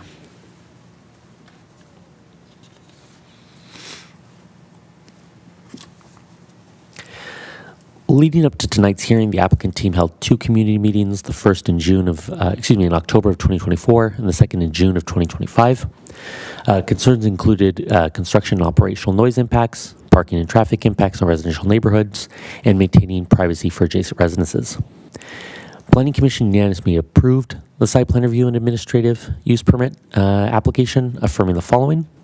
The modified project is a reduction in overall scope compared to the original project. The construction impacts will be reduced because of the smaller project size, and operational noise will be less due to the removal of balcony and rooftop elements approved for the original project. A look-back condition has been carried over from the original project to monitor adjacent neighborhood parking, and if the city determines that the hotel is having a parking impact on adjacent residential streets, the hotel will fund a parking permit study for that neighborhood. The same condition also requires the applicant team to fund a study to identify potential neighborhood traffic intrusion measures in Sunkist Park. On December 1st, 2025, the SPR and AEP were appealed by the appellant, Unite Here Local 11. The appellant's arguments are included in attachment 2 of your agenda packet and shown here. The primary objections include the following.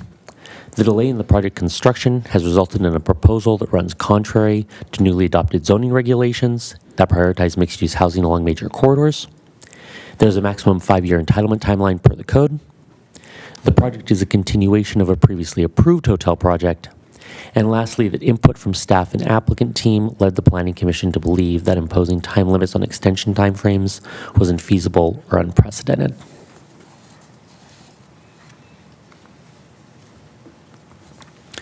The applicant team submitted a detailed response to the appeal, including as attachment 3 to your packets. The response affirms the adequacy of the Planning Commission's approval, citing its conformance to the zoning code and standard conditions of approval. Specifically, the applicant's response included the following. It is in the applicant's best interest to complete the project as soon as possible, and that is their intention. The 12-month timeframe does not consider third-party review approvals that, regardless of the applicant's efforts or city efficiency, could extend timelines. The applicant team is a separate entity from the prior recipient of project approvals and has gone through a separate and new entitlement review process. The original mitigated negative declaration was amended per CEQA guidelines and showed no new or more significant environmental impacts. And the project record shows that staff correctly advised of the 2-year default timeline, and the Planning Commission had the discretion to impose project-specific conditions if warranted.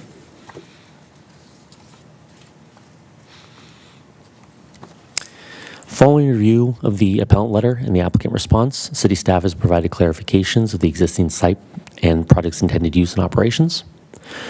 First, hotel uses are permitted by right under the previous CG zone and under the new MU2 zone. And while mixed-use projects are allowed in the MU2 zone, they are not required. Further, this property is not on the city's housing element sites inventory list for anticipated housing projects. The municipal code provides for an initial time limit of 2 years, and the applicant may request an automatic 2-year extension. Subsequent extensions are for 1-year periods and are granted at the discretion of the Planning and Development Director. The code does not put a limit on the number of such extensions that can be requested for a project.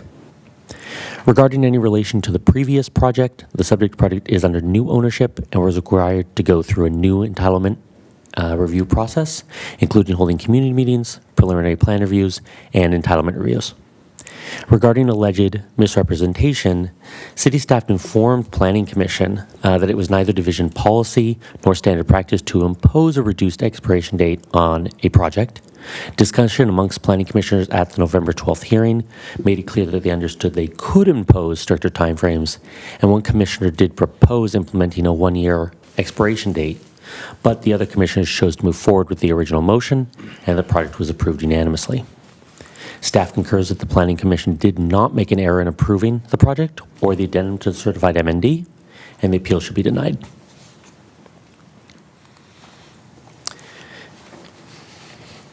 The California Environmental Quality Act, or CEQA, outlines a process for modifications to an already approved project if the impacts are less than that of the original.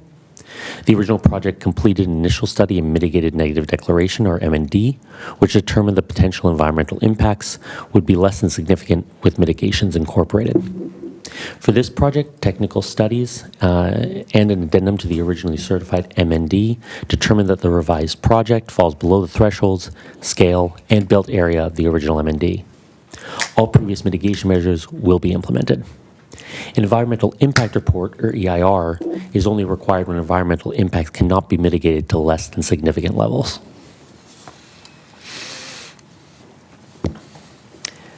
Based on staff's full review of the proposed project, the appeal, and the applicant's response, the City Council has 3 potential motions available. First, adopt the City Council resolution denying the appeal and approving the approved entitlements, and adopting the addendum to the certified M&D. This is staff's recommendation. Second, approve the appeal and overturn the Planning Commission's approval. And third, Council has the option to refer the project and new CEQA analysis back to the Planning Commission. This concludes staff's presentation. Staff is available for any questions you may have before or after the presentations from the appellant and the applicant team. Thank you. Thank you for the presentation. Any questions from my colleagues, starting with Councilmember O'Brien? No questions at this time. Thank you. Councilmember McMorrin? Councilmember Rivera? No questions, Mayor. Vice Mayor Fish?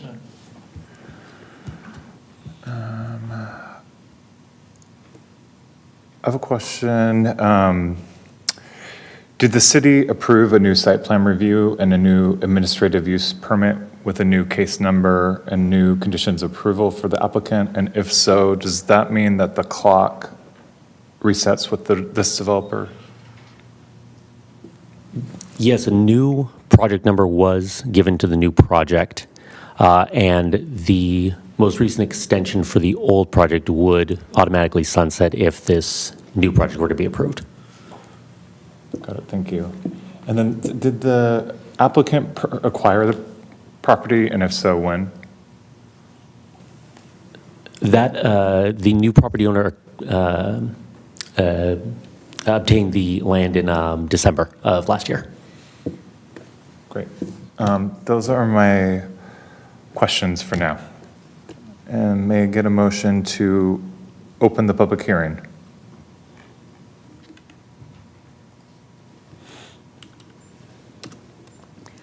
We have a motion by Councilmember O'Brien and a second by Vice Mayor Fish. Please vote.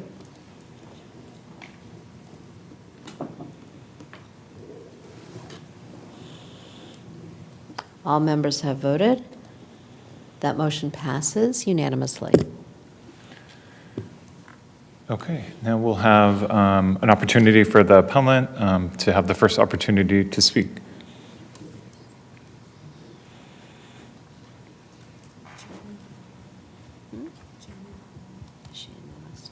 Please hold.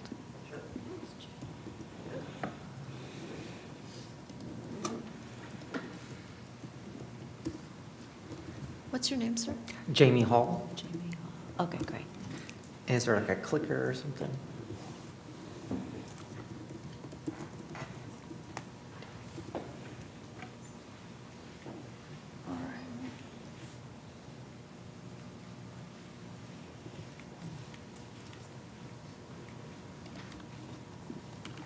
May I ask for 10 minutes for my presentation? Yes. Thank you. Yes, that's fine. We only have a 5 minutes, so I have to add once Got we it. start. And then you'll have to give me a minute to switch over so I can make the slideshow look good before Sure, I get no a tape. problem. I will wait patiently. Okay, here we go.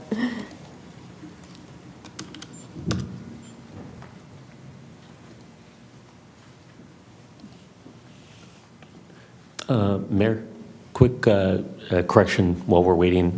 The actual date of ownership of the land was January of this year. Thank you. Okay, let me test this out real quick. Forward, back. Okay, I can do it. All right. Good evening. My name is Jamie Hall with Channel Law Group, and I'm a land use and environmental attorney here representing appellant Unite Here Local 11 with regard to the appeal of the hotel project at 11469 Jefferson Boulevard. Now, my client is not asking you to deny this project outright. Rather, they're asking you to recognize that 5 years of delay is enough. They're asking you to impose a reasonable deadline for this developer to stop planning and start obtaining building permits, or else let this property move on to a use that actually serves Culver City. First, a little brief word about appellant. Local 11 represents over 32,000 workers across Southern California, including about 100 members who live or work right here in Culver City. Unite Here's members have a direct interest in good planning practices. When developers sit on land entitlements for nearly a decade without building, it creates stale entitlements. It locks up land that could be used for other vital needs, like the mixed-use housing this city desperately needs for folks like Unite Here's members, and keeps it in limbo. A little project summary, look at the project itself. This is a 147-room hotel. As you probably already know, this site was already approved for a hotel back in July of 2021. That project was less than 1,200 square feet larger than the iteration before you today.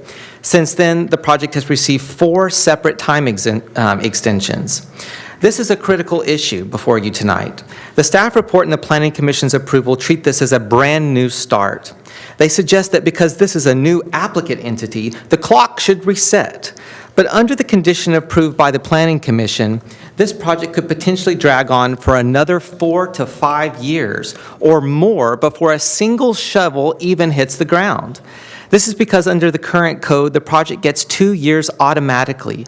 Then the applicant can request another automatic 2-year extension. And then the director can grant yet another 1-year extension. We're looking at a scenario where a project initially approved in 2021 might not be required to break ground until 2030 or 2031, or even later, according to the staff report. So going to the reasons for the appeal, and why does this matter? Because indefinite permits encourage land speculation, not development.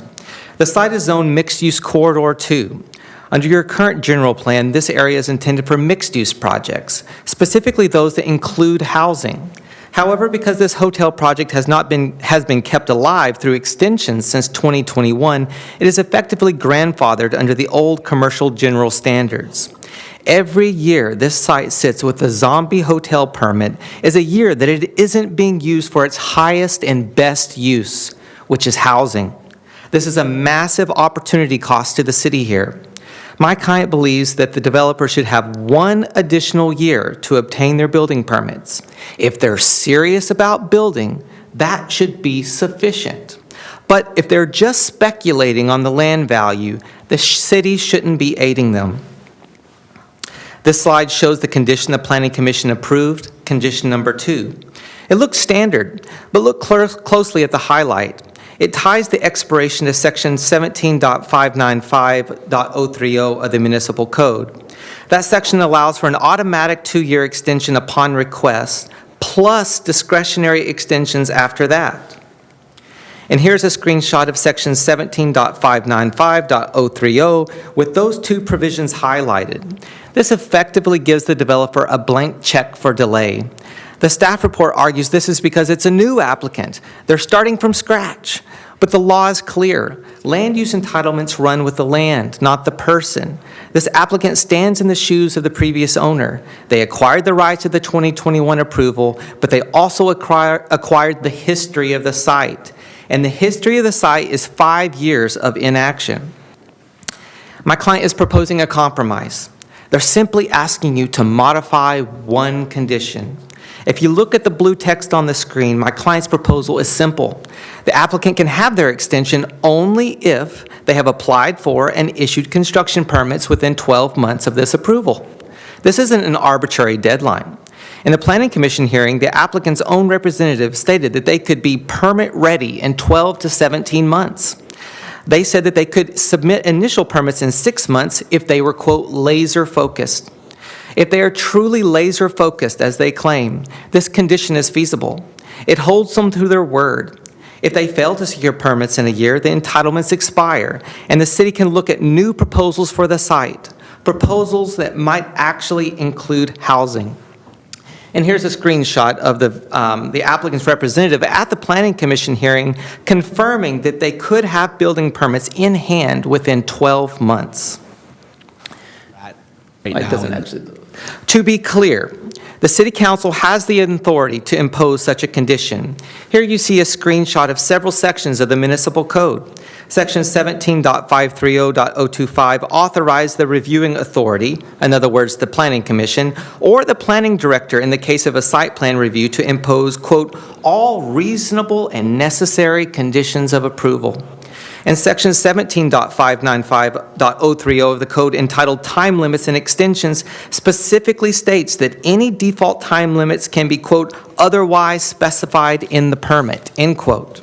And section 17.640.030 gives the City Council as the appellate body the explicit authority to amend or adopt additional conditions of approval. I want to walk you through why my client is so skeptical of further delays by taking a look at the timeline of this hotel development.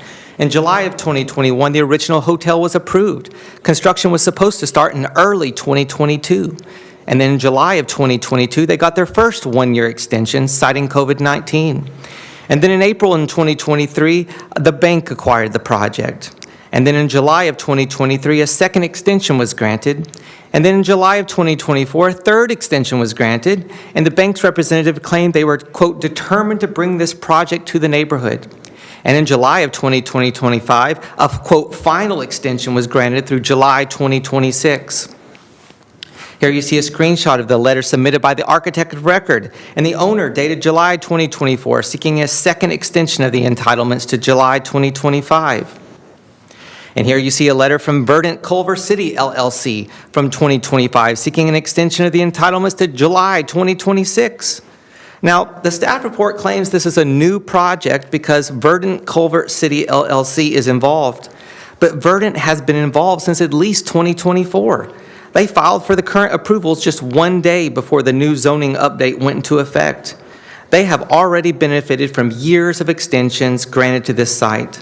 Respectfully, we cannot keep treating every transfer of ownership as a reset button on the city's patience. And furthermore, the environmental documents contradict the need for a long delay. The addendum to the mitigated negative declaration before you states that construction would commence as early as spring 2026. If their own environmental documents say that they can start in spring of 2026, why do they need a permit structure that could allow them to obtain building permits until 2030 or later? Also, note that this modified project is similar to the 2021 projects. It's less rooms, 147 rooms instead of 175, and has one less level of underground parking. It's not a fundamentally different undertaking that requires starting the entitlement clock from zero. Here you see a screenshot from the addendum to the DM&D stating the modified project is, quote, generally similar massing and scale compared to the prior project. It also states that the project site would decrease from 11,000 square feet to 109,825 square feet. In practical terms, the total square footage is reduced to by 1,175 square feet.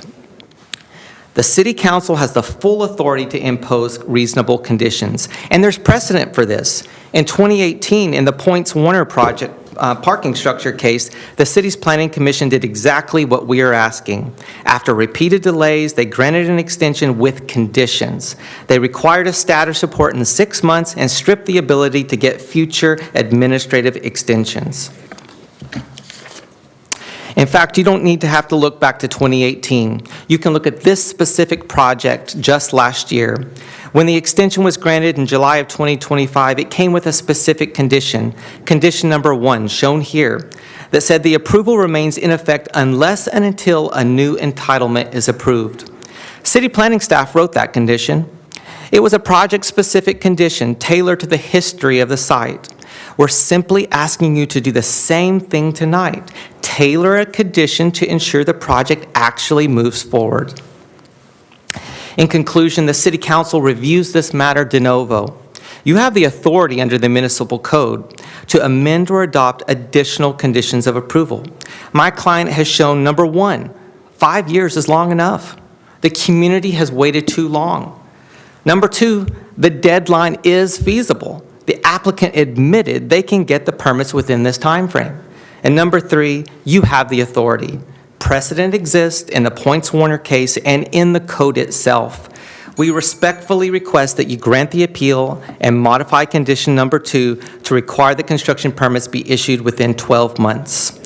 Let's ensure this project either moves forward as a hotel or is freed up to become the housing or other valuable uses the city and working people desperately need.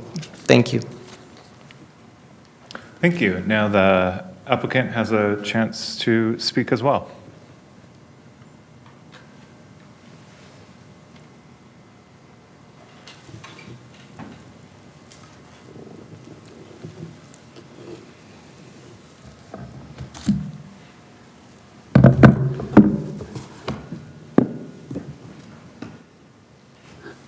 Thank you, Angel. What's that? Oh, the clicker? Yeah. You want to run it? If you want to. That's fine, you can run it, yeah, that'd be great, thank you. Good evening, or should I say, good night. 11 o'clock, 11:30, I gotta tell you, this is probably the latest I've gone up, so kudos to you all for being energetic and active. 11:30 at night. Angel had a coffee at 7, and I'm like, I can't have a cup of coffee at 7 o'clock. Should have had that.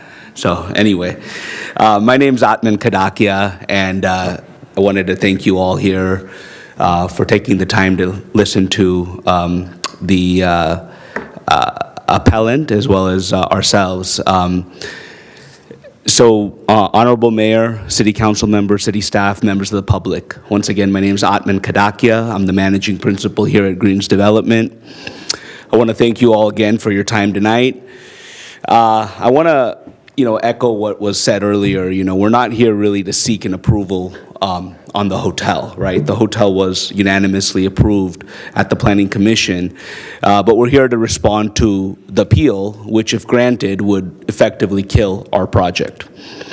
Our proposed hotel is significantly improved and less intensive of a hotel that the city has already approved for this site.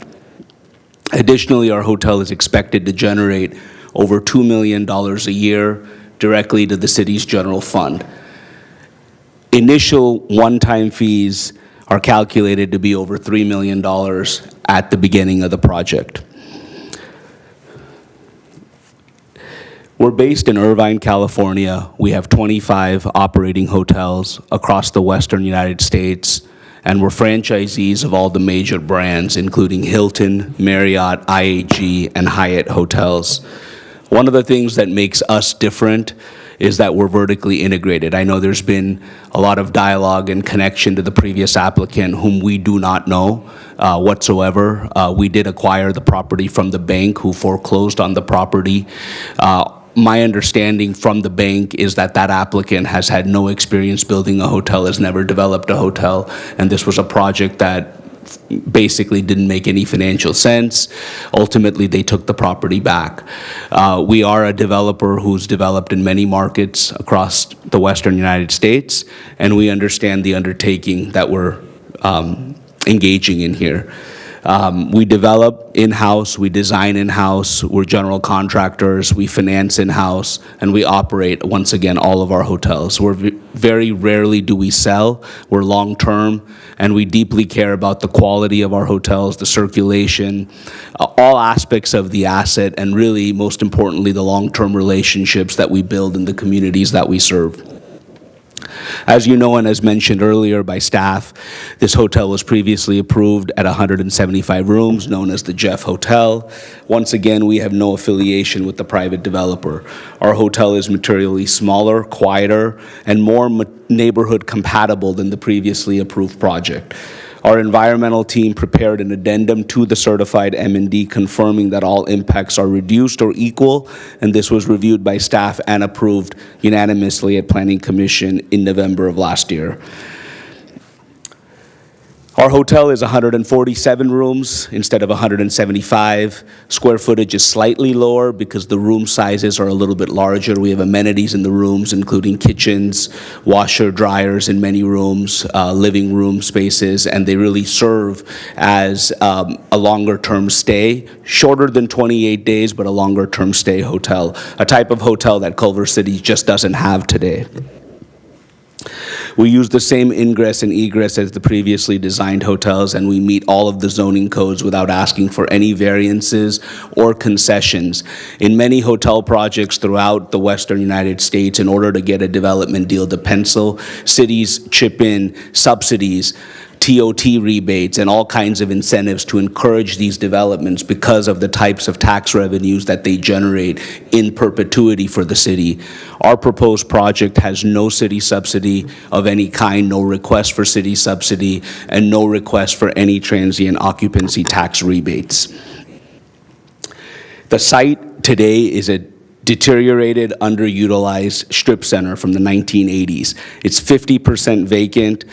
And yes, we just acquired it in January, and I got to find out when we walked the building for the first time that two of the tenants that we thought were paying rent have left the building as well. So I think it's probably down to 35% occupied now.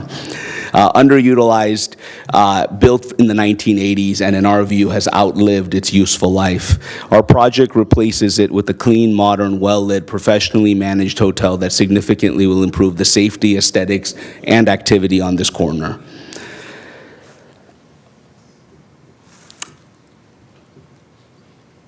From a CEQA perspective, reduced building program, reduced hotel amenities, lower parking demand and parking impact, and less operational demand. Next slide. We've accepted every mitigation measure from the prior project: noise controls, cultural monitoring, environmental protections, construction management plans, and more. We have a temporary sound wall that we're building. It adds a significant amount of cost to the project, but we are committed to delivering this project responsibly. Next slide. We held 2 community meetings, one in October of 2024 and another in June 17th of 2025, each of which had more than 50 attendees. We've listened to the community. We've made a lot of design changes, including reduced setbacks and the elimination of certain rooms alongside the alley that were a direct result and outcome of that feedback. We also want to continue that dialogue throughout construction and beyond. Once again, our rooms are designed for a number of different types of uses. The main types of users of our rooms are business transient, longer stay and leisure groups. We have sports teams, we have families visiting nearby medical facilities. We have people who are in between homes and long-term corporate stays, but we don't, once again, allow any guests to stay longer than 28 days. Our guests typically generate less trips and quieter activities than convention hotels or hotels designed to host weddings and events. And once again, Culver City just does not have this product today. So if a guest who wants to be in Culver City needs a hotel with these type of amenities, they have to go to Marina del Rey, they have to go to El Segundo, or they have to go to the LAX airport area. And those are tax dollars that are leaving the city and supporting local businesses and restaurants, dining, what have you, in those other communities, not Culver City. These renderings are actual renderings. They're done in-house. This is by our design team. We personally design every one of our hotels. We work with our brands to customize it. This is picked out. This is spec'd out. So this is actually, the renderings depict actually what we intend the hotel to look like. Our public spaces use light, modern finishes. We create, in our view, safe, inviting arrival spaces. Everything in this particular design was done to be calm, quiet, inward-facing, which helps protect the surrounding neighborhood. Our interiors use a calming palette, with built-in furniture and a kitchenette. So if you look at these units, you can see the front door on the south end where the blue tile is. You walk in, you have a kitchen alongside the side wall. You walk into a living room area on the left. You have a desk. In the room on the left, you have 2 queen beds. You walk through where you have a closet, and then you have a bathroom. On the king bedroom, same concept. When you walk out of the kitchen area, you walk into a living room.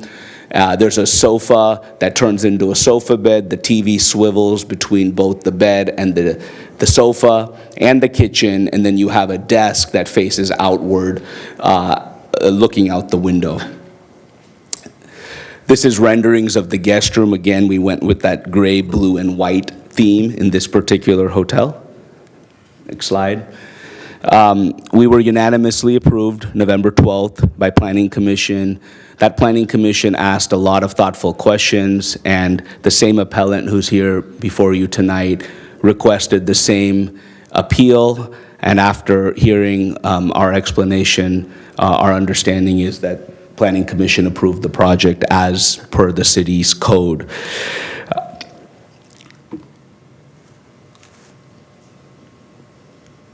You have 1 minute left. Excuse me, I'm sorry. I didn't know I was under a time restriction. Is there any way I can request 5 minutes more to get the 10 minutes that the appellant got? It's 10 minutes. It is already 10 Yes. minutes? Okay. Given that I just heard that, and I apologize, may I ask for an extra 2 or 3 minutes just to finish my presentation? I'll go quickly. A minute more, extra minute. Okay. Okay, thank you. That's a minute 47. Okay, thank you. Understood.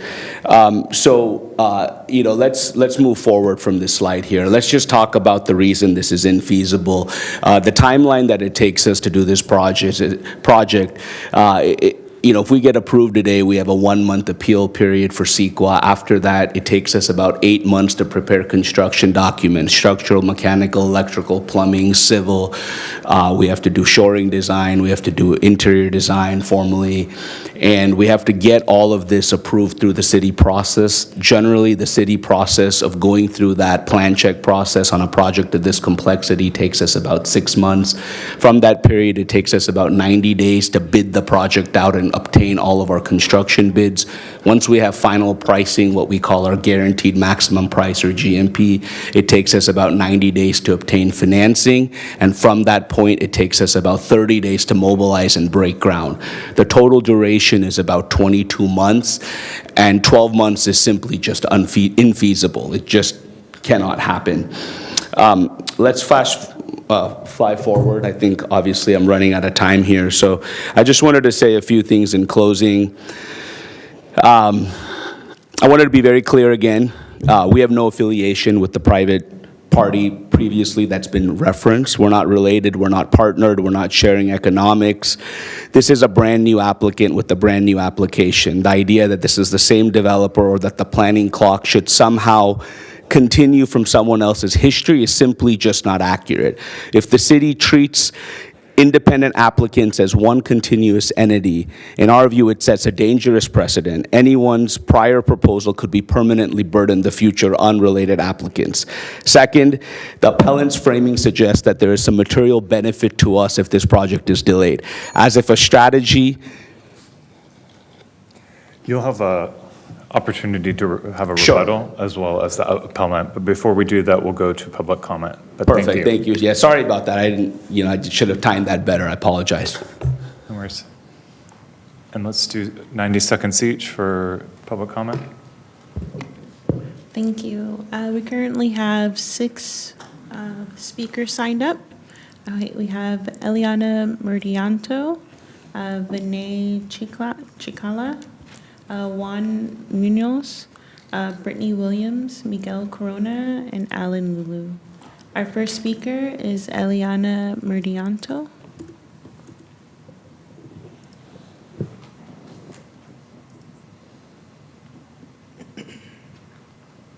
Hi, can you hear me? Yes, we can hear you. Okay. Good evening, City Council. My name is Eliana Murdianto, and I live on Seagrail Way, just one street behind the proposed Jefferson Hotel site. While I recognize that this project may offer financial benefits to Culver City, it provides virtually no benefit to the Sunkist Park neighborhood. There are already 3 major hotels within less than a mile: 4 Points, Courtyard, and Hilton. None are operating at full capacity. So why build another 147 room, especially one wedged into a residential area? There will be no buffer or containment whatsoever on this project at all. As my neighbor mentioned at the Commission public hearing in November, over 100 signatures have been collected in opposition to this hotel application. That's not just a handful of voices, it's a substantial portion of our community. I understand that approving this project may feel like an easier path, especially since it was previously approved by a predecessor, but I urge the City Council to reconsider. Why not explore a more community-friendly alternative, such as the modern plaza with restaurants and shops that serve both visitors and locals, or a scaled-down hotel, 2 stories instead of 5, that better respect the character and scale of our neighborhood? Take the Mayumi Hotel as an example, a 2-story boutique hotel that blends seamlessly into a Blanco Park neighborhood. That's the kind of thoughtful development we need. Sunkist Park is a family-oriented community with schools, parks, and walkable streets. A 5-story hotel, or 5-story anything, is unnecessary and incompatible with our environment.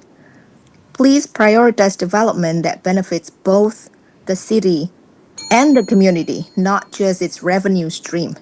Thank you for your time.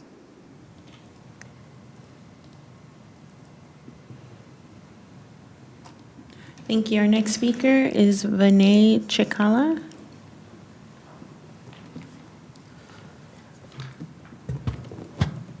Good evening, Honorable Mayor, Council members, and City Manager. My name is Vinay Chikala, and I am here representing the residents of Sunkist Park living within 30 feet of the proposed hotel at 11469 Jefferson Boulevard.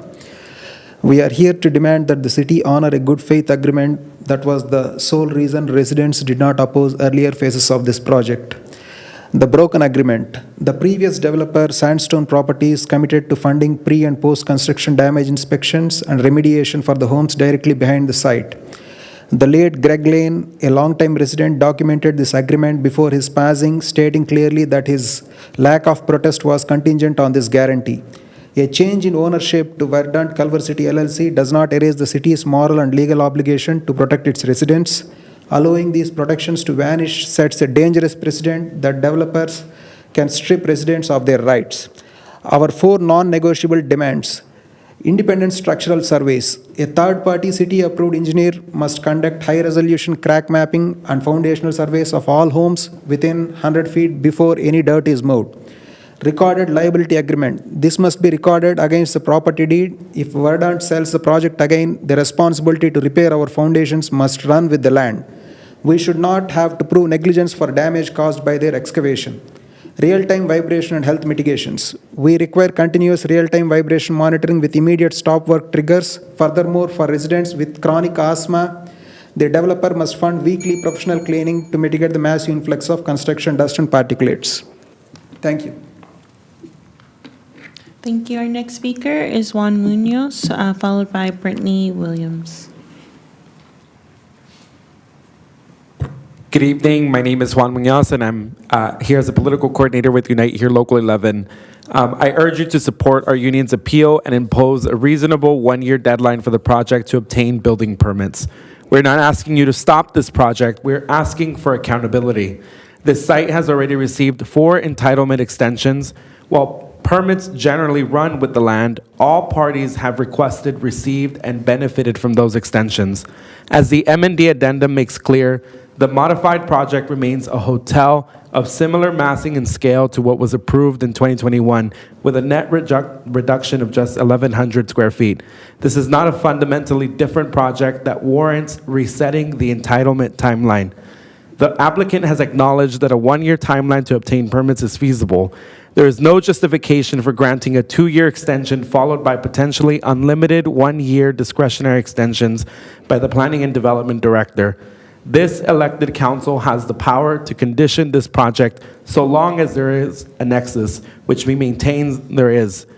Every year the site remains tied to an outdated commercial general entitlement is a year the city does not realize the benefits of its updated zoning, particularly the opportunity to advance housing goals near transit.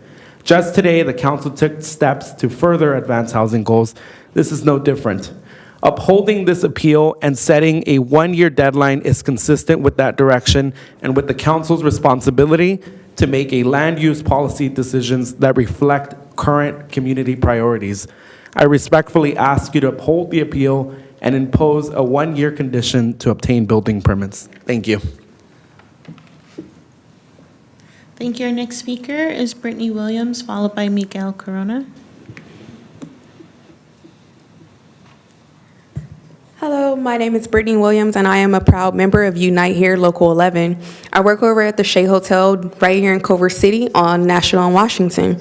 But I don't live here, unfortunately, because my wages, it just isn't enough to sustain affordable living. And I also commute nearly an hour each way from the city of Watts just to get to my job that I truly love and enjoy. That time is something that I'll never get back. I am here today because this site represents housing that can exist for me, myself, and also other coworkers, but it just doesn't exist. Since this project is first approved, it was first approved in 2021, the city rightfully updated its zoning to allow more housing on site like this. That change was a recognition that people deserve to live closer to where they work. But every extension granted to this project site is another year that is approved. Project doesn't get built. Another year, workers stay priced out. Another year, the site sits in limbo. We're not just here asking you to deny this project. We're asking for a fair and reasonable time limit. 1 year deadline to obtain building permits is achievable and appropriate given to the history of this site. And respectfully, this is exactly the kind of decision that requires elected leadership. Staff provides opinions, but you are entrusted to weigh policy goals, opportunity costs, and the real impact on people's lives. We need housing. It's an emergency. Please uphold our appeal and require a 1 year deadline to obtain the permits. Thank you. Thank you. Our next speaker is Miguel Corona, followed by Alan Lulu. Good evening. My name is Miguel Corona. Como muchos I'm sorry for doing this in Spanish, but just traducing for me. Thank you. Como muchos trabajadores en esta ciudad, no vivo cerca de mi trabajo, porque la vivienda cerca de donde trabajo está fuera de mi alcance. Por eso, decisiones de planeación como esta tan importante en la vida real. Este sitio está cerca del transporte público y ahora está zonificado para desarrollo de un uso, incluyendo vivienda. Cuando los permisos se extienden de año a otro año sin una fecha límite clara, el costo de oportunidad es real. Son viviendas que no se construyen y tiempo que los trabajadores y sus familias no recuperan. No podemos darnos el lujo de esperar año tras año para ver si este hotel se va a construir. Por eso es importante establecer una fecha límite clara.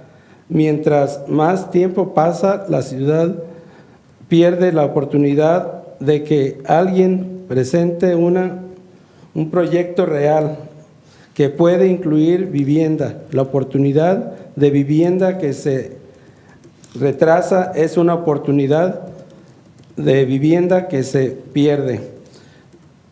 Respetuosamente les pido como nuestros representantes electos que respalden la apelación y exija un plazo de 1 año para obtener los permisos de construcción.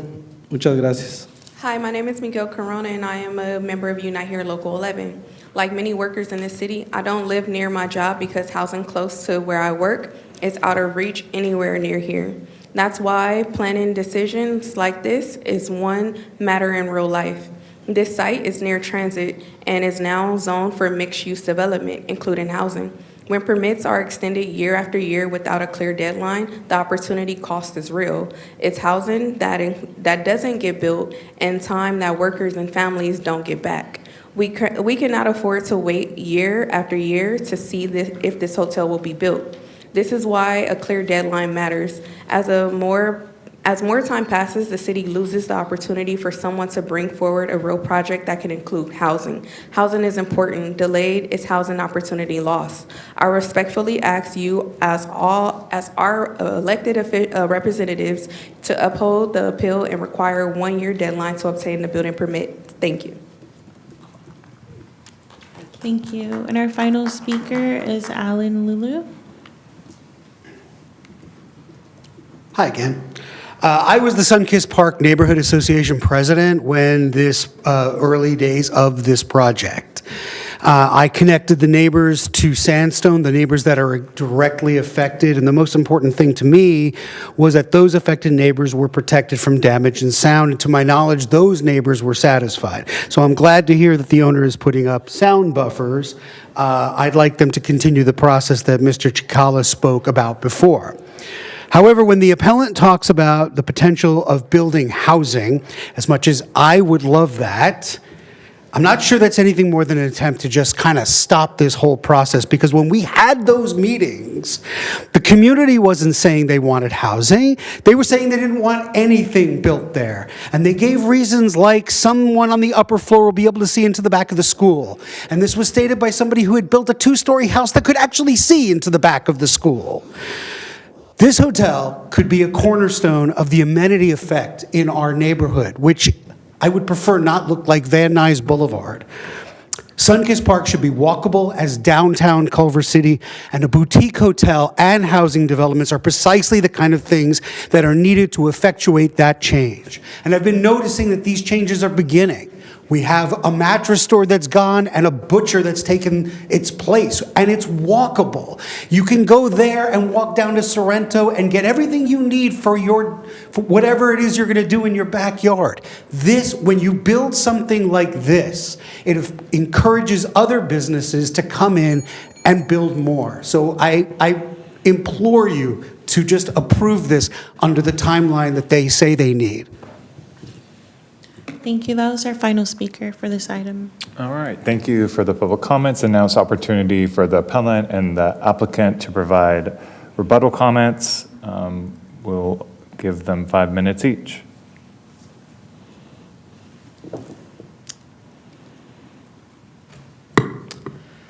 Good evening again, Jamie Hall with Channel Law Group.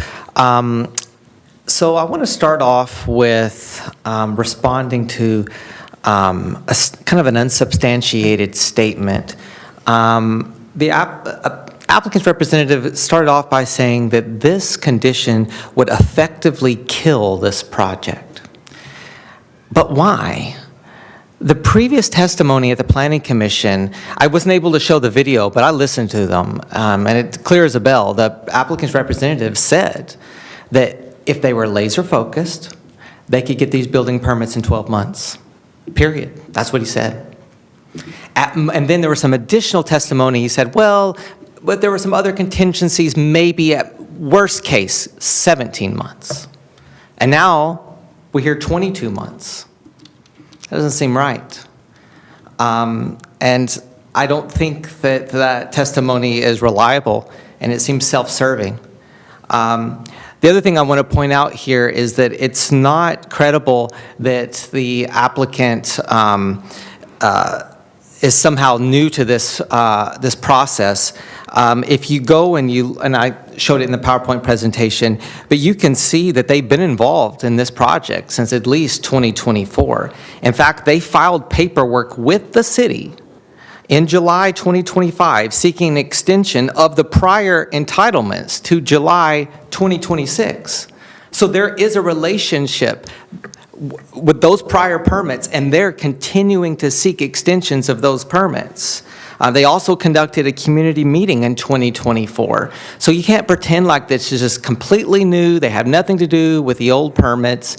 And the other thing I want to point out is that, and we've been reiterating this, is that it's still a hotel project, and it's a reduced scope project with fewer rooms and only one level of subterranean parking. So it has fewer construction impacts as the other projects. So there's really no reason why this applicant should be able to start from scratch.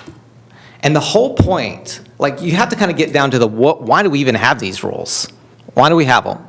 It's sort of like land use 101. Well, we have them because we don't want stale projects to linger, because sometimes the code changes. Sometimes uses that were permitted become impermissible. Sometimes uses that we promote, we decide that we don't want to promote. And that's kind of exactly what happened here.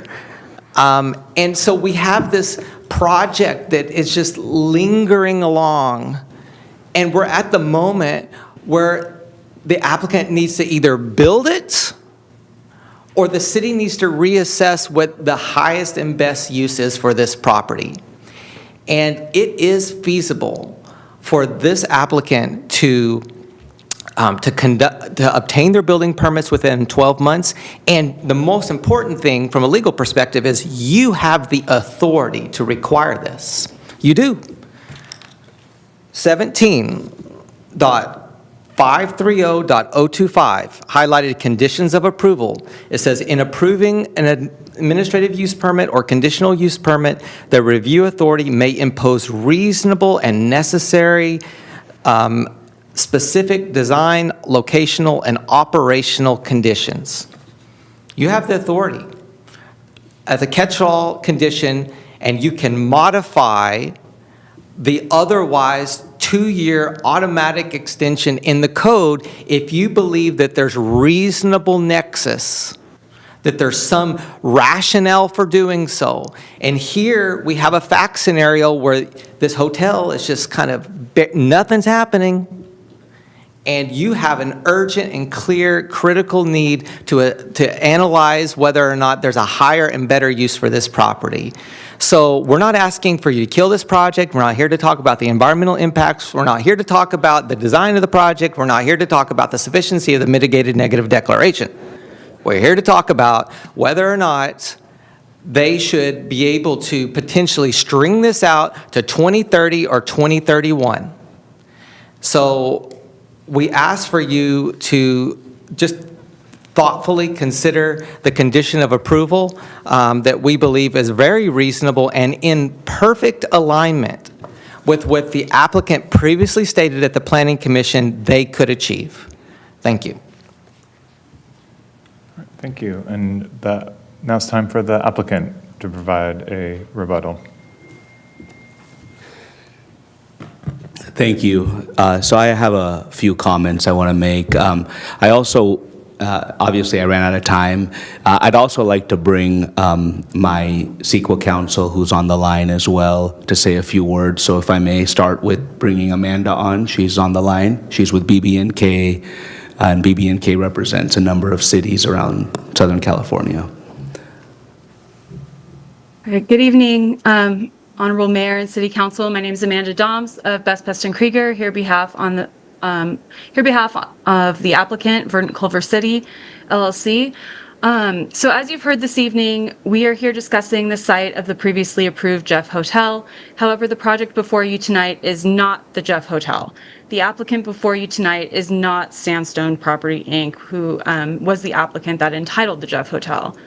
Verdant is not related to Sandstone in any way. They're not in a partnership. They're not sharing any economic relationship. They're not coordinating on this. They're not sharing control of this project. The applicant team that's here before you tonight did not squander any time, did not let approvals languish, and should really not be penalized for any delays caused by a prior owner.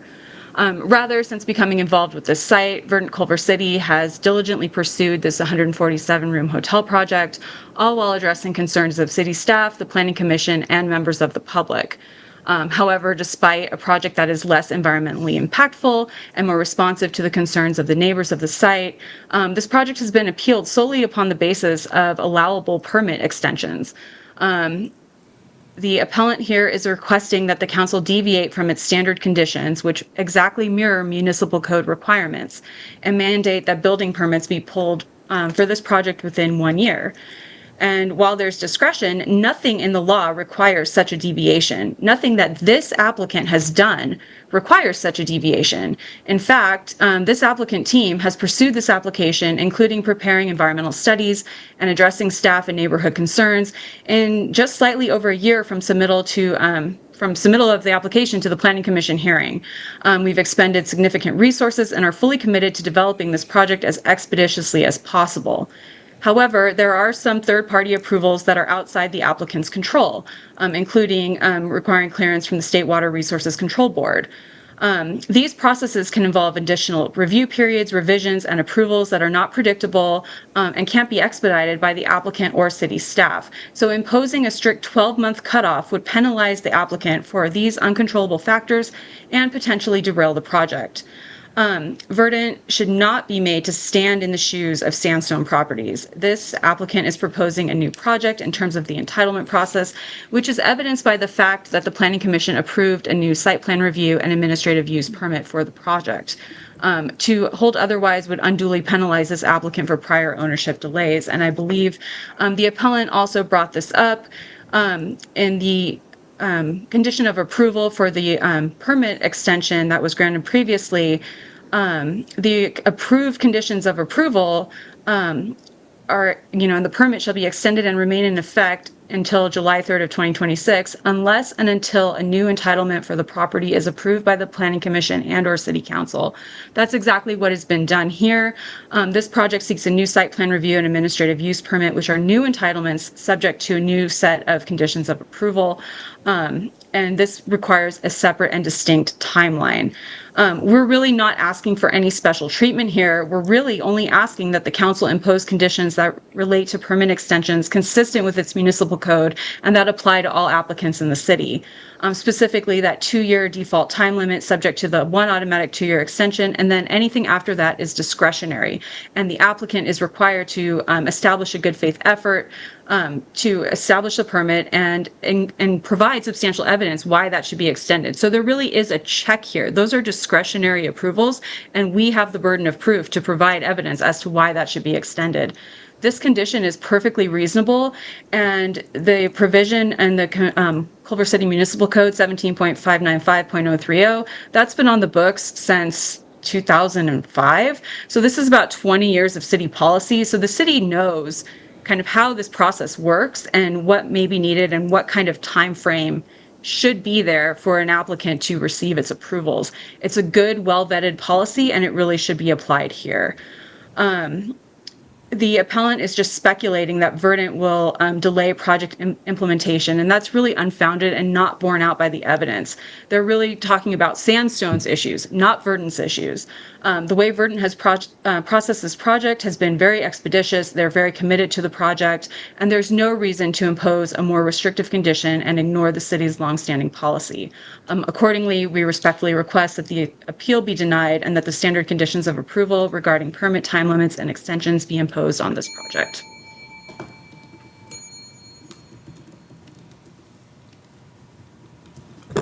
Thank you. That's your time. Okay, thank you. Great, thank you so much. Now may I get a motion to close the public hearing?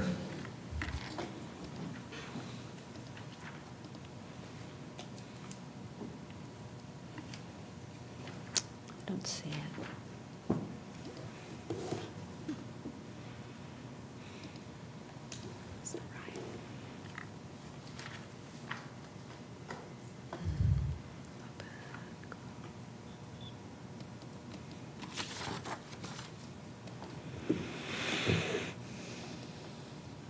I have a motion by Councilmember Vera, a second by Councilmember O'Brien to close the public hearing. Please vote.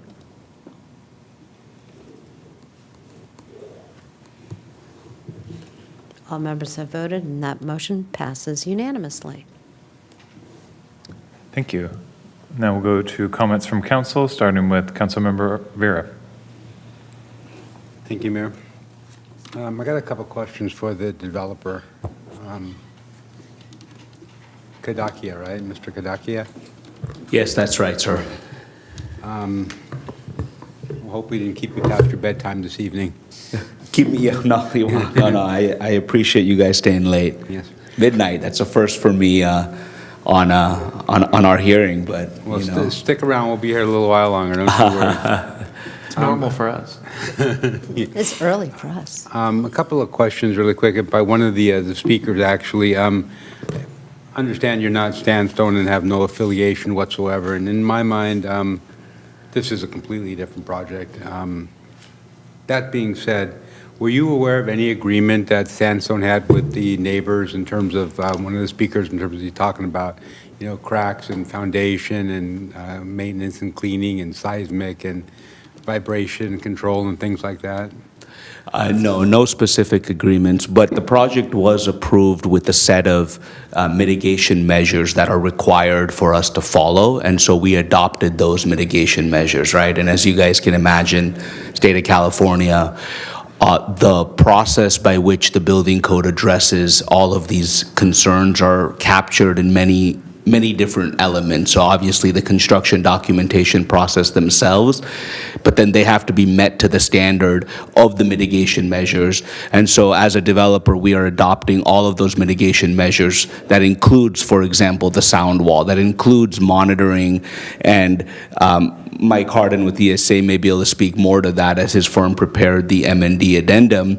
But there's vibration studies that were done that contemplates what level of vibration can then get to the neighboring sites, and the project has to comply within that. So it has to be measured and it has to fall below that standard, right? And we intend to honor all of those and follow. And it's not even an intention. It's mandatory. We have to follow all of those guidelines. And in terms of like structural foundations of the abutting sort of residences right behind there, is that part of the scope of what we're going to be monitoring and ensuring that there is no damage like pre and post construction? Yes, to my knowledge, yes. Okay. And then with that, and I don't know if Stanstone had this in an agreement also, but they, I believe so, in terms of weekly cleaning of the housing and things like that, the exterior windows and whatnot, pardon me, with any dust or whatever from the construction, would that be part of something that you guys would be willing to look into as well? I'm not sure what's in, I didn't read that specific item within the mitigation measures. I don't know if that's written in there. We intend to follow the mitigation measures that there are, right? So whatever is part of that approval, whatever is required of that. As far as new agreements or new things, I'm not prepared here to, respectfully agree to things that we haven't had a chance to fully understand or analyze or look at in the sense of whether we could or couldn't do certain things, but we will follow everything that is in the mitigation measures, right? So part of construction, we have to keep dust below a certain level. It has to be done. So otherwise we get major fines from AQMD and other governing agencies, right? So we're required to follow dust control measures to an acceptable level that does not allow us to spill this dust over our property lines beyond, not even just the housing, even the Dollar Tree behind us, for example, right? Or even onto the streets. We're not able to do that, and the construction will be contained to the site as part of our construction process. All right. I know this is a little outside of the scope of what we're talking about this evening, but if this does go through and we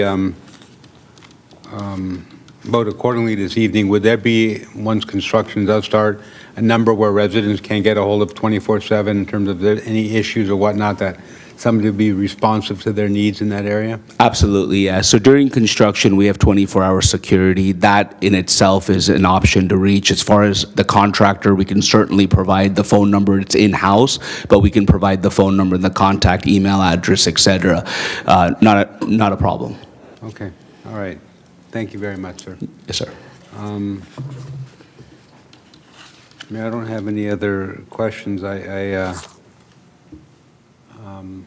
don't have any other questions on this right now or any other comments. I'm ready to move forward with it. Thank you. Councilmember O'Brien. Thank you, Mayor. Thank you again to the staff for all the work preparing everything, and to the applicant and the appellants, thank you, and to the community that spoke. I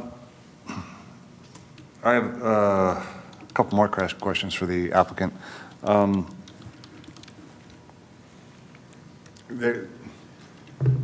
From the appellant, it sounds as though there may be some incentive for the project to be delayed. What would be the benefit to you as a business to slow walk this project?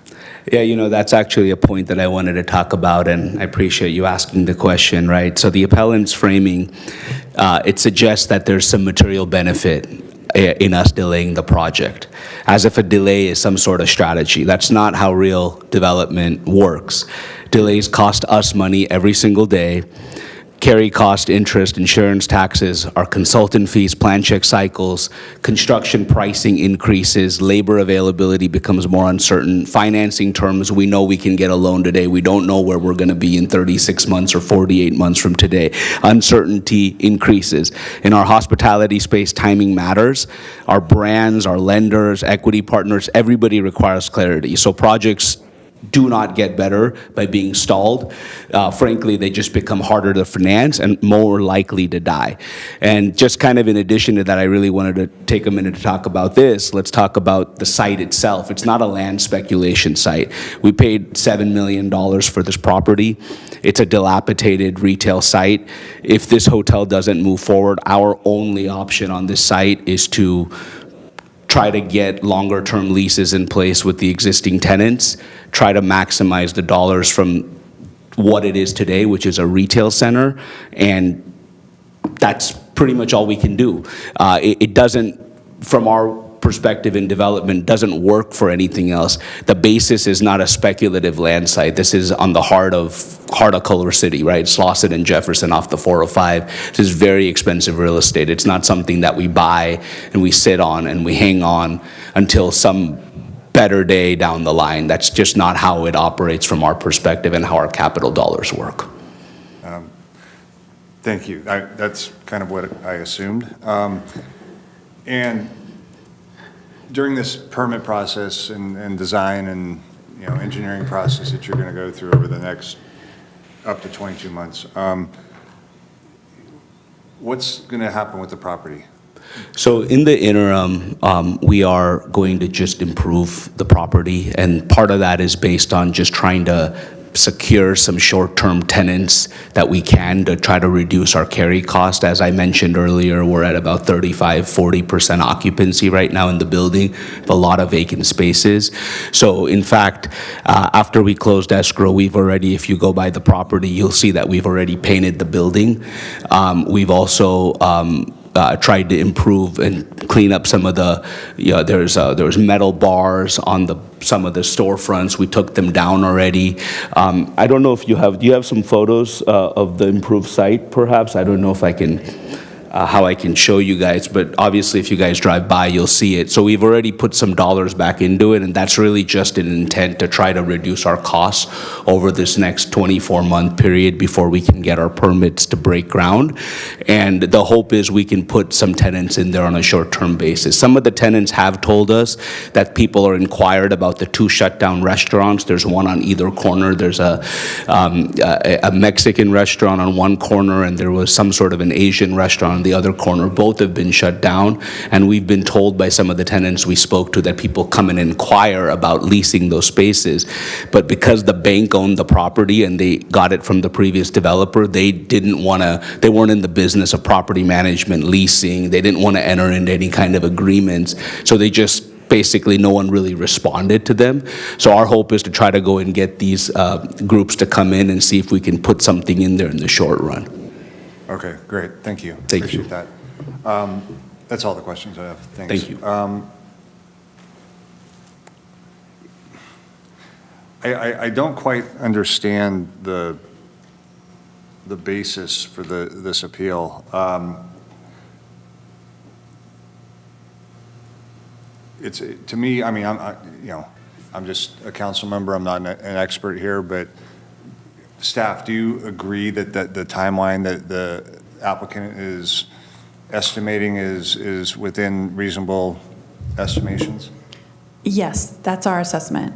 One thing I might clarify, the idea of entitlements running with the land, that is true.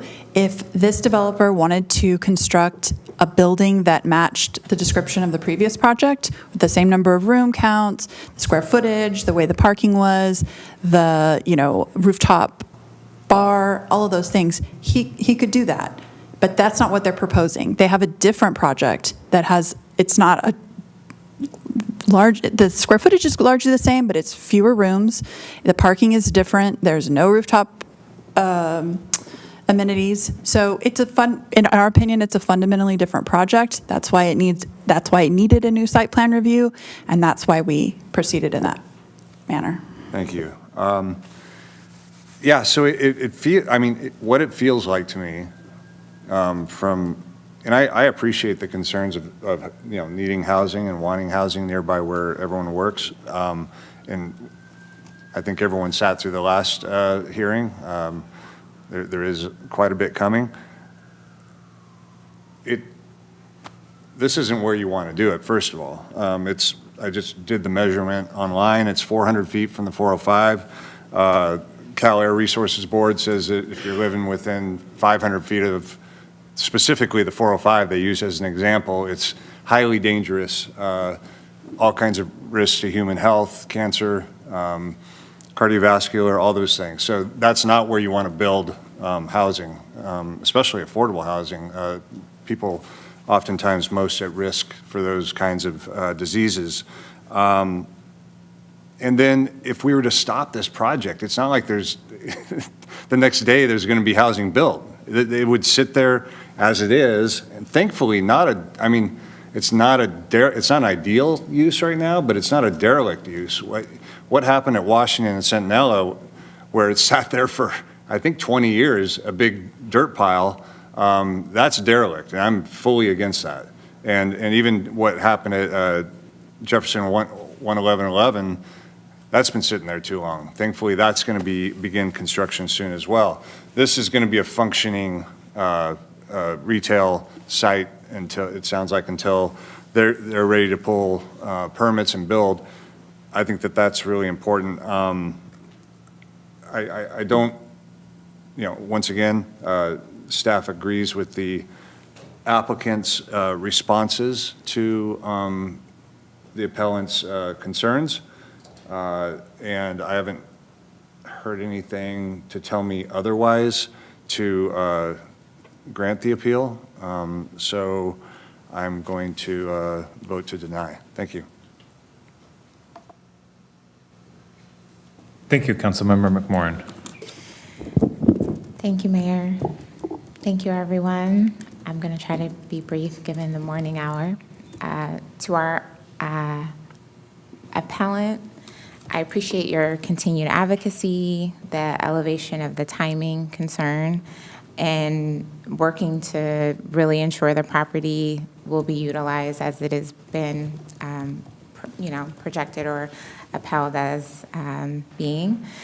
There is a perception of this new iteration of the site being related to the prior iteration of the site. I understand functionally, given what staff just lifted up and what the applicant lifted up, they are different, but they are both hotels, so you can understand, or just, at a human level, people see them as similar, even if we can highlight the distinguishing factors, that it's smaller, different owners, et cetera. So I want to acknowledge that I recognize the distinction, but I also want to uplift that they are both hotels, so there is a perception there. I want to acknowledge that.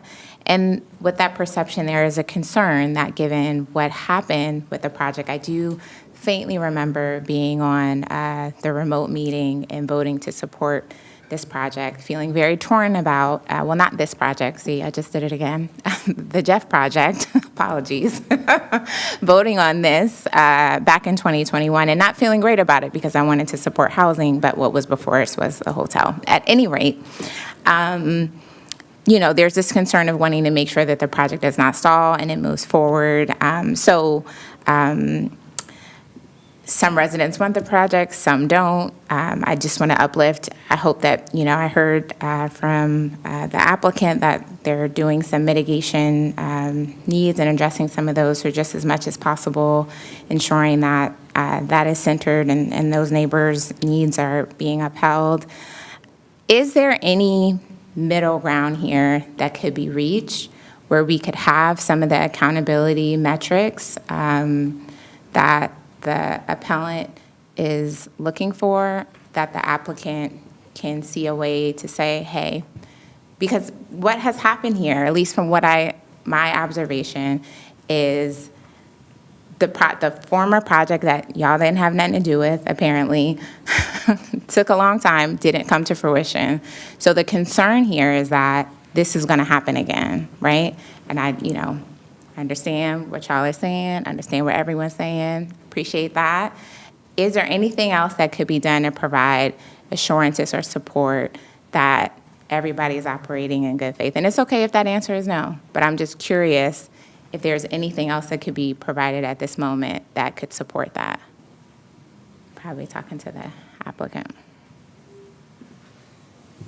First off, Councilmember McMorrin, I appreciate the comments, and I can understand the public sentiment that, hey, from a human perspective, it's a hotel, it was a hotel, it's still a hotel.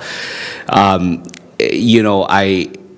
am trying to think of, when you were saying that, like, is there something, what could we do to try to meet? And the challenge that I'm facing is that I I can't, we've mapped this out. We've just taken the time with all, especially after Planning Commission and hearing the appellant's concerns the first time, getting the, appeal letter. We spent a lot of time with our consultants. We mapped out exactly schedule-wise. We showed you a very condensed schedule, but we mapped out how this is going to go for us to get this project through what it needs to go through. And, we really do need the time that's been outlined here. Yeah, and just to again reiterate the point, it's not any extra time or any abnormal amount of time, right? Like on a project like this, in some cities, there's only a 1-year time limit, right, for these type of hotels to pull a permit, and in those cases, we request a 2-year. At the council hearing, it's something we request because it's what it takes. Your code already allows for a 2-year. That 2-year applies to someone building a freestanding 3,000 square foot McDonald's, for example, right? Which is a much different complexity of development than a hotel on a zero lot line with underground parking, shoring, the design related, and all of the components affiliated with that type of development, right? So we're not asking for any more time. We're not asking for any special treatment. We're simply just asking for what we were previously approved of, which is the city standard, which is the 2-year period with the extensions that are granted by the code. I did want to say one more thing, which is, it's currently a dilapidated, retail site. We've already improved it by painting it, putting in a little bit of short-term dollars to try to improve it. If we fail, if we fail on our hotel, it'll be a retail site. It'll be a little bit more improved retail site from what it was. I guess where I'm going with this is from a city's perspective. If we, fail, by the way, after spending to get here in front of you today, we've already spent just on design, permitting, and costs, we're into the deal for $1.5 million. Then the purchase of the property was $7 million. So at this point, our balance sheet's already $8.5 million into this deal. Now, construction documentation is likely going to be another $1 million to $1.5 million. So we're putting a tremendous amount of obviously risk in dollars into a very small site with the only way out of it. The only way out of the site is to build the hotel. That's the only way we can recoup our investment, right? And so we are very motivated to build it as quickly as we can. If we can save a month, right, when we're building, if we can save a month and open a month sooner, it's a month less construction interest and a month more operating cash flow, right? I mean, it's obvious, but those dollars really matter. So again, I'm equally, frankly, baffled at, I've never been in a situation, again, we've been through a lot of projects and a lot of communities. I've never been through a situation where someone has requested a shortened time period. I can understand in this case, the human nature of, hey, it was a hotel, it's been a hotel forever, it never happened, now it's another developer proposing another hotel. I can understand that, but, I'm giving you a long answer, and I could have given you a short one, but I just wanted to really explain the context around it. So, respectfully, there is nothing that we could agree to shorten that and meet on this particular item. Thank you. Okay, curious what my colleagues have to say. Thanks. Vice Mayor Fish. Thanks, Mayor, and thank you, Jamie, Juan, Unite Here, 11, and also Atman and the applicant. Appreciate all the information y'all provided, and staff, all the work you did to put it together for us. I think seems like there's a lot of alignment that we want the project to get built. It's good for the city. It'll create jobs. I agree it'll improve the safety and aesthetics of that area.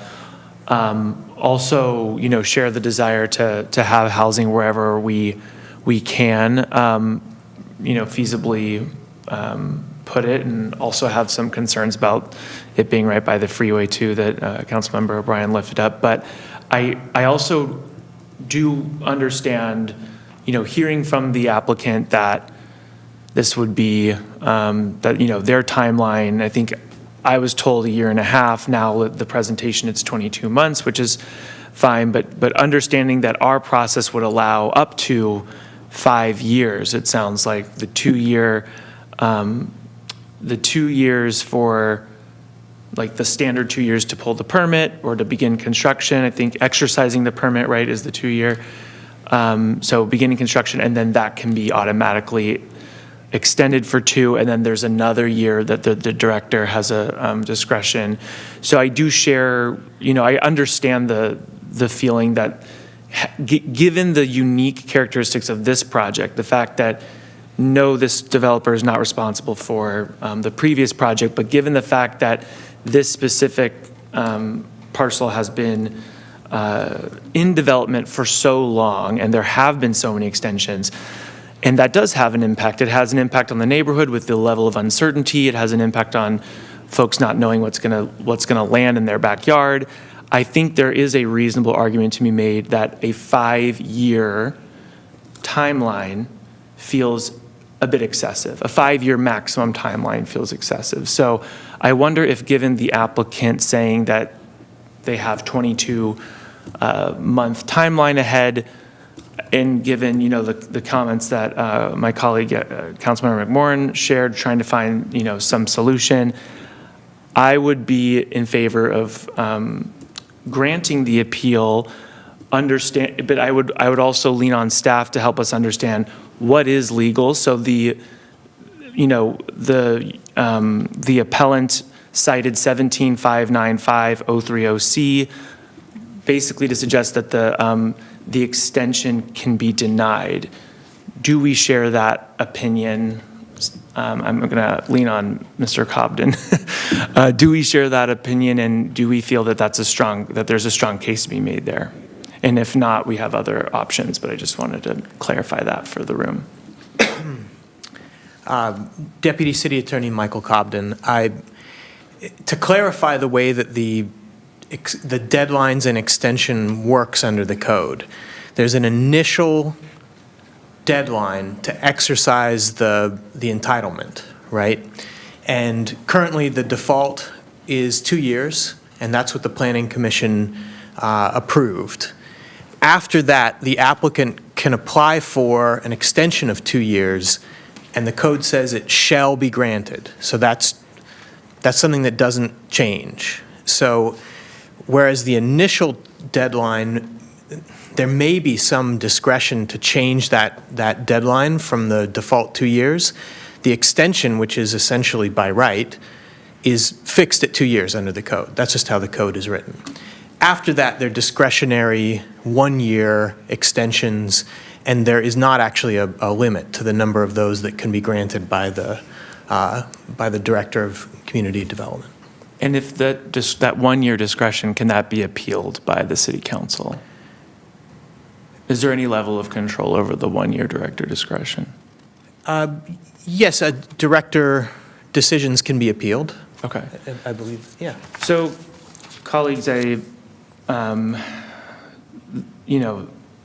given everything we've heard, I just want to share I personally support the appeal, given that what we've heard is that there's a 22-month timeline for the developer. I think we all are aligned that we want this project to get built. If we do, it sounds like to me, if we do grant the appeal, that there's still an extension that we cannot waive or deny as a council. So given that, it sounds like there will still be plenty of time for this project to move forward. And that's where I'm at this time, where if we can find a way to reduce that maximum timeline, that it would be good for the city in terms of we would be showing that we want this project to move forward in good faith. We understand that the applicant does as well. And we want this project to happen on the soonest possible timeline. So that's what I'm suggesting, and would love to hear from the mayor as well. Thank you. Thank you. A couple questions, and I hope this isn't glib, but if the clock didn't start over or doesn't start over, What is the applicant supposed to do? Wait for the permits to expire and then pursue the project? I'm not sure I understand the question. I guess the current developer, Verdant, took over the project, but there's a concern that, or they're saying that, the appellant is saying that this is actually 5 years, not when the Verdant took over. But what would be the alternative? What should a developer do in that case? Well, one thing I'll offer is that the last extension that was received has the end date of, July 2026, or if a new entitlement is approved. So that was an effort to where there would not be two active entitlements on this one property. So if this project went away, this new iteration of the project, if they didn't, maybe they pulled out, if the appeal is granted, they pull out or whatever, then this old entitlement would still be in effect until July of 2026. And theoretically, an entity could get an extension for that. And if they wanted to build the old project, they could build the old project. Thank you. Yeah, and thank you. If the project, let's say if the project ultimately fails, what would be, on average, so a new developer would have to come in, develop plans, on average, how much longer would that extend it? Does that make sense what I'm asking? Yes, like if this entity, the new entity, went away and someone else came in and wanted to do a hotel and different from the other, and they started the process again, it would be, like another, 12 months-ish at least, year and a half to go through the process to get to a similar place. And that's assuming if the applicant sold the property because they own the property right now. Correct. And also, if I may, it assumes that there's somebody ready to go, right? That's a timeline that I think assumes that someone initiates the process. So you can factor in additional time for somebody to find the property and come up with an idea. Okay, thank you. And I know it's late, so those are my questions. And thank you for the report and for all the work and for all the answers that you provided for me. Thanks to public comment. Thank you to the applicant, and thank you to Unite Here. We, appreciate the essential role that unions play in fighting for workers, wages, and dignity in the job. But tonight, the question is not whether we support workers, it's whether the Planning Commission, followed the law and whether this is properly approved. I want projects to be on time and to be expedient, and I'm not sure we're off track here. And I agree that it only increase the time to get a new owner, developer, design, and to build something new, assuming that there's someone that's in the line. Evidence is really showing that this is a new development with a new clock, and it's a new proposal under new ownership.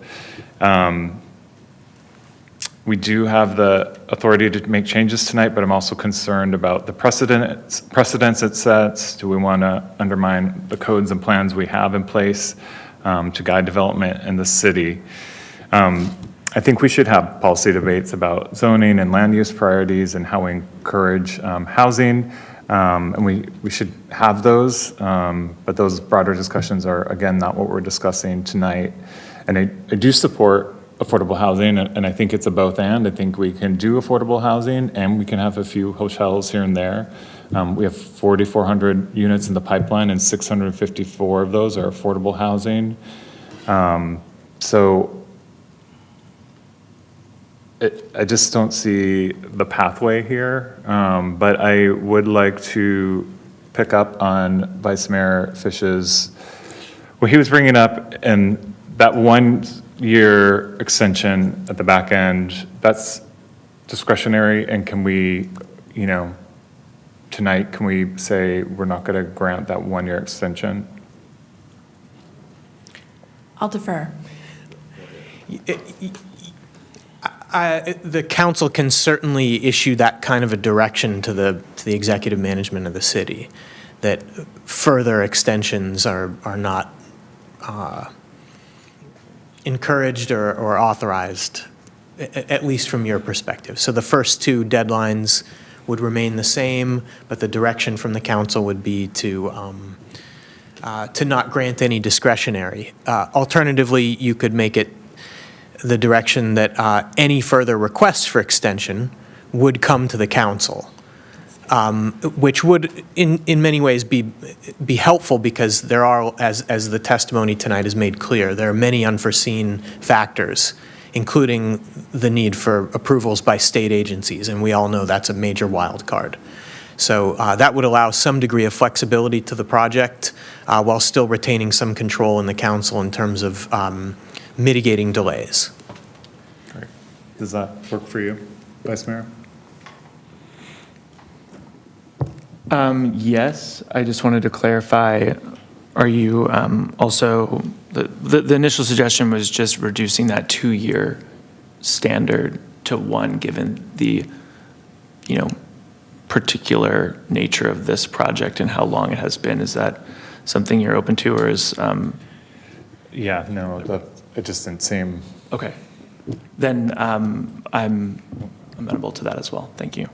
Mayor and Vice Mayor, if I may, real quick, I think that, and maybe I heard this wrong, but what I heard was that if we were to grant the 1-year restriction, they get the by right 2-year extension without any, so they're nodding. So automatically, so if we were to grant the appeal, it's 3 years. And then that 1-year discretionary, that would go to the Planning Commission. We could add language that it would come back to us within the 5-year that is standard, right? Am I conflating a few things on that one, or am I kind of? I mean, it's slightly different than that. You're correct that the 2 years automatic. So the 1 year. So if we were to grant the 1, 2 years come with it. So we got 3 from today. That's correct. And then 1. Oh. No, because the initial deadline is 2 years. The extension is 2 years. The After extension that, is they 2 are years. discretionary extensions.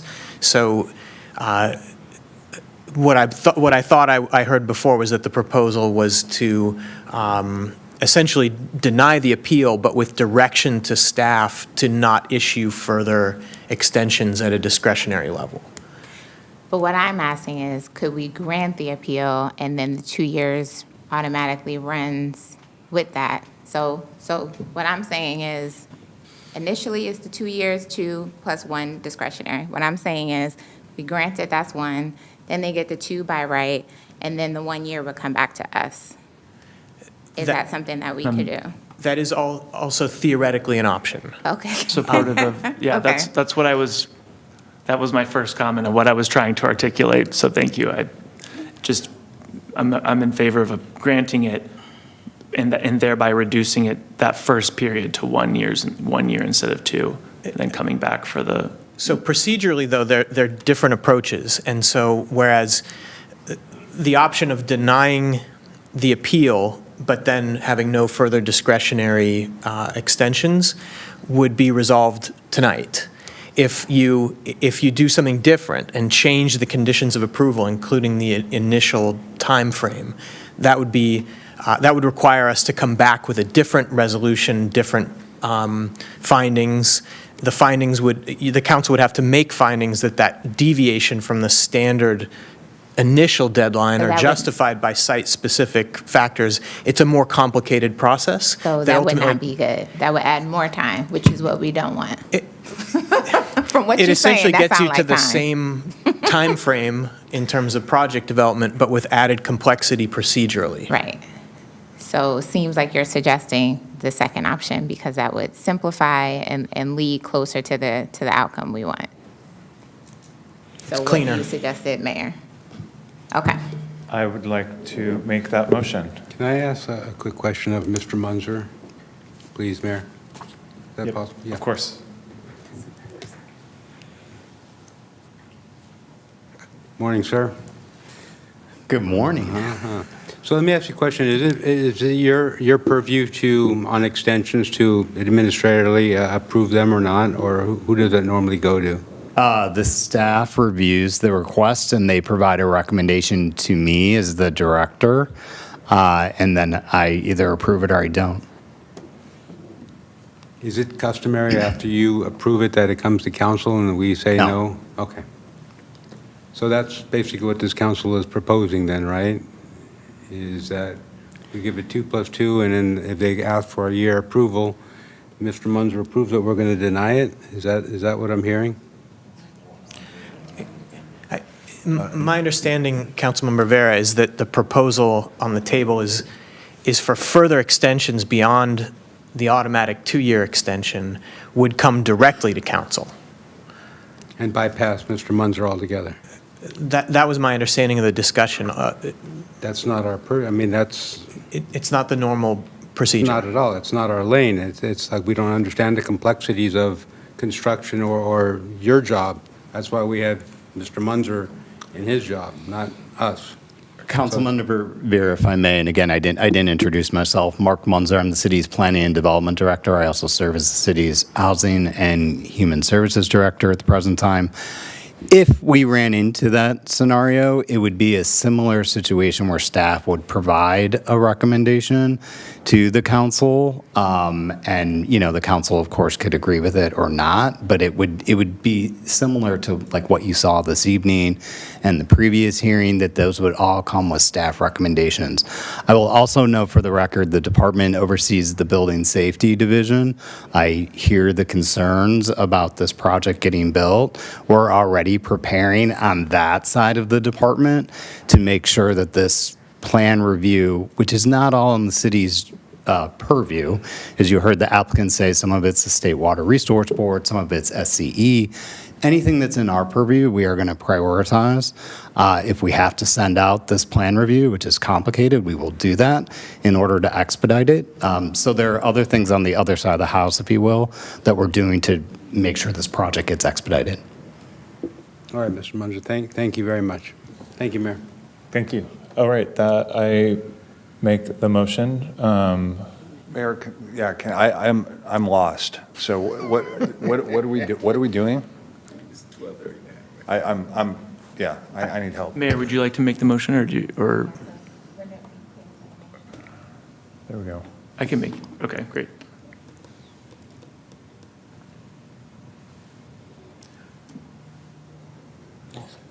So we're denying the appeal, allowing for the second, obviously the extension will happen, but then the 1-year extension will come back directly to council.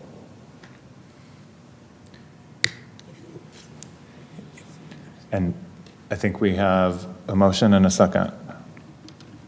Can I just clarify? So it's the standard 2, and then the ministerial extension, and then the 5th year comes back to council for approval. That's my understanding of the mayor's motion. Yeah, If requested, that's, there's no guarantee that it'll be requested. But if requested, it will come to city council. Okay, let's take the vote. With the added direction. With the added direction. With the added direction, yes.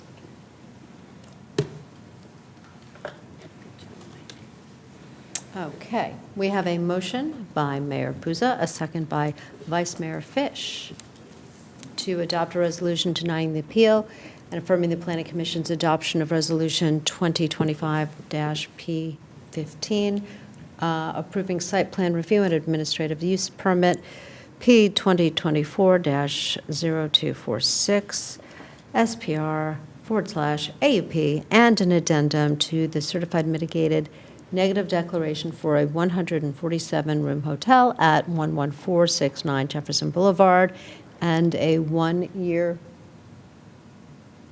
Can you finish that, Mike? Mayor, I'm sorry, could I just ask one quick clarifying question before we vote on this motion?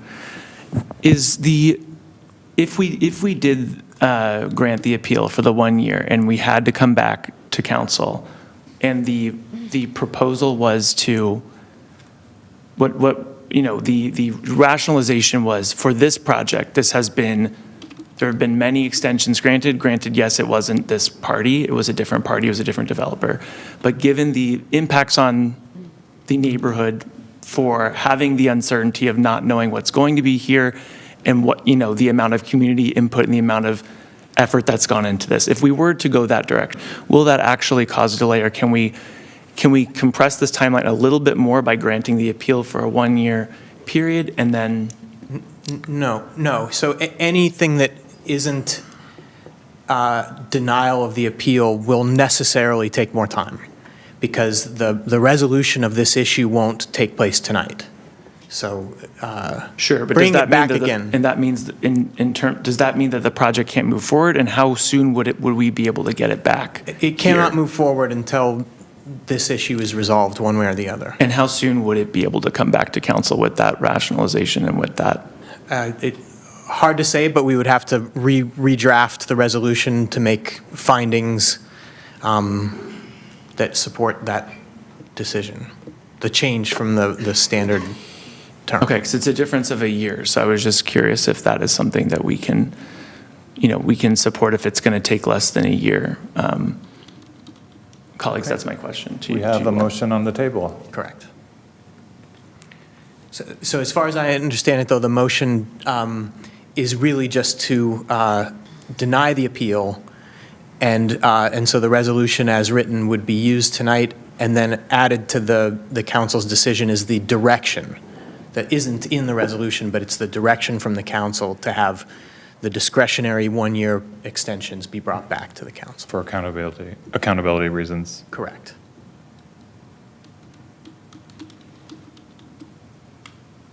Okay, thank you.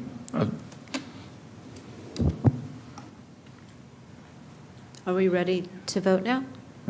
Okay.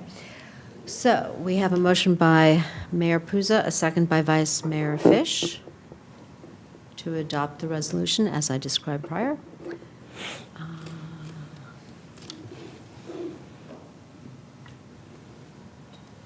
Please vote.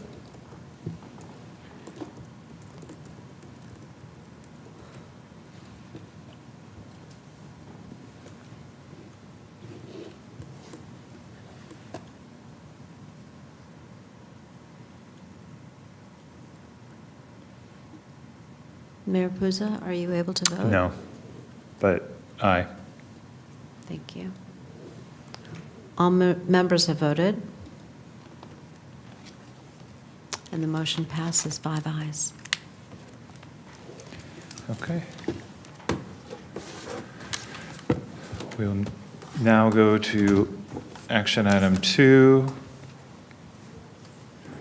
presentation of the fiscal year 2025-2026 mid-year budget monitoring report, receipt and filing of the fiscal year 2025-2026 mid-year budget monitoring report, notification to public, inviting comment and input for the upcoming proposed budget for fiscal year 2026-27, approval of proposed blanket purchase, order amendments, approval of personnel position allocation amendments, adoption of a resolution adopting the updated classification and salary plan for city employees effective February 9th, 2026, adoption of a resolution adopting the updated executive compensation plan effective February 9th, 2026, and 4/5 vote requirement approval of proposed budget amendments.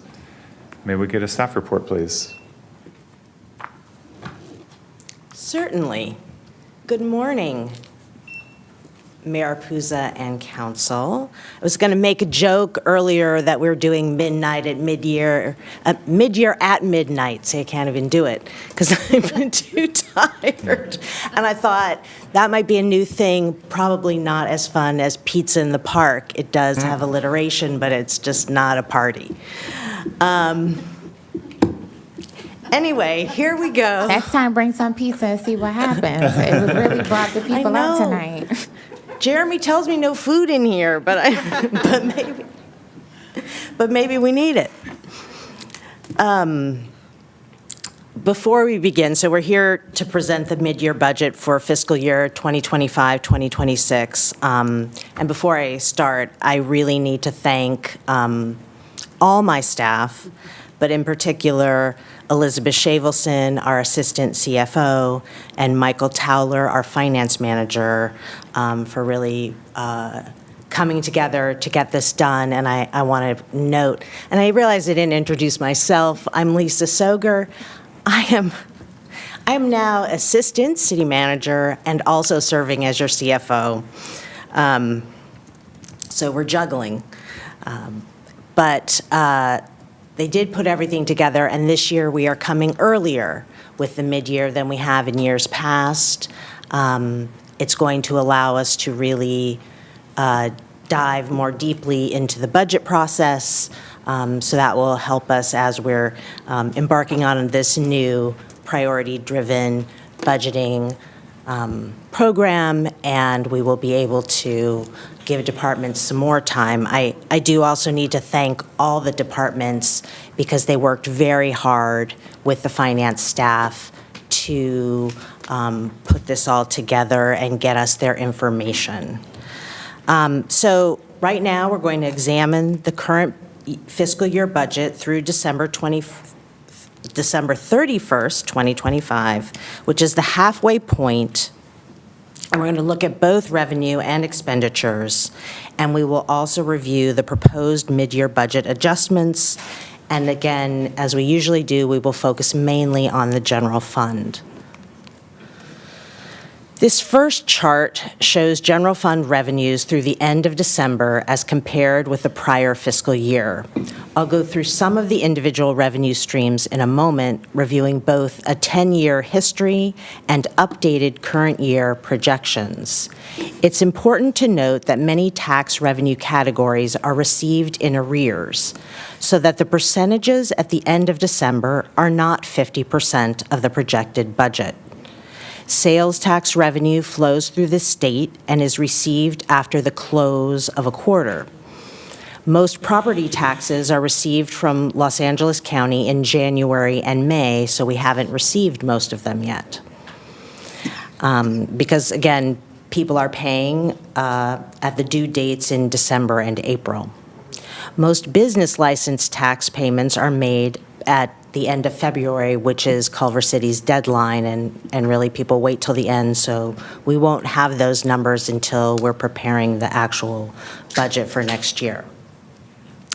As of December 31st, 2025, the city had received approximately $3.1 million more in revenue than during the same period in the previous fiscal year.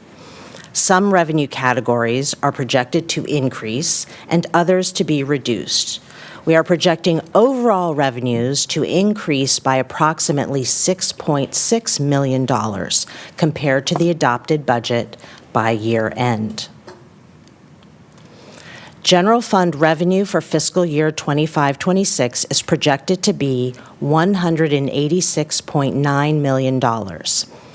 This pie chart provides an overview of general fund revenues showing how much each revenue category contributes to the total. The largest contributor to Culver City's general fund revenue is sales tax at 24%. Business license tax comes in second at 16%. Utility users tax is 10%, and property tax makes up 9%. Transfers are at 4% and include the one-time transfer of $2.5 million from closing CIPs in Fund 420 to fund the one-time donation to CCUSD.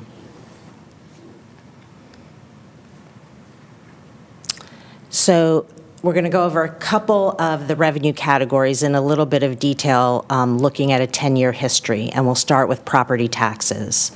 Secured property taxes make up part of this category, and they are on track to meet projections.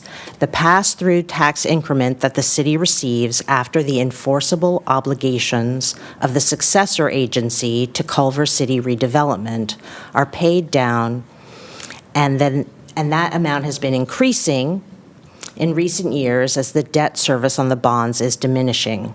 Staff is projecting no change in this category. The chart for real property transfer tax shows the elastic nature of this revenue source. The spike in fiscal year 21-22, where receipts were over $32 million, reflects a robust number of real estate transactions, commercial properties in particular. Property sales slowed down in the following fiscal years. High interest rates and inflation dampened the real estate market. Based on this history, staff projected only $6 million in revenue for this fiscal year. The receipts through December 31st reflect 5 months of revenue and total $5.2 million, or 88% of the budget estimate. We have also received the revenue for the month of December. We received that in the last week or so, and that puts us over the $6 million budget amount for the first half of the year. Based on these higher receipts, staff is now revising this revenue estimate to $9 million, an increase of $3 million. I do want to bring everyone's attention to a proposed statewide ballot measure from the Howard Jarvis Taxpayers Association that is seeking to eliminate all real property transfer taxes going forward and retroactively. These apply to a number of charter cities up and down the state, and so that would be a loss to us. Even though this is a cyclical revenue source, we count on getting at least something. And so we'll be keeping our eye on that measure, and we will keep council apprised if it progresses. In the charts in the staff report, cannabis business tax is grouped together with the business license tax. Business license tax increased to $31.3 million in fiscal year 23-24, exceeding the prior year by $12.6 million. The increase is tied to the new business tax rates that were adopted by voters in November 2022, and the significant efforts of the city's consultant, HDL, on business license compliance. Timing of business license renewals happens predominantly in January and February, so staff does not have enough information at this point in the fiscal year to evaluate the current year revenues. As such, staff is not proposing any changes to business license revenue.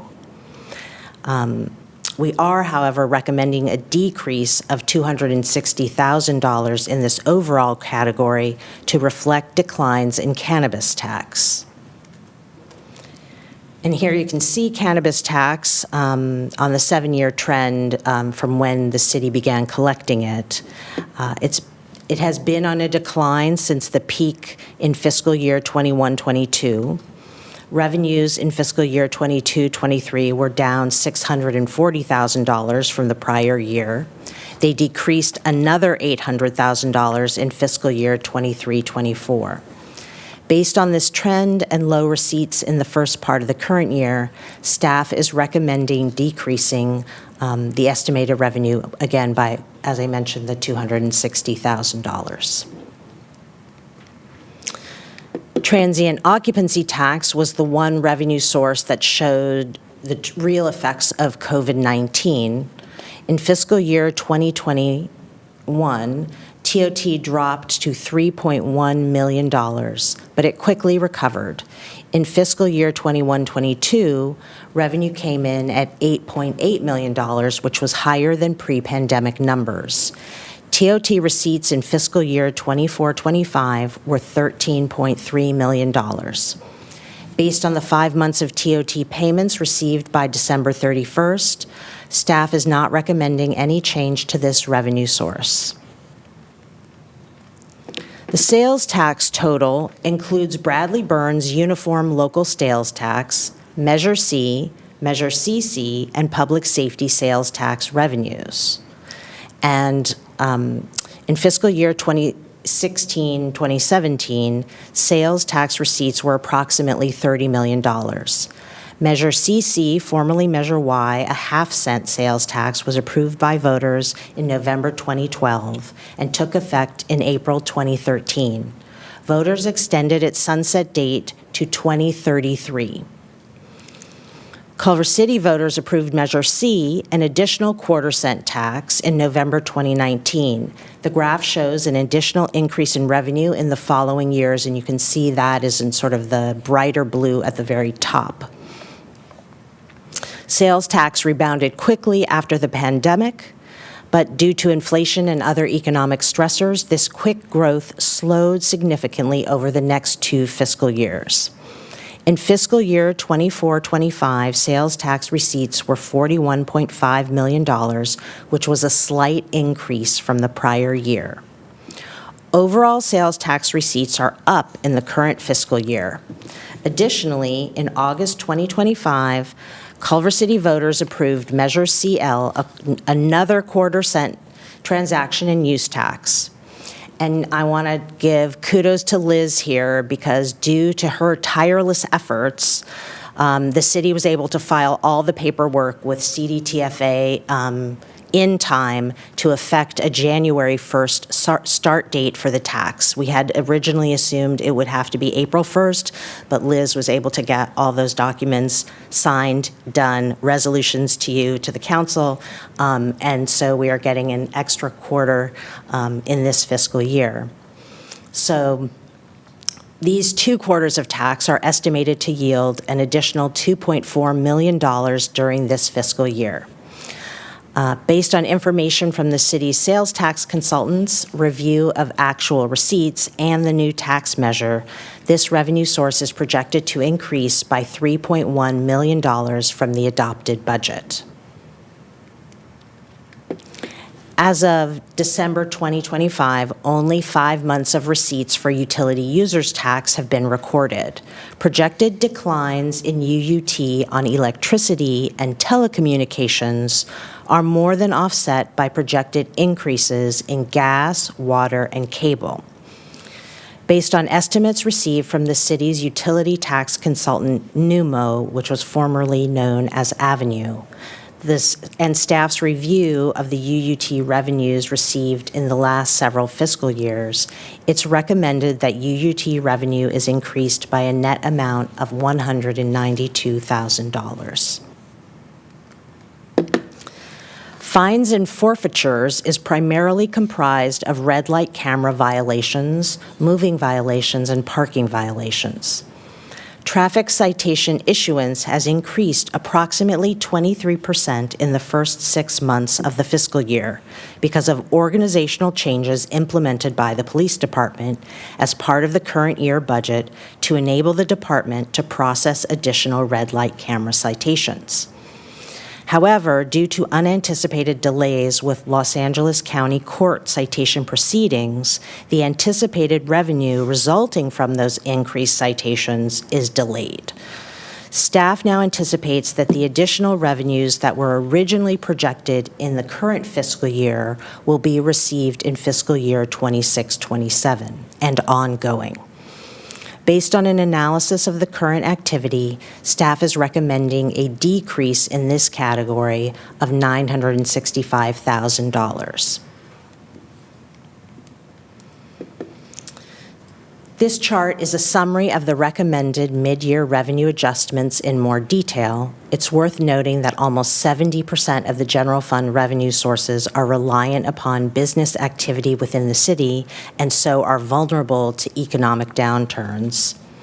But this year we're seeing that trend in a positive light, and the combined revisions bring the general fund revenue projections for fiscal year 25-26 to a $6.6 million increase. At this point in the fiscal year, departments have reviewed their expenditures and staffing levels and have made small requests to amend them. Finance staff has carefully reviewed these requests in light of the city's current budget constraints, and are recommending appropriation adjustments in the general fund for mid-year of $600,000, which includes $475,000 in one-time funds for the purchase of a fire department ambulance for the advanced practitioner unit, and $75,000 to replace the Culver City Fire Department fire tower generator, and $50,000 in ongoing funds to cover the costs of parking meter batteries and LCD screen replacement. The $75,000 for the generator will come from the General Fund Facilities Planning Reserve.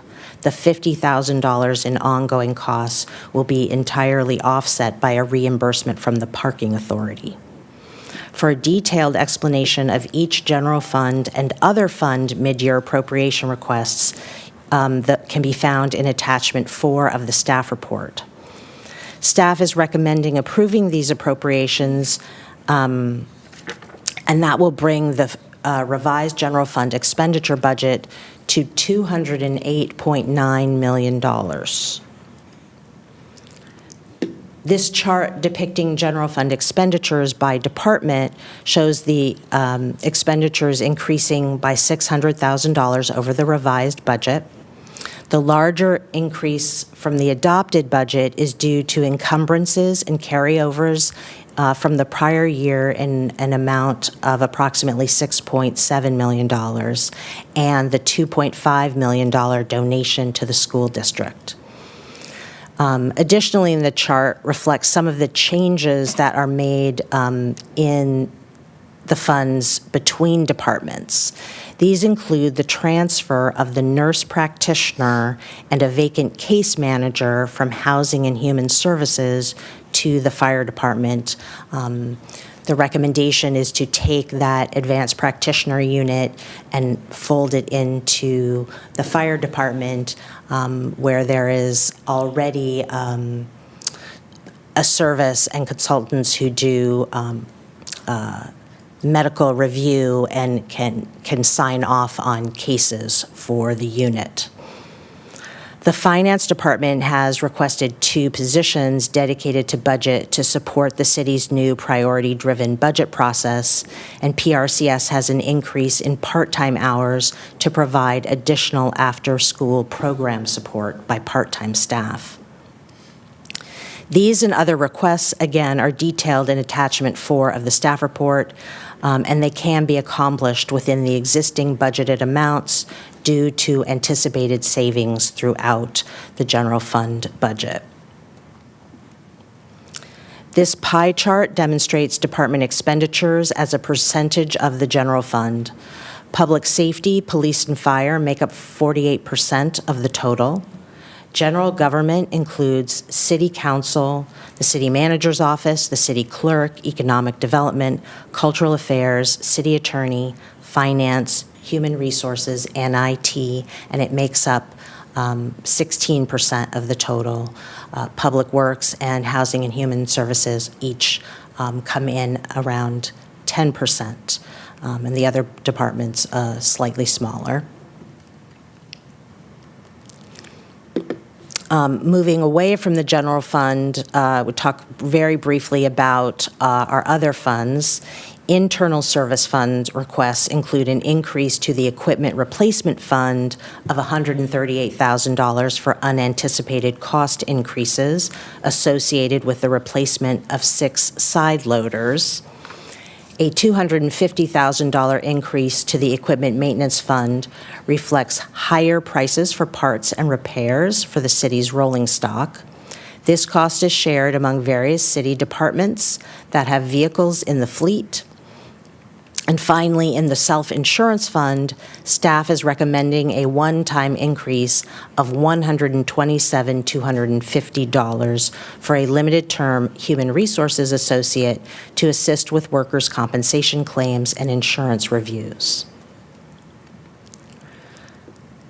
Enterprise funds requests include approximately $1.3 million in funding to capture the increased cost of trucking for trash disposal and waste processing costs related to a new agreement with outside hauling agencies.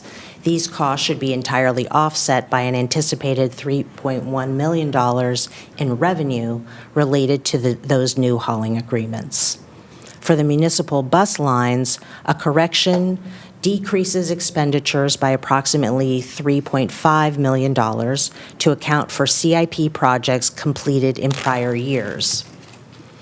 Staff is recommending budget adjustments totaling $913,000 in the Sewer Enterprise Fund, which reflect a $330,000 required contribution to the City of Los Angeles for the Hyperion plant, $75,000 for outside audit services, and $432,000 to replace a service truck with a crane body attachment. As part of the mid-year budget, finance staff reviewed the city's existing CIPs.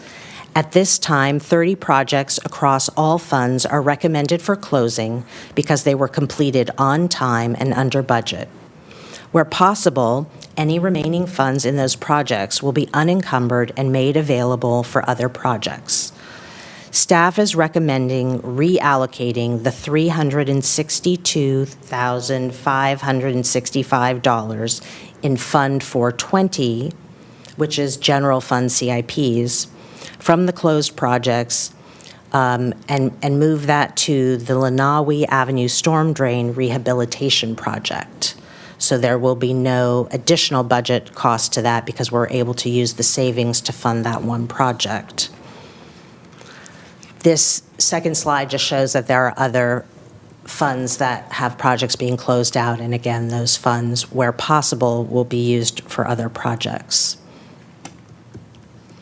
Since fiscal year 2017 and before, revenues had been at or more than expenditures. That changed in fiscal year 23-24, with expenditures outpacing revenues by $1 million. The unaudited numbers from fiscal year 24-25 show expenditures exceeding revenues by $11 million. Expenditures are projected to be greater than revenues in the current fiscal year by approximately $22.1 million. This delta is made up of council-approved expenditures, encumbrances and carryovers from the prior year, and some capital projects. So the general fund started the fiscal year with approximately $140.8 million in general fund balance. That pot is made up of non-spendable, restricted, assigned, and committed reserves. Ongoing revenues are projected to be $184.4 million, and ongoing expenditures are projected to be $192.7 million, leaving an operating budget shortfall of $8.3 million. In the staff report, in the chart in the staff report, we had actually included the $2.5 million that came from closing CIPs in Fund 420 for the one-time $2.5 million donation to CCUSD in the ongoing revenues. So if you see the chart in the staff report, it has the ongoing revenues as $186.9 million. We've pulled it out here for clarity and displayed it as a one-time transfer. Other one-time expenditures of $8.6 million includes the $6.7 million in encumbrances and carryovers from the prior year, and a handful, approximately $1.9 million of projects that were approved by council as one-time part of the budget.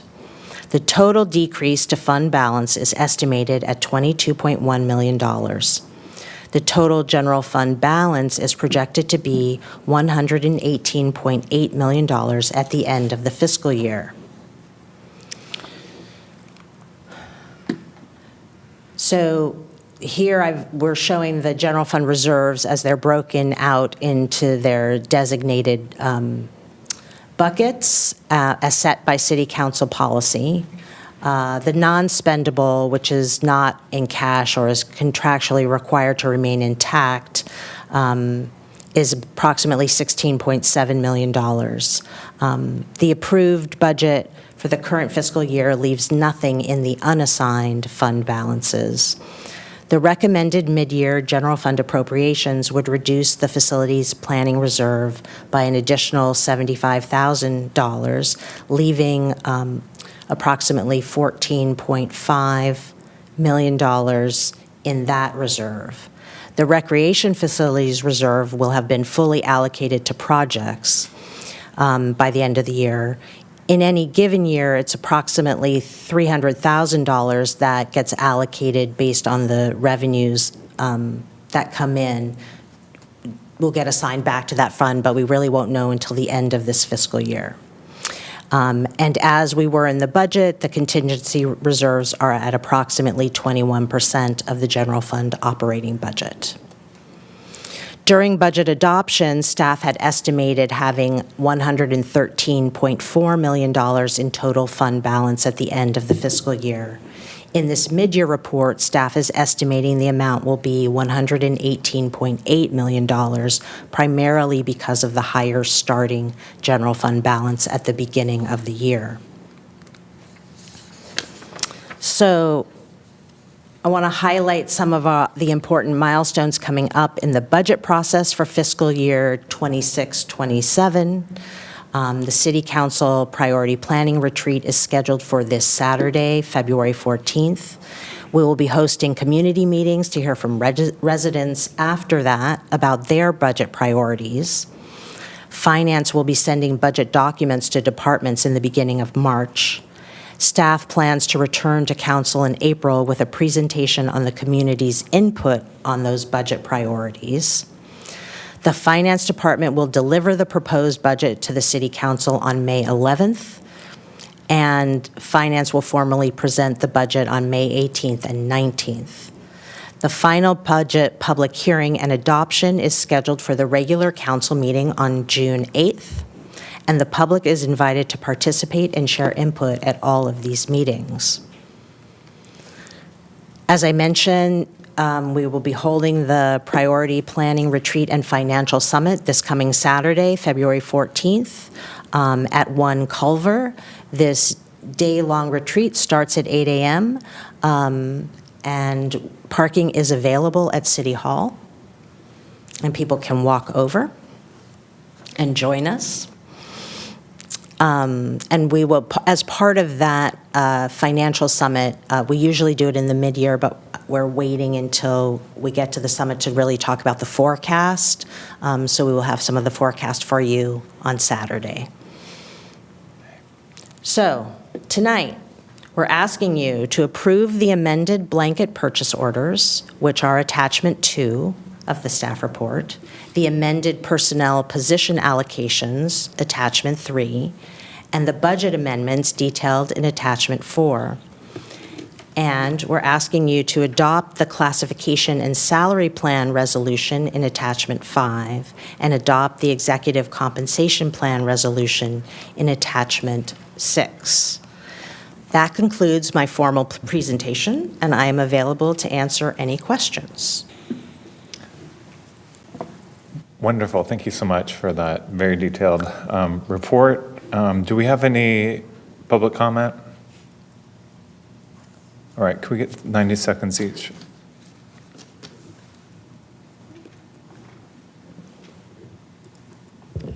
Okay, so we had 2 speakers signed up, Melissa Sanders and Denise Neal. However, I am not seeing Melissa Sanders online right now. So Denise Neal, you're up. Good evening, City Council members, staff, and community at large. It's good to be back. I'd like to know if I heard correctly that for the retreat on Saturday at 1 Culver, the public is invited to also be there? Oh, okay, excellent, excellent. I'd love to be there and maybe bring some neighbors.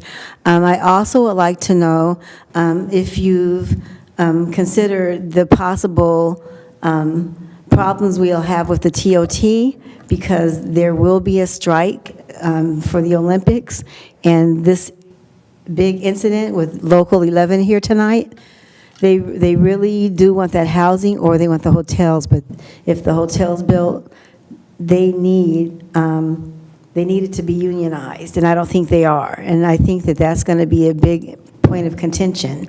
West Side Council of Governments has a meeting in Santa Monica. It's going to come back up. So I'd like to know if we can talk about some of that Thursday for those who will be present. All these things will come out Saturday. Thank you. Okay. Thank you. That was our final speaker. Thank you. We'll go to questions and comments, starting with Councilmember O'Brien.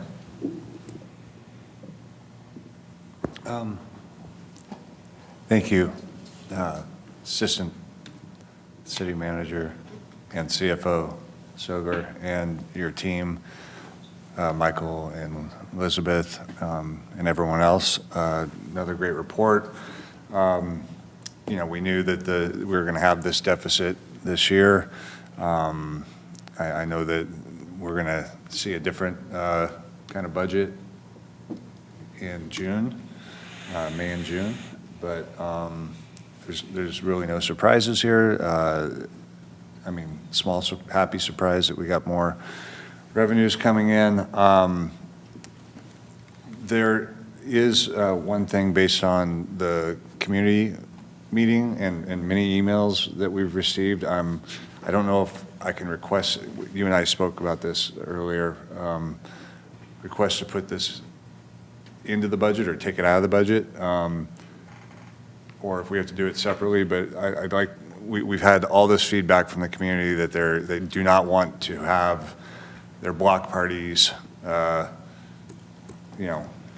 anything.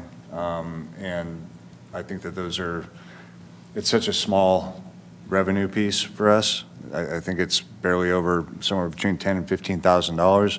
I think it's a better community building exercise to not have that. So is that something that we could make happen here, or do we need to put it into a future agenda item?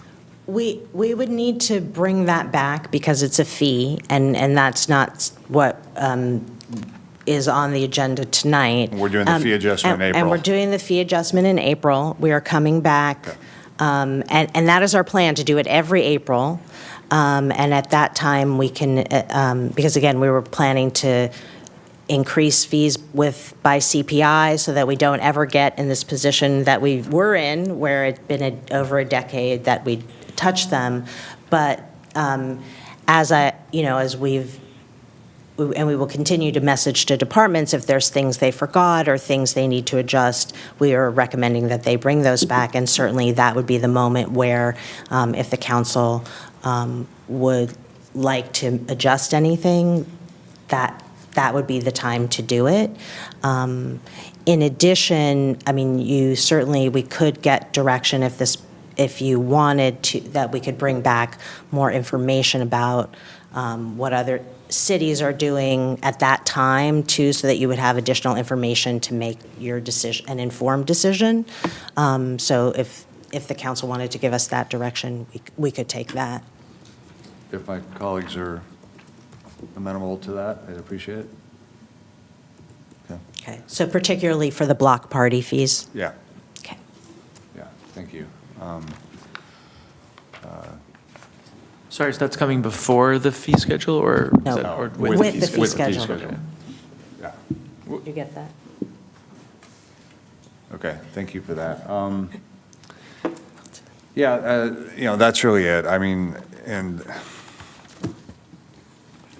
I'm not going to beat the horse too much, but the dead horse too much, but I will beat it one more time. The Jubilo cost is a lot, and I know that it's important to build affordable housing, but we got kind of pinned into a corner on that, I think unfairly, and it's decreased our reserves by quite a bit. So that's all I have, Mayor. Thank you. Thank you. Councilmember Vera. No other comments. I echo what Councilmember O'Brien said in terms of our $20 million contribution. But other than that, Lisa, thank you so much for everything. Thank you. Councilmember McMorrin. Thanks, it's getting late, so deep appreciation if I have any additional questions. Oh, I did want to ask, because a community member reached out to me, apologies, because it's late as I don't know what, but your presentation was lovely and your staff is great.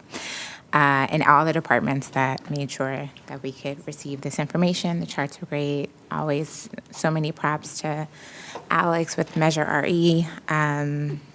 Glad we re-upped the business license, all of those things. Is really encouraging that these investments that we're doing are investing back in the community. Okay, so question about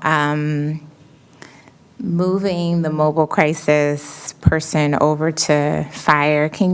You spoke to it a bit in the presentation, but can you talk to me a little bit more about that in terms of like from a cost approach, or is it just efficiency that is going there? So I'm just trying to understand just a bit more of that shift. It's efficiency, and we Thank you so have our much. deputy fire chief here to help me Good answer morning. that. Thank you for being here. Here we go. Good morning. So, a lot of it is, some of it is cost. Lisa can talk to that a little bit better than me. But a lot of it is efficiency as well. The fire department is already set up to monitor how this will work. We have quality improvement, quality assurance programs. We have nurse educators. We also have our medical oversight. We have medical supervision through our medical director, our nurse educator, our EMS administrative captain. It'll answer some of the dispatch questions that have come up a lot through this. In other words, we will have a dedicated firefighter paramedic on the unit that will be able to use the radio, communicate with our dispatch center. Liability, we have existing medical oversight and supervision, which will diminish medical liability, and the APU will be working under existing Los Angeles County EMS agency medical protocols. So, did that answer your question? It did. And just to follow up on that, would this person be wearing like a fire uniform when they're with the mobile crisis team, or what would they be wearing? There's a reason I'm asking that, but if you could speak to that. So right now it would be fire department uniform. So I appreciate that, and my main concern when we have folks, and again, this isn't a universal truth, and we will have folks who feel differently, and that's just the nature of it. But I do just want to elevate that. Sometimes when folks are in crisis, and I know that the unit doesn't directly respond to folks immediately in crisis, but you just never know. Sometimes people can be more triggered by folks in uniform. So I don't know if there's a way that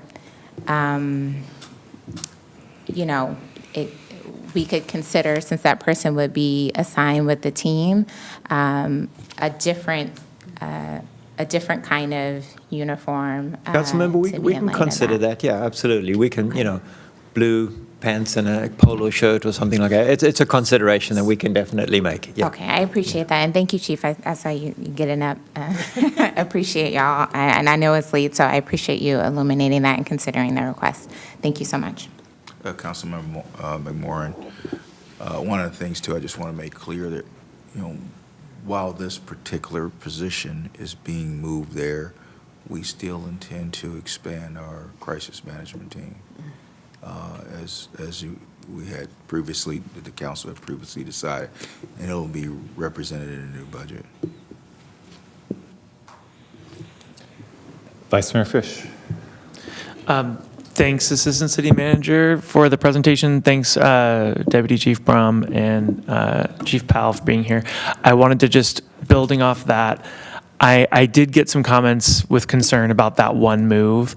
I think specifically just with concern that it could weaken the mobile crisis team in some way. I'm just curious if, given the fact that the mobile crisis team was really specifically to handle, as I understand it, the design wasn't here, but the design of it and the intent was, to handle mental health crises and, housing issues.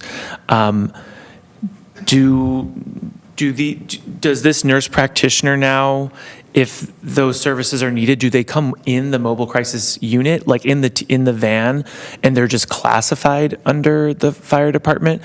Or do they come like with the fire truck, all of that, and the EMT in the event that they're needed? Oh, well, you can follow. So the first thing is that we included, there's two positions that are being recruited for the mobile crisis team. This advanced nurse that's separate. That's happening currently. This nurse practitioner was really meant to get rid of the street medicine piece, the contract we have with an outside agency, and bring it in-house. So it was a separate service. It was not necessarily the mobile crisis team doing what they do. This was the medical piece that was going to Project Home Key, going to Wellness Village, going out on the streets to provide the street medicine, and we were contracting, again, with an outside agency. The thought was that we would have more control to bring it in-house, and it was proposed in last year's budget as an added service, and under Housing and Human Services. So as they were fleshing it out, it really began to make more sense to put that, for all the reasons that the deputy chief illuminated, right, for the medical oversight, because again, we would have had to stand that up completely separately in housing, and that didn't make sense. So we are building a more robust mobile crisis team by adding a couple positions. Those are still in there. This was really replacing the street medicine team, and doing it in a way that we have liability coverage, we have medical oversight. Thank you. So will the same medical services that were offered with the MCT, and I don't know exactly what those were, but will those remain offered? If someone's having a mental health crisis, whatever we were offering people with that unit, will that still be the case? Yeah. Or will that now be a firefighter and an EMT? No. And an EMT, yeah. Yeah, so we will work directly with MCT, and they will cover what they're covering, and all we're going to do is take over the medical aspect of what that was. So HIA was covering that prior, that was the contracted service, and we're essentially going to do that. With that advanced provider, we will be able to provide our own services that HIA was doing. So we're not changing anything, we're just moving it into the fire department. Thank you. That's very clarifying and helpful. Appreciate it. That's all I have. We'll have transport capabilities with our paramedic and the ambulance. Okay. So if the need arose, we could take, a patient to the hospital. Great. I just wanted to make sure that there wasn't necessarily an EMT at every MCT stop or service. Okay. No. That's great. Thank you. Thank you for the presentation and all the work, and thanks to Liz for getting all the paperwork ready or in time, completed in time for this first quarter. Just continuing this conversation, the healthcare in action. So this is going to be less expensive, but more efficient than healthcare in action? I don't know that I can't say that it's going to be less costly. I think it is probably the same, maybe hard to say now that we've changed it to a paramedic, and certainly we're buying an ambulance, right, a unit, so that's an upfront cost that we wouldn't have had. What I will say is I know that Healthcare in Action was able to get some Medicare or Medi-Cal Medi-Cal reimbursements that we would probably be eligible for directly. So that could be funds that come back to the city to help offset the cost. I don't have a calculation on what that would be. We'd have to find out. So at least I can say it's probably equivalent, the cost. It's not truly a cost, I can't say that it's a cost savings. And certainly, we have more control. I mean, it is more expensive because we have to have the unit, right? So we're paying for the unit. That wasn't contemplated. But in terms of personnel, it's not. And, you know, then we have the control, and it can be used for other things, right? So as the chief mentioned, we could now transport people to the hospital if necessarily, or, fill in for other calls if necessary. Got it. Thank you. So, if I may, in 2024, I believe, we had 64 instances when we had to call for other transport units to transport the patient. And those were 64 instances where we were not able to bill because other agencies transported. So with this unit, in addition to assisting MCT with the medical component, we can also use it as a transport unit when we're at drawdown and none of our ambulances are available. In 2025, that was 1,300 times. 1,300 times, there was a possibility that an additional call would have come out, and we would have to have given that to another agency, and now we will have another ambulance to transport. So there's additional things we can do to increase revenue as well with this unit. Thank you. Okay. Great, thank you. My only concern was, is this going to be sustainable over time? And is this the right time to start it? And if there's a possibility of like a pilot program, as it's a new program and. What I can tell you is we're in Area A, so our Area A cities, Beverly Hills, Santa Monica, and Los Angeles City, all have these units. They're all increasing them because of the value that they provide to the agency and to the city. Great, thank you. That is it for me. Let's see. Give me a second. So, I'd like to make a motion to approve the proposed blanket purchase order amendments as provided, approve the proposed personnel position allocation amendments, adopt the resolution adopting the classification and salary plan for city employees effective February 9th, 2026, adopt resolution adopting the executive compensation plan effective February 6th, 2026, and approve the budget amendments as proposed in attachment 4. Great. We have a motion by Councilmember O'Brien and a second by Vice Mayor Fish.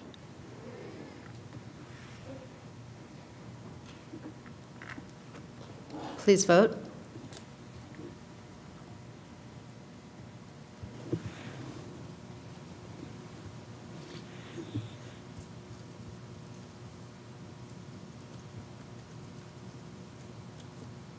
Vice Mayor? All members have voted, and that motion passes unanimously. And to our last agenda item, this will be the fastest agenda item you've heard all night. So we have the consideration of appointments to the ad hoc 2025 and 2026 FIFA World Cup and 2028 Summer Olympics Preparation Subcommittee, and also the creation of an ad hoc Women and Girls Subcommittee, and any other direction you would like to provide. So we can take the first one. This was a request that was made at council at the January 26th meeting, our last meeting. And so I pretty much would recommend that someone make a motion for appointments. All right. We'll start with Councilmember McMorrin. Sorry, it's getting so late. I just assumed. Thank you, City Clerk. I really appreciate you all bringing this item back so quickly. I agendized this after the news was made public around Councilmember O'Brien's new role as CEO of the Culver City Chamber of Commerce. So it is my, I guess, formal request that given he will be, hopefully, as the president of the chamber, intimately involved in conversations as it pertains to the World Games that are coming to our region. I've been representing the small businesses or businesses in our community, not just small businesses. And we encourage that. And I believe that there should be another representation on that seat. So that was the intention with agendizing this. I know that there will likely be additional information forthcoming. I do think that there's a active complaint with the FPPC around other things that are outside the scope of this agenda item, but I assume we'll learn more about that soon. But that was the intention with this agenda item from me. So I don't know if colleagues have thoughts Thank on you. that. Councilmember O'Brien.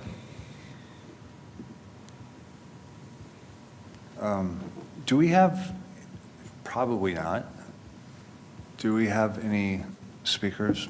May I ask, Mayor? Any? Yes, we currently have 3 speakers signed up. Now that we've heard the story behind this,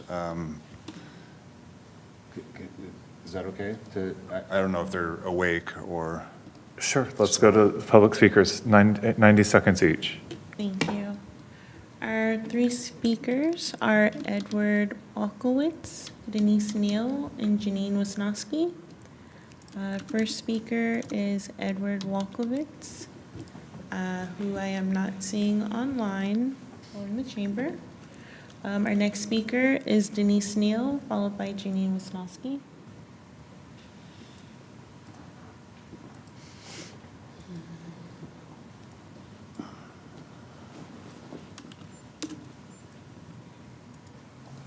Good morning, everyone. I'd like to know, as far as these appointments, and congratulations on your new position with the Chamber of Commerce, Mr. O'Brien. I'd like to know if we'll be able to discuss some of our moving parts to this whole FIFA to Olympics situation, because I attended a symposium and was asked to speak to 184 countries. The hedge fund is now $1 trillion, and they're looking to invest in Los Angeles. We need to bring detailed project reports for every single thing that we need funding for, and I need it from every committee, every team, and we need to know how we're going to handle New Zealand if the hotels actually go on strike, not getting what they talked about tonight. That's just one of 3 points of contention on the hotel situation, but I'd like to know if you're willing to help get this information to the venture capital people.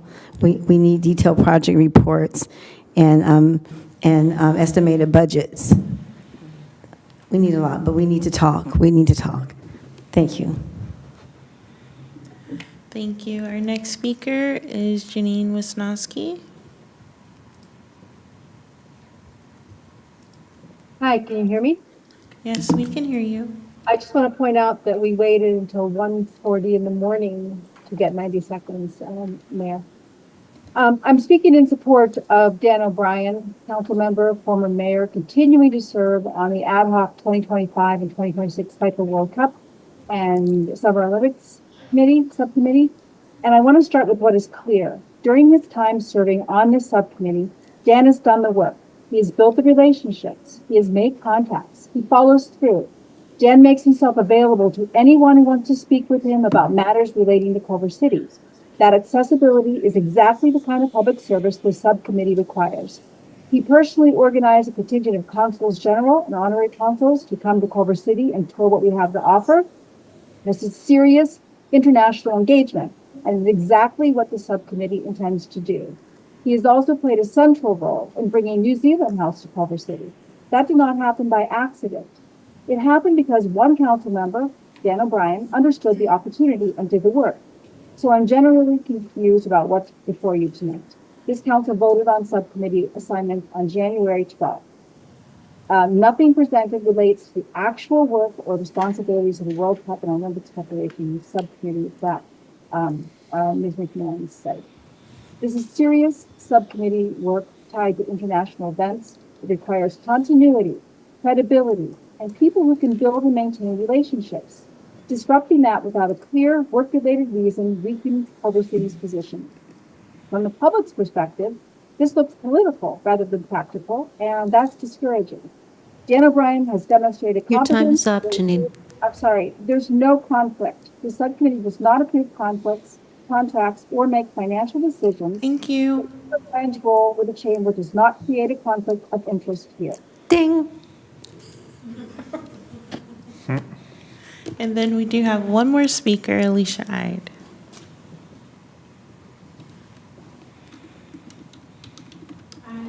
Tonight, just speaking on behalf of the Culver Arts Foundation, we are partnered with the city in trying to raise money and trying to program for the Olympics. And any activity that we do will have a dramatic impact on the business community, and they should have a voice in the room, if nothing else. So in addition to it not being in conflict, I think it's actually an advantage to have somebody representing the business community as part of this subcommittee. In addition, I want to thank him for all his hard work up to this point in bringing New Zealand and the Pan-African and all the other activities that have already begun to be planned very late, in my opinion, but nonetheless, moving forward. So that's the opinion of the foundation. Thank you. Thank you. That was our final speaker for this item. Great. Thank you. Councilmember O'Brien. Thank you. Of course, for the first time ever, I typed up what I wanted to say and then left it at home. So I'm going to do what I always do and go from my heart and speak from what's on my mind. First, to address the chamber issue, if it is an issue, through the city attorney's office, requested an opinion on this, I think over 4 weeks ago, and still waiting to hear back from the FPPC on their opinion. However, there's been, if you do a search, there's been over a dozen council members who have shared the role of President, CEO, Executive Director of Chambers, and have asked for opinions from the FPPC, including our own Steve Rose from 2000 to 2008. He, in this very city, he held both positions, and as far as I'm aware, there wasn't a complaint filed, but we're still looking into that. The two positions are not, what's the terminology? They're not by definition, city attorney, in conflict? They're not incompatible. There's nothing to preclude you from holding both city council and chamber president position. It's based on, conflicts are evaluated based on case-by-case items that would come before you for a decision on the council. Thank you.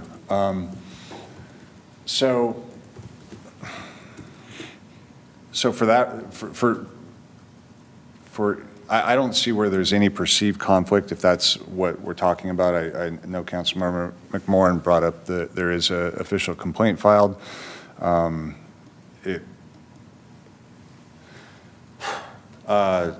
It shows that to me, this is political. Coming from the dais, the day after the request was made here, a message was seen on one of the Facebook pages from an individual who often speaks at these meetings and campaigned for my colleague here and also for the complainant, Nancy Barba. She filed the complaint. So it has the appearances of being very political. I don't think that in this case especially, there's no conflict. There could be conflicts in the future, and I'll consult with the city attorney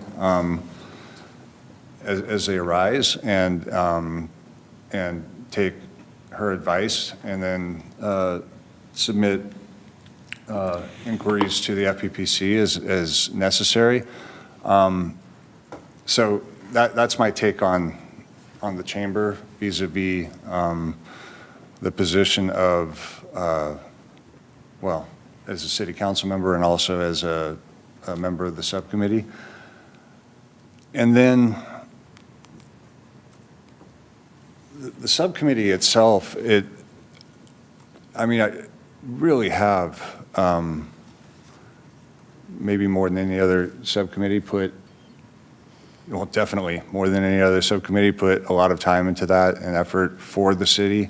I've said it before, Culver City is very much a part of my identity. And I'm sorry I'm making this about me, but this is about me. It is. And I think I arguably lost my career in TV and film because of the time I dedicate to this role. I had a 12-year permalance job with Fox Entertainment and Fox Sports, and arguably I was not dedicating 100% of my time to that, and I was putting a lot of effort into this role. So, the characterization that I may be looking for favor or I don't know, for myself, it's the opposite. And then just the practical truth, this is diplomacy, and diplomats have protocols. They send you an email and you get a auto response that says, your email is very important to me. I'll get back to you when I can. It's insulting. It takes, it's truly relationship building and trust building and knowing the city, because they're looking for, depending upon the nation, specific things. And I've held their hands, over 40 nations, public properties, private properties. What are they looking for? What do they need? And they call me. So I think, I know pulling me off of this will be a black eye on the city, and it will come off as political to the nations who are looking at us. And it is. It is. We've had, and I apologize for saying this, but because I don't like to do it here, but there's been questions about conflict with Councilmember or Vice Mayor Fish, and his role in transportation vis-a-vis mobility and the things that we do here, and Mayor Puza with his relationship with a member of the church and Jubilee Village. And I refuse to ask that question from here. I am not going to make that a political fight up here.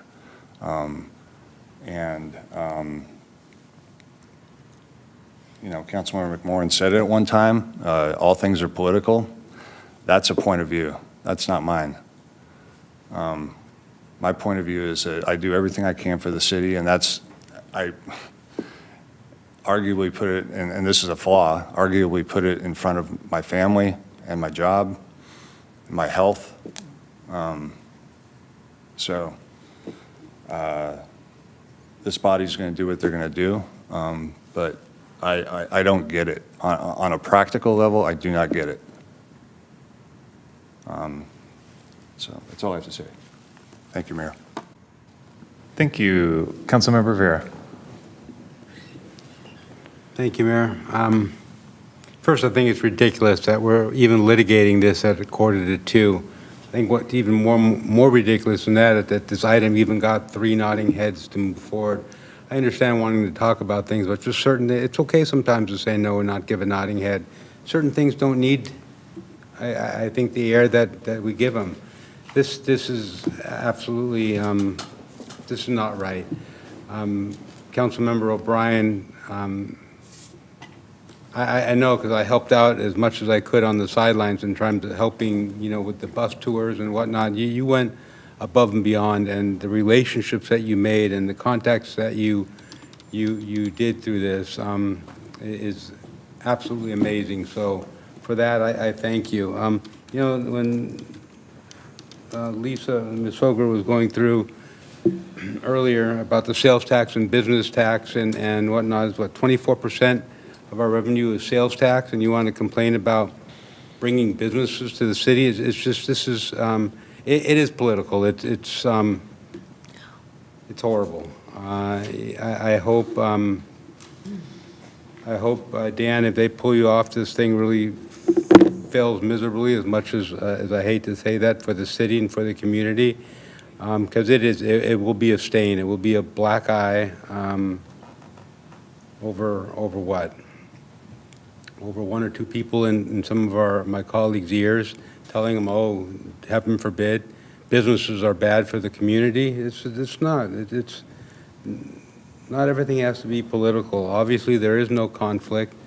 Let's just move on with it. Let's keep the dynamics the way they are with the mayor and Councilmember Bryan and move on. Thank you, Mayor. Thank you. Vice Mayor Fish. Thanks, Mayor. And thank you for agendizing this, Councilmember McMorrin. It is a tricky topic, and it is a difficult one because it involves, the 5 of us, but I still appreciate the conversation. And I also want to give my gratitude to you, Councilmember O'Brien, because you have served on this committee for several years. You've put so much time into the games. You've brought a lot of energy and passion into that, into this opportunity for the city, and you've brought forth a lot of opportunities that we have, engaged with and supported. And so I want to acknowledge your work, and I know how important that has been to you, and also just the way that is going to uplift the businesses in Culver City when that event comes, and the way that people are going to find joy in that event, the residents. So I acknowledge that and completely have gratitude for it. And I also do believe that this new role has a unique set of potential conflicts, and I do trust that you'll be eagle-eyed for those conflicts. But it's going to be, I think, significant. There's almost never a council meeting where we don't have the interests of the business community having a stake or a say in our issues. Even 2 weeks ago, there was a question of whether to use concrete protected bike lanes that came up. And, it was uplifted that Sony or one company or another company didn't want this type of bike lane or that type of bike lane. And so even something like that, used to be, well, we're all council members, we can uplift business community. Now, there's definitely the potential for that to be an example of a conflict given this role. So 2 things can be true. I think we can be incredibly grateful for the service that you've given to the subcommittee, and also acknowledge that when it comes to the Olympics, an event where the city is putting up over $800,000 of its own money in supporting our small business community, that there could be a conflict there. So for me, this isn't personal. I know the passion and drive you've put into this committee. And I expect that as the CEO of the Chamber of Commerce, you will continue to have a seat at the table and a very large role in the upcoming games. So I fully expect that as the CEO of the Chamber of Commerce, the games will be something that you have complete input into and our city's role. But it's also something to talk about that the Chamber of Commerce does do political advocacy. It has endorsed candidates in the past. It has made endorsements in the city. So there are many, and that there are many decisions, small and large, that are impacted here. So, every time we meet as a body. So I do think we need to make sure we're disciplined. All of us are disciplined when it comes to separating roles that could conflict with our role as council member. I appreciate that this is a really big opportunity for our city, and I'm encouraged that maybe fresh perspectives in this committee could be beneficial as we continue to center both the needs of our residents and the needs of the business community, and that depending on who's sitting in this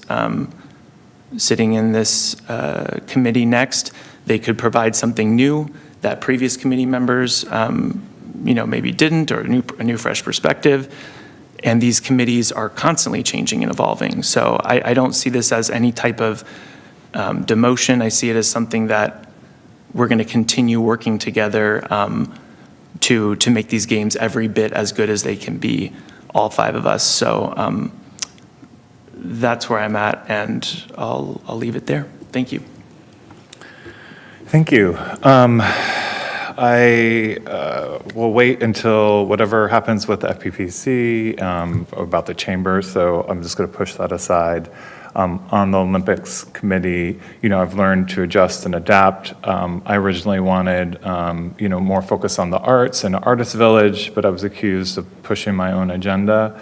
So I backed down. Meanwhile, there was work on the fan zone. But I moved on because I felt like the fan zone was a good idea and it was best for the city. So I put aside, what I was pushing for to work on this collaborative event. But the Olympics really do represent a once-in-a-lifetime opportunity for our city. And it's going to be a global event that very few communities ever get to meaningfully participate in. And I think every council member is excited about what this can mean for our city, economically, culturally, and in terms of our international profile. So Councilmember O'Brien, thank you for the foundation that you've laid and the relationships you've built. At the same time, we all know there's an election coming up, and there's no guarantee that either of us will be reelected if we choose to run. That makes it especially important that we are intentional about sharing institutional knowledge, documenting relationships, and building systems that are bigger than any one individual. Because we want to make sure that the work we're doing now continues seamlessly regardless of who's sitting in these seats. But one idea I'd like to propose is that we segment the Olympics work into different categories or focus areas and assign each council member a specific role. So for example, someone could take the lead on relationships with particular countries, delegations. One person can work on the New Zealand fan zone. Another person can work on the African village fan zone. Because no one's entitled to anything, and we're 5 individuals, but we act as a single body representing the city. And then each council member could regularly report back to the mayor and council so we can stay coordinated and informed and moving forward together. So again, my suggestion is to segment, so that way each of us, if everyone wants to be a part of it, can be a part of the planning. Since this is just a huge event, and I know it's different than the way we normally do committee work, but I think the nature of this once-in-a-lifetime opportunity, this can kind of cover all those areas. So is there any interest in that?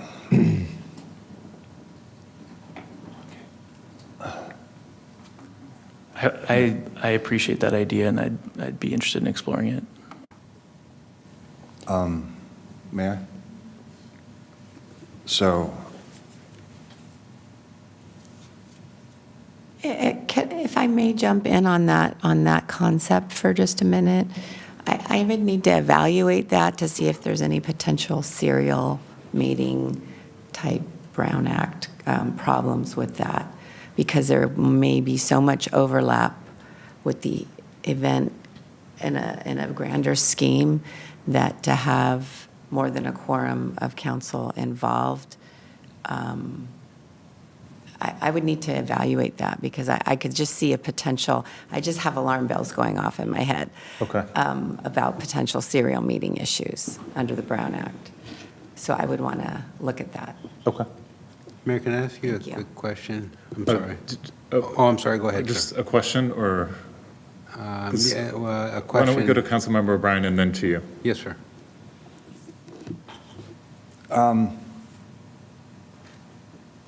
I just don't, well, clearly there's probably a problem with that idea, but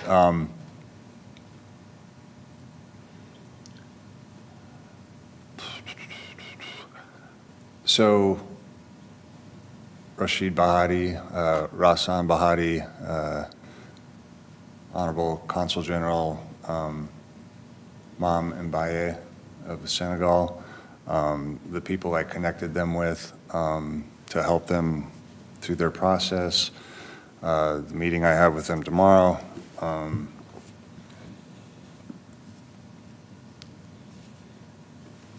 It's relationship building. And then there's Poland, who's looking at one Culver, and then there's other, I don't know, 3 or 4 other nations that to go through the, it's kind of the pitfalls of the Brown Act in some ways, where you can't be as nimble. And I have personal relationships with them that I've can reach out to them and text them and all that. So, especially in the context of the Brown Act, that's all challenging as well. Spreading that around. I understand your, Mayor, what you said about having, it being more institutional and so if I were to drop dead tomorrow, or if we were to, lose an election in November, there would be that knowledge that could be passed on. I get that argument. In this next 3-4 month period coming up, once the Winter Games are over, a lot of these nations are going to be rushing to Los Angeles to try to figure out what they're doing for 28. And I don't know how you catch up in terms of all of that. And yeah, I mean, as Chamber, as a citizen of Culver City, all of that, I want to,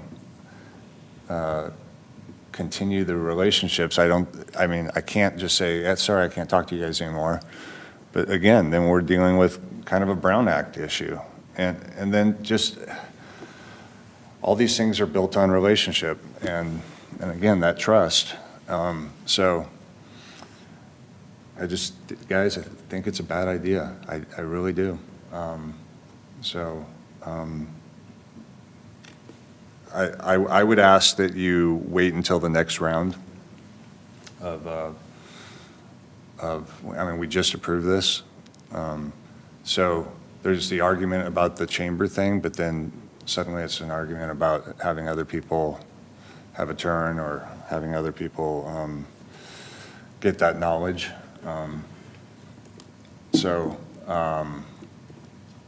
Which is it?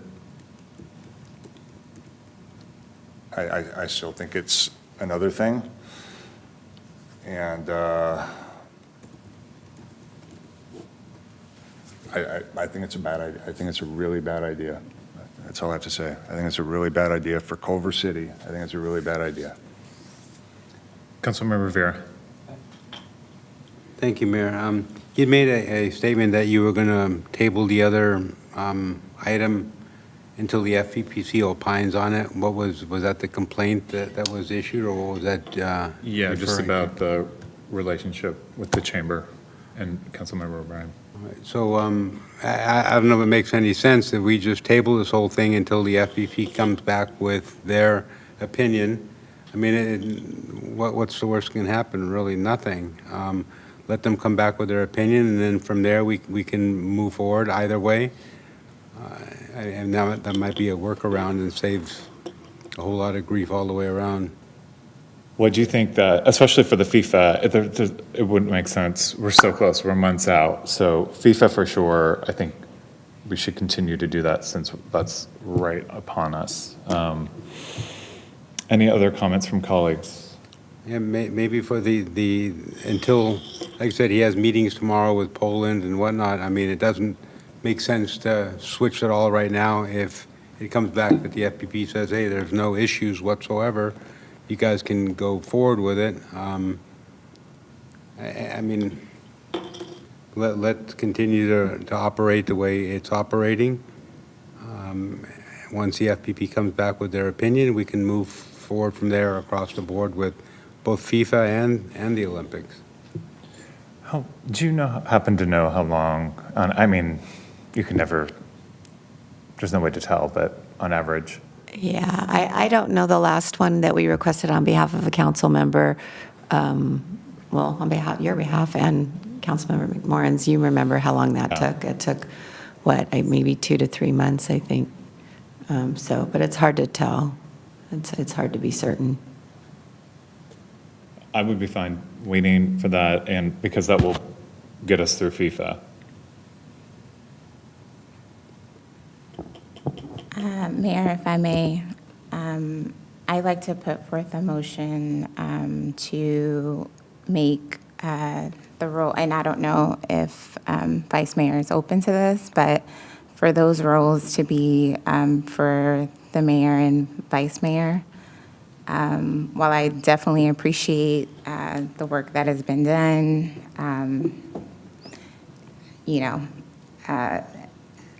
we all have many skill sets. Some of us have multiple degrees, and I am confident in the skills of my colleagues to push in and see these events through. So I'm curious what that could look like. Multiple people came to me and asked me about this very clear perception of conflict.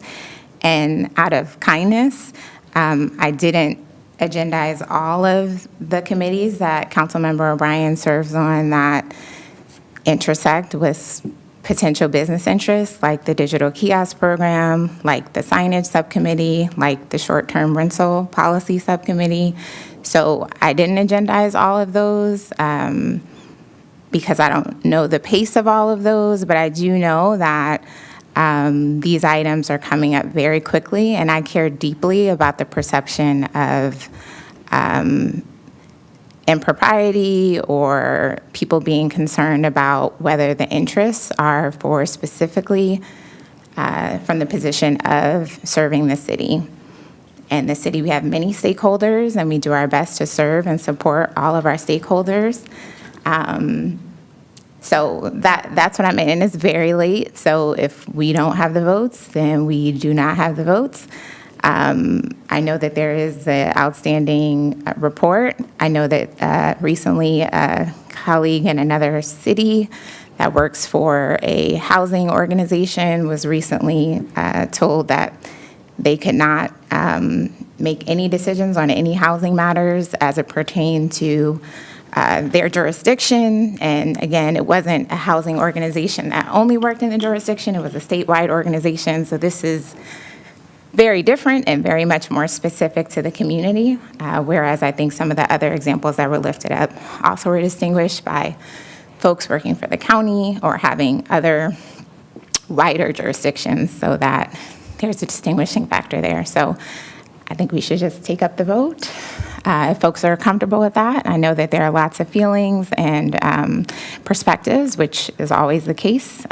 So this is not different, but there's definitely issues perceived. I have my own questions. I guess we'll hear from the FPPC shortly.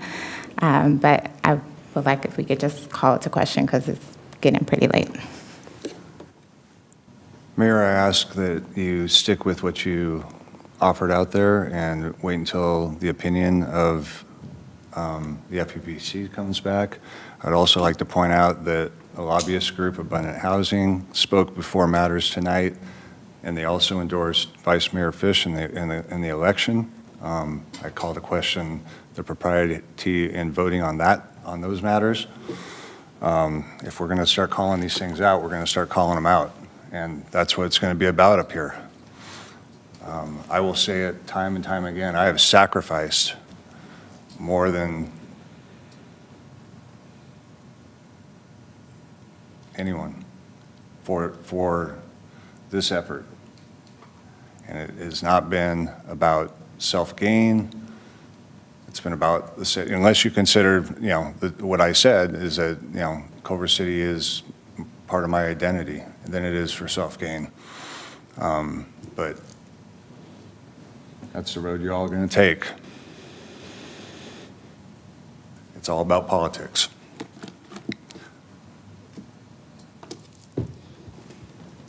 Okay, is there a second? I'm sorry, was there a substitute motion there or no? So Was that a substitute what's motion? the motion on the table? I believe, it's- yeah. There was an original motion Yeah, I to made change a to mayor and vice mayor to Mhm. fill the positions. Mhm. And I'm sorry, I just thought I heard. Someone has to click the, does anyone have a motion? Someone has to make a motion. Right. So I'll just share, I don't think that receiving an endorsement we all receive endorsements on this dais. I don't think that is in any way equating or something you can equate to having another job with, and the conflicts that come with that. If issues, for example, come up, that are related to the Metro Board of Directors, I would recuse myself from that position because if it's something that in my role, because my name has been mentioned, so I just wanted to share that. If anything that could ever conflict with a decision that would be before the Metro Board of Directors would come up, I would recuse myself. That would be a conflict. But receiving an endorsement from a community member, from an organization, as council members, we all have received endorsements. We've all made decisions on matters that affect parties that have endorsed us. There's no inherent conflict in that, but legal or otherwise, that's just part of being an elected official. Thank you. Great. I'd like to make a motion to direct the city attorney and staff to look at ways that we can segment out the distribution of the work for the Olympics. Is there a second? Is that a substitute motion? Yes. Okay. Happy to second. What do we do with the matter at hand? Which is? What do we do with yourself and council? Keep it as until we hear back from the direction from staff to see if it's possible. Do you think that would be available by the next meeting and/or by the strategic planning retreat? It couldn't be included, I don't think, in the retreat. Okay. But it could likely be available by February 23rd. Okay. And, I do have a question, City Attorney. Was it a formal request of the FPPC? It was the same request that has been made in the past. It's a request for advice. There are informal and formal requests. Right. and- They typically issue informal. Okay. Because we just reviewed, and they're required to provide responses within 21 days for formal requests. So, yeah, okay. Yeah, that doesn't happen. I don't think. Okay.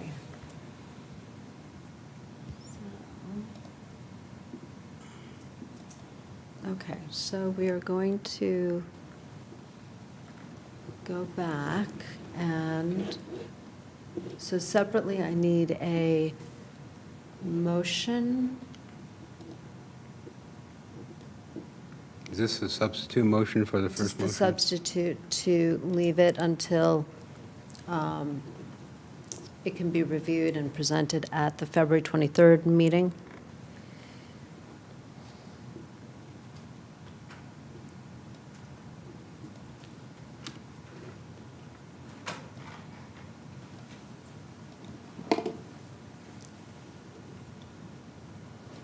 I'm waiting for a motion and/or, Oh.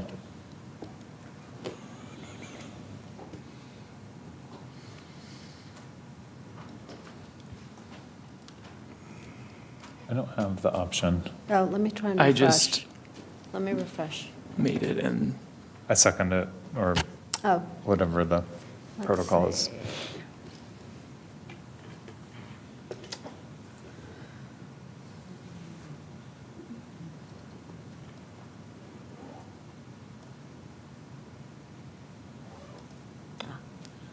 Okay, so we have a motion by Vice Mayor Fish and a second by Mayor Puza.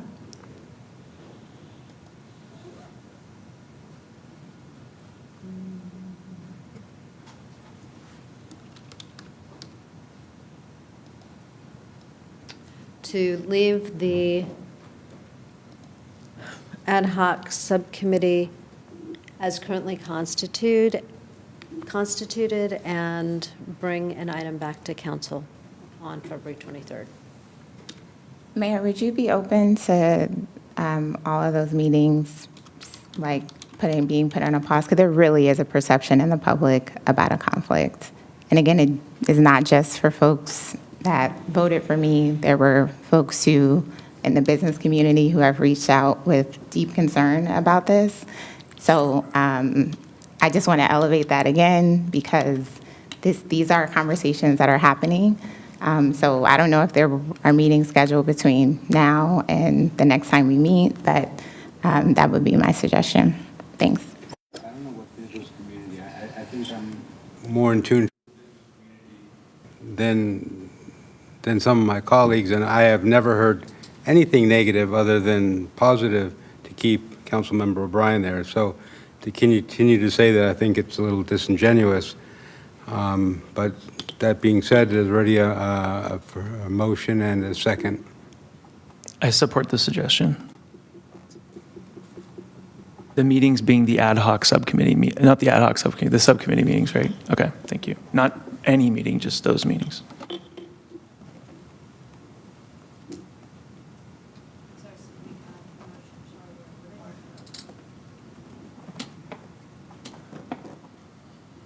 So the motion, as I understand it, is to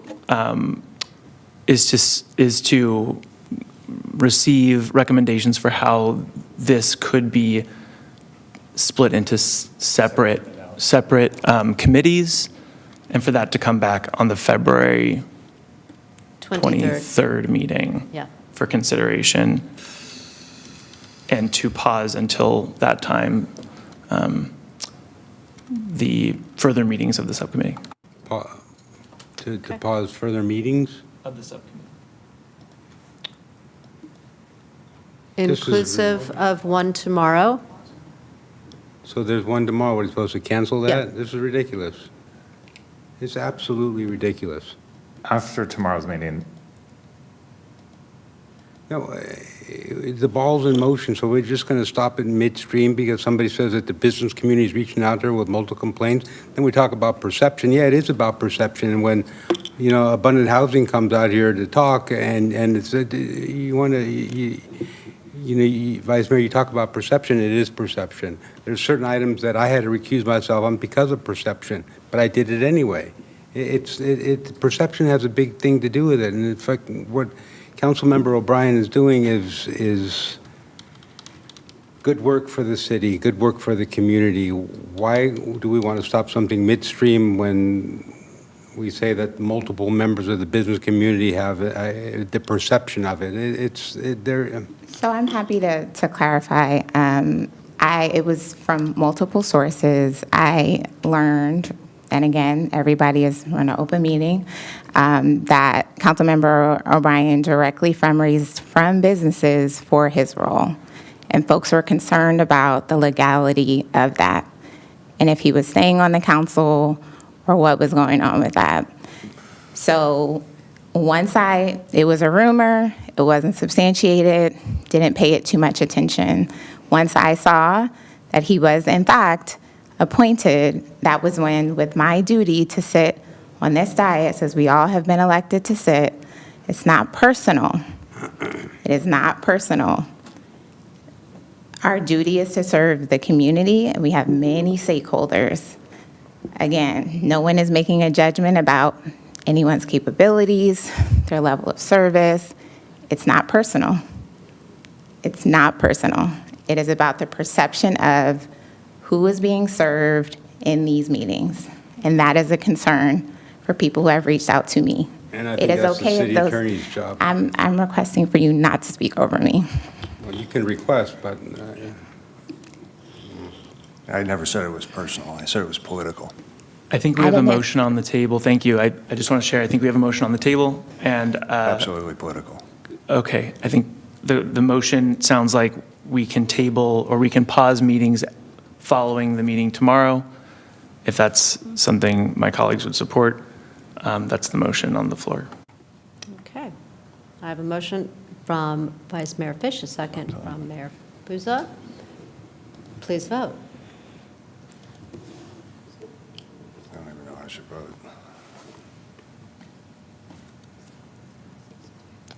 The motion on the table currently is to leave the ad hoc subcommittee as currently constituted and pause after tomorrow's subcommittee meeting from holding any future subcommittee meetings, and to bring back a way to consider splitting the subcommittee into two at the February 23rd City Council meeting. I'd like to make a friendly amendment just to push it. There's a FIFA meeting on Wednesday morning that's been in the works. So that's not related to the Olympics. So after Wednesday.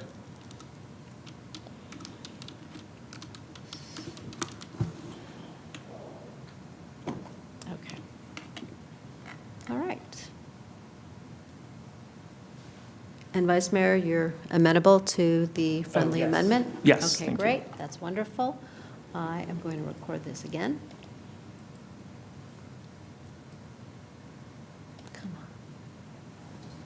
on. Okay. All right, all members have voted, and the motion passes.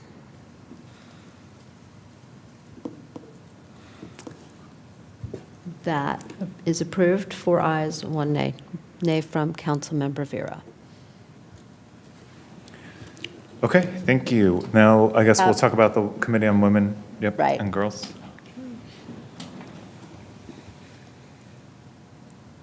Okay, so at this same last meeting, January 26th, I threw this together,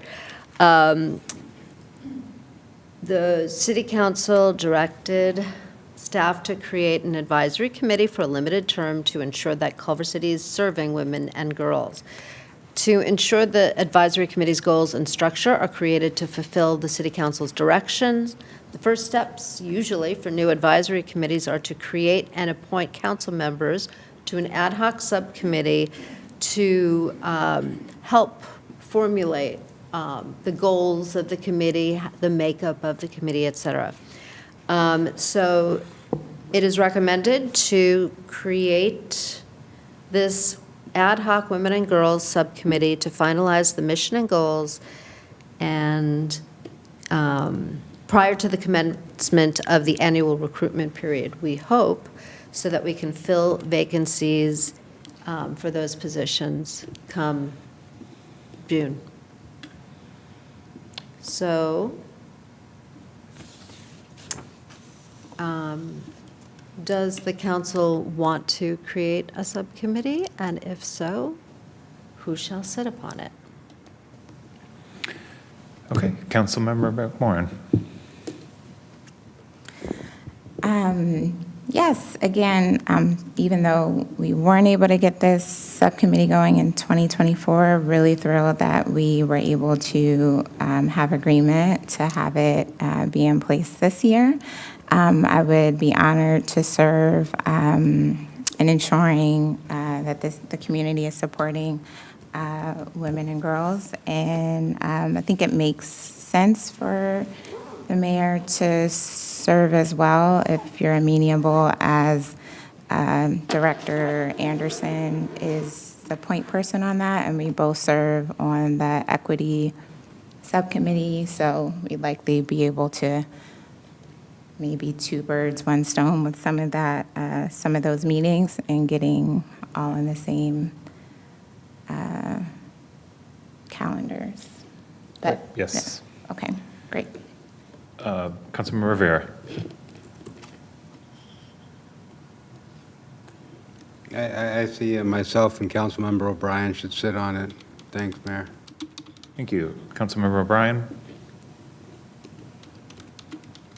I'll wait for my colleagues. Vice Mayor Fish. I'm fine with the suggestion from Councilmember McMorrin of, Okay. Yeah. Thank you. So there's a motion to, or do we need to put a motion or just a sign? Let's create a motion to create the ad hoc subcommittee and appoint Councilmember McMorrin and Mayor Puza thereto to develop the goals and structure and term for a new committee called the Women and Girls Advisory Committee. I need a motion and a second, please.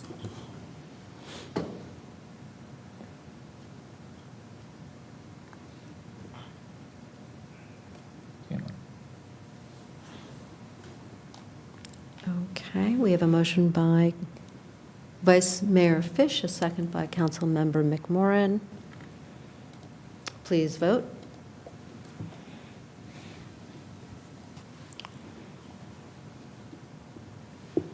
All members have voted, and that passes unanimously.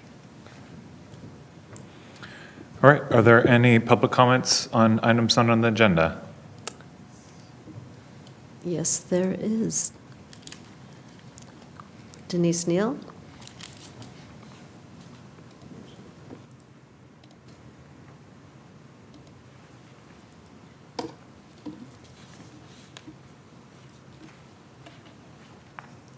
Good morning, everyone. One last comment.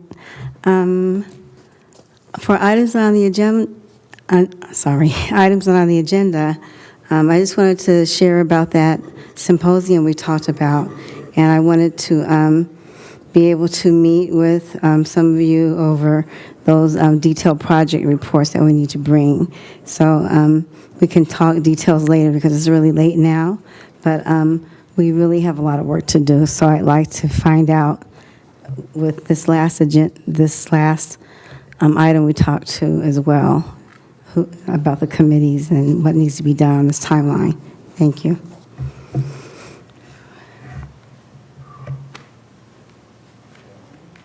That was our final speaker. Great, thank you. Any items from members? Councilmember Rivera. I'd just like to read the adjournment whenever the opportunity arises. Can I do it now, or? Not yet. Yes, sir. Yep. Councilmember McMorrin. No items, thanks. Councilmember O'Brien. No, thank you. Vice Mayor Fish. Okay. And I was wondering if I can get nodding heads to establish an ad hoc committee to look at affordability issues in our city, including supporting families, wage theft, including but not limited to wage theft, community stores, childcare, guaranteeing basic income, protecting immigrants, et cetera.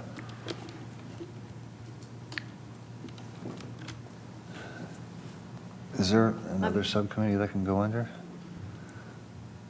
Just like, This is just ad hoc temporary committee, just like the film committee. I'm sorry, Mayor, what was it for? Ad hoc subcommittee to discuss affordability initiatives. Thank you.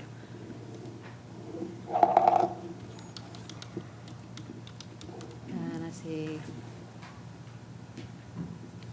Okay. 3 nodding heads.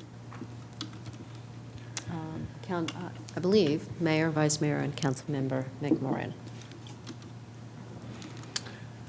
And we'll start with Councilmember Vera, and then I will read something. Thank you, in honor Mayor. of- Thank you. It's with deep sorrow that we announce the passing of Jay Sherry, who has left this world on February 7, 2026 in Los Angeles at the age of 70. Born in New Jersey, Jay was a beloved son, husband, father, brother, grandfather, and friend, whose life was marked by his unwavering kindness and humor. Jay is survived by his devoted wife, Joanne, his cherished daughters. Jay served Culver City well as a past chair and longtime member of the Disability Advisory Committee and past president of the Culver City Exchange Club. Rest easy, friend. Thank you, Mayor. Thank you. And just real quick, in memory of James Ray Allen Sr., who passed away on January 19th, 2026 at the age of 87, he dedicated 29 years of his life as a UPS delivery driver, serving the greater Los Angeles area, including parts of Culver City. His commitment to his work exemplified dedication, integrity, and service, and he'll be remembered for his legacy of devotion to both the community and, most importantly, his family. And can I get a motion to adjourn the meeting? Or that's it?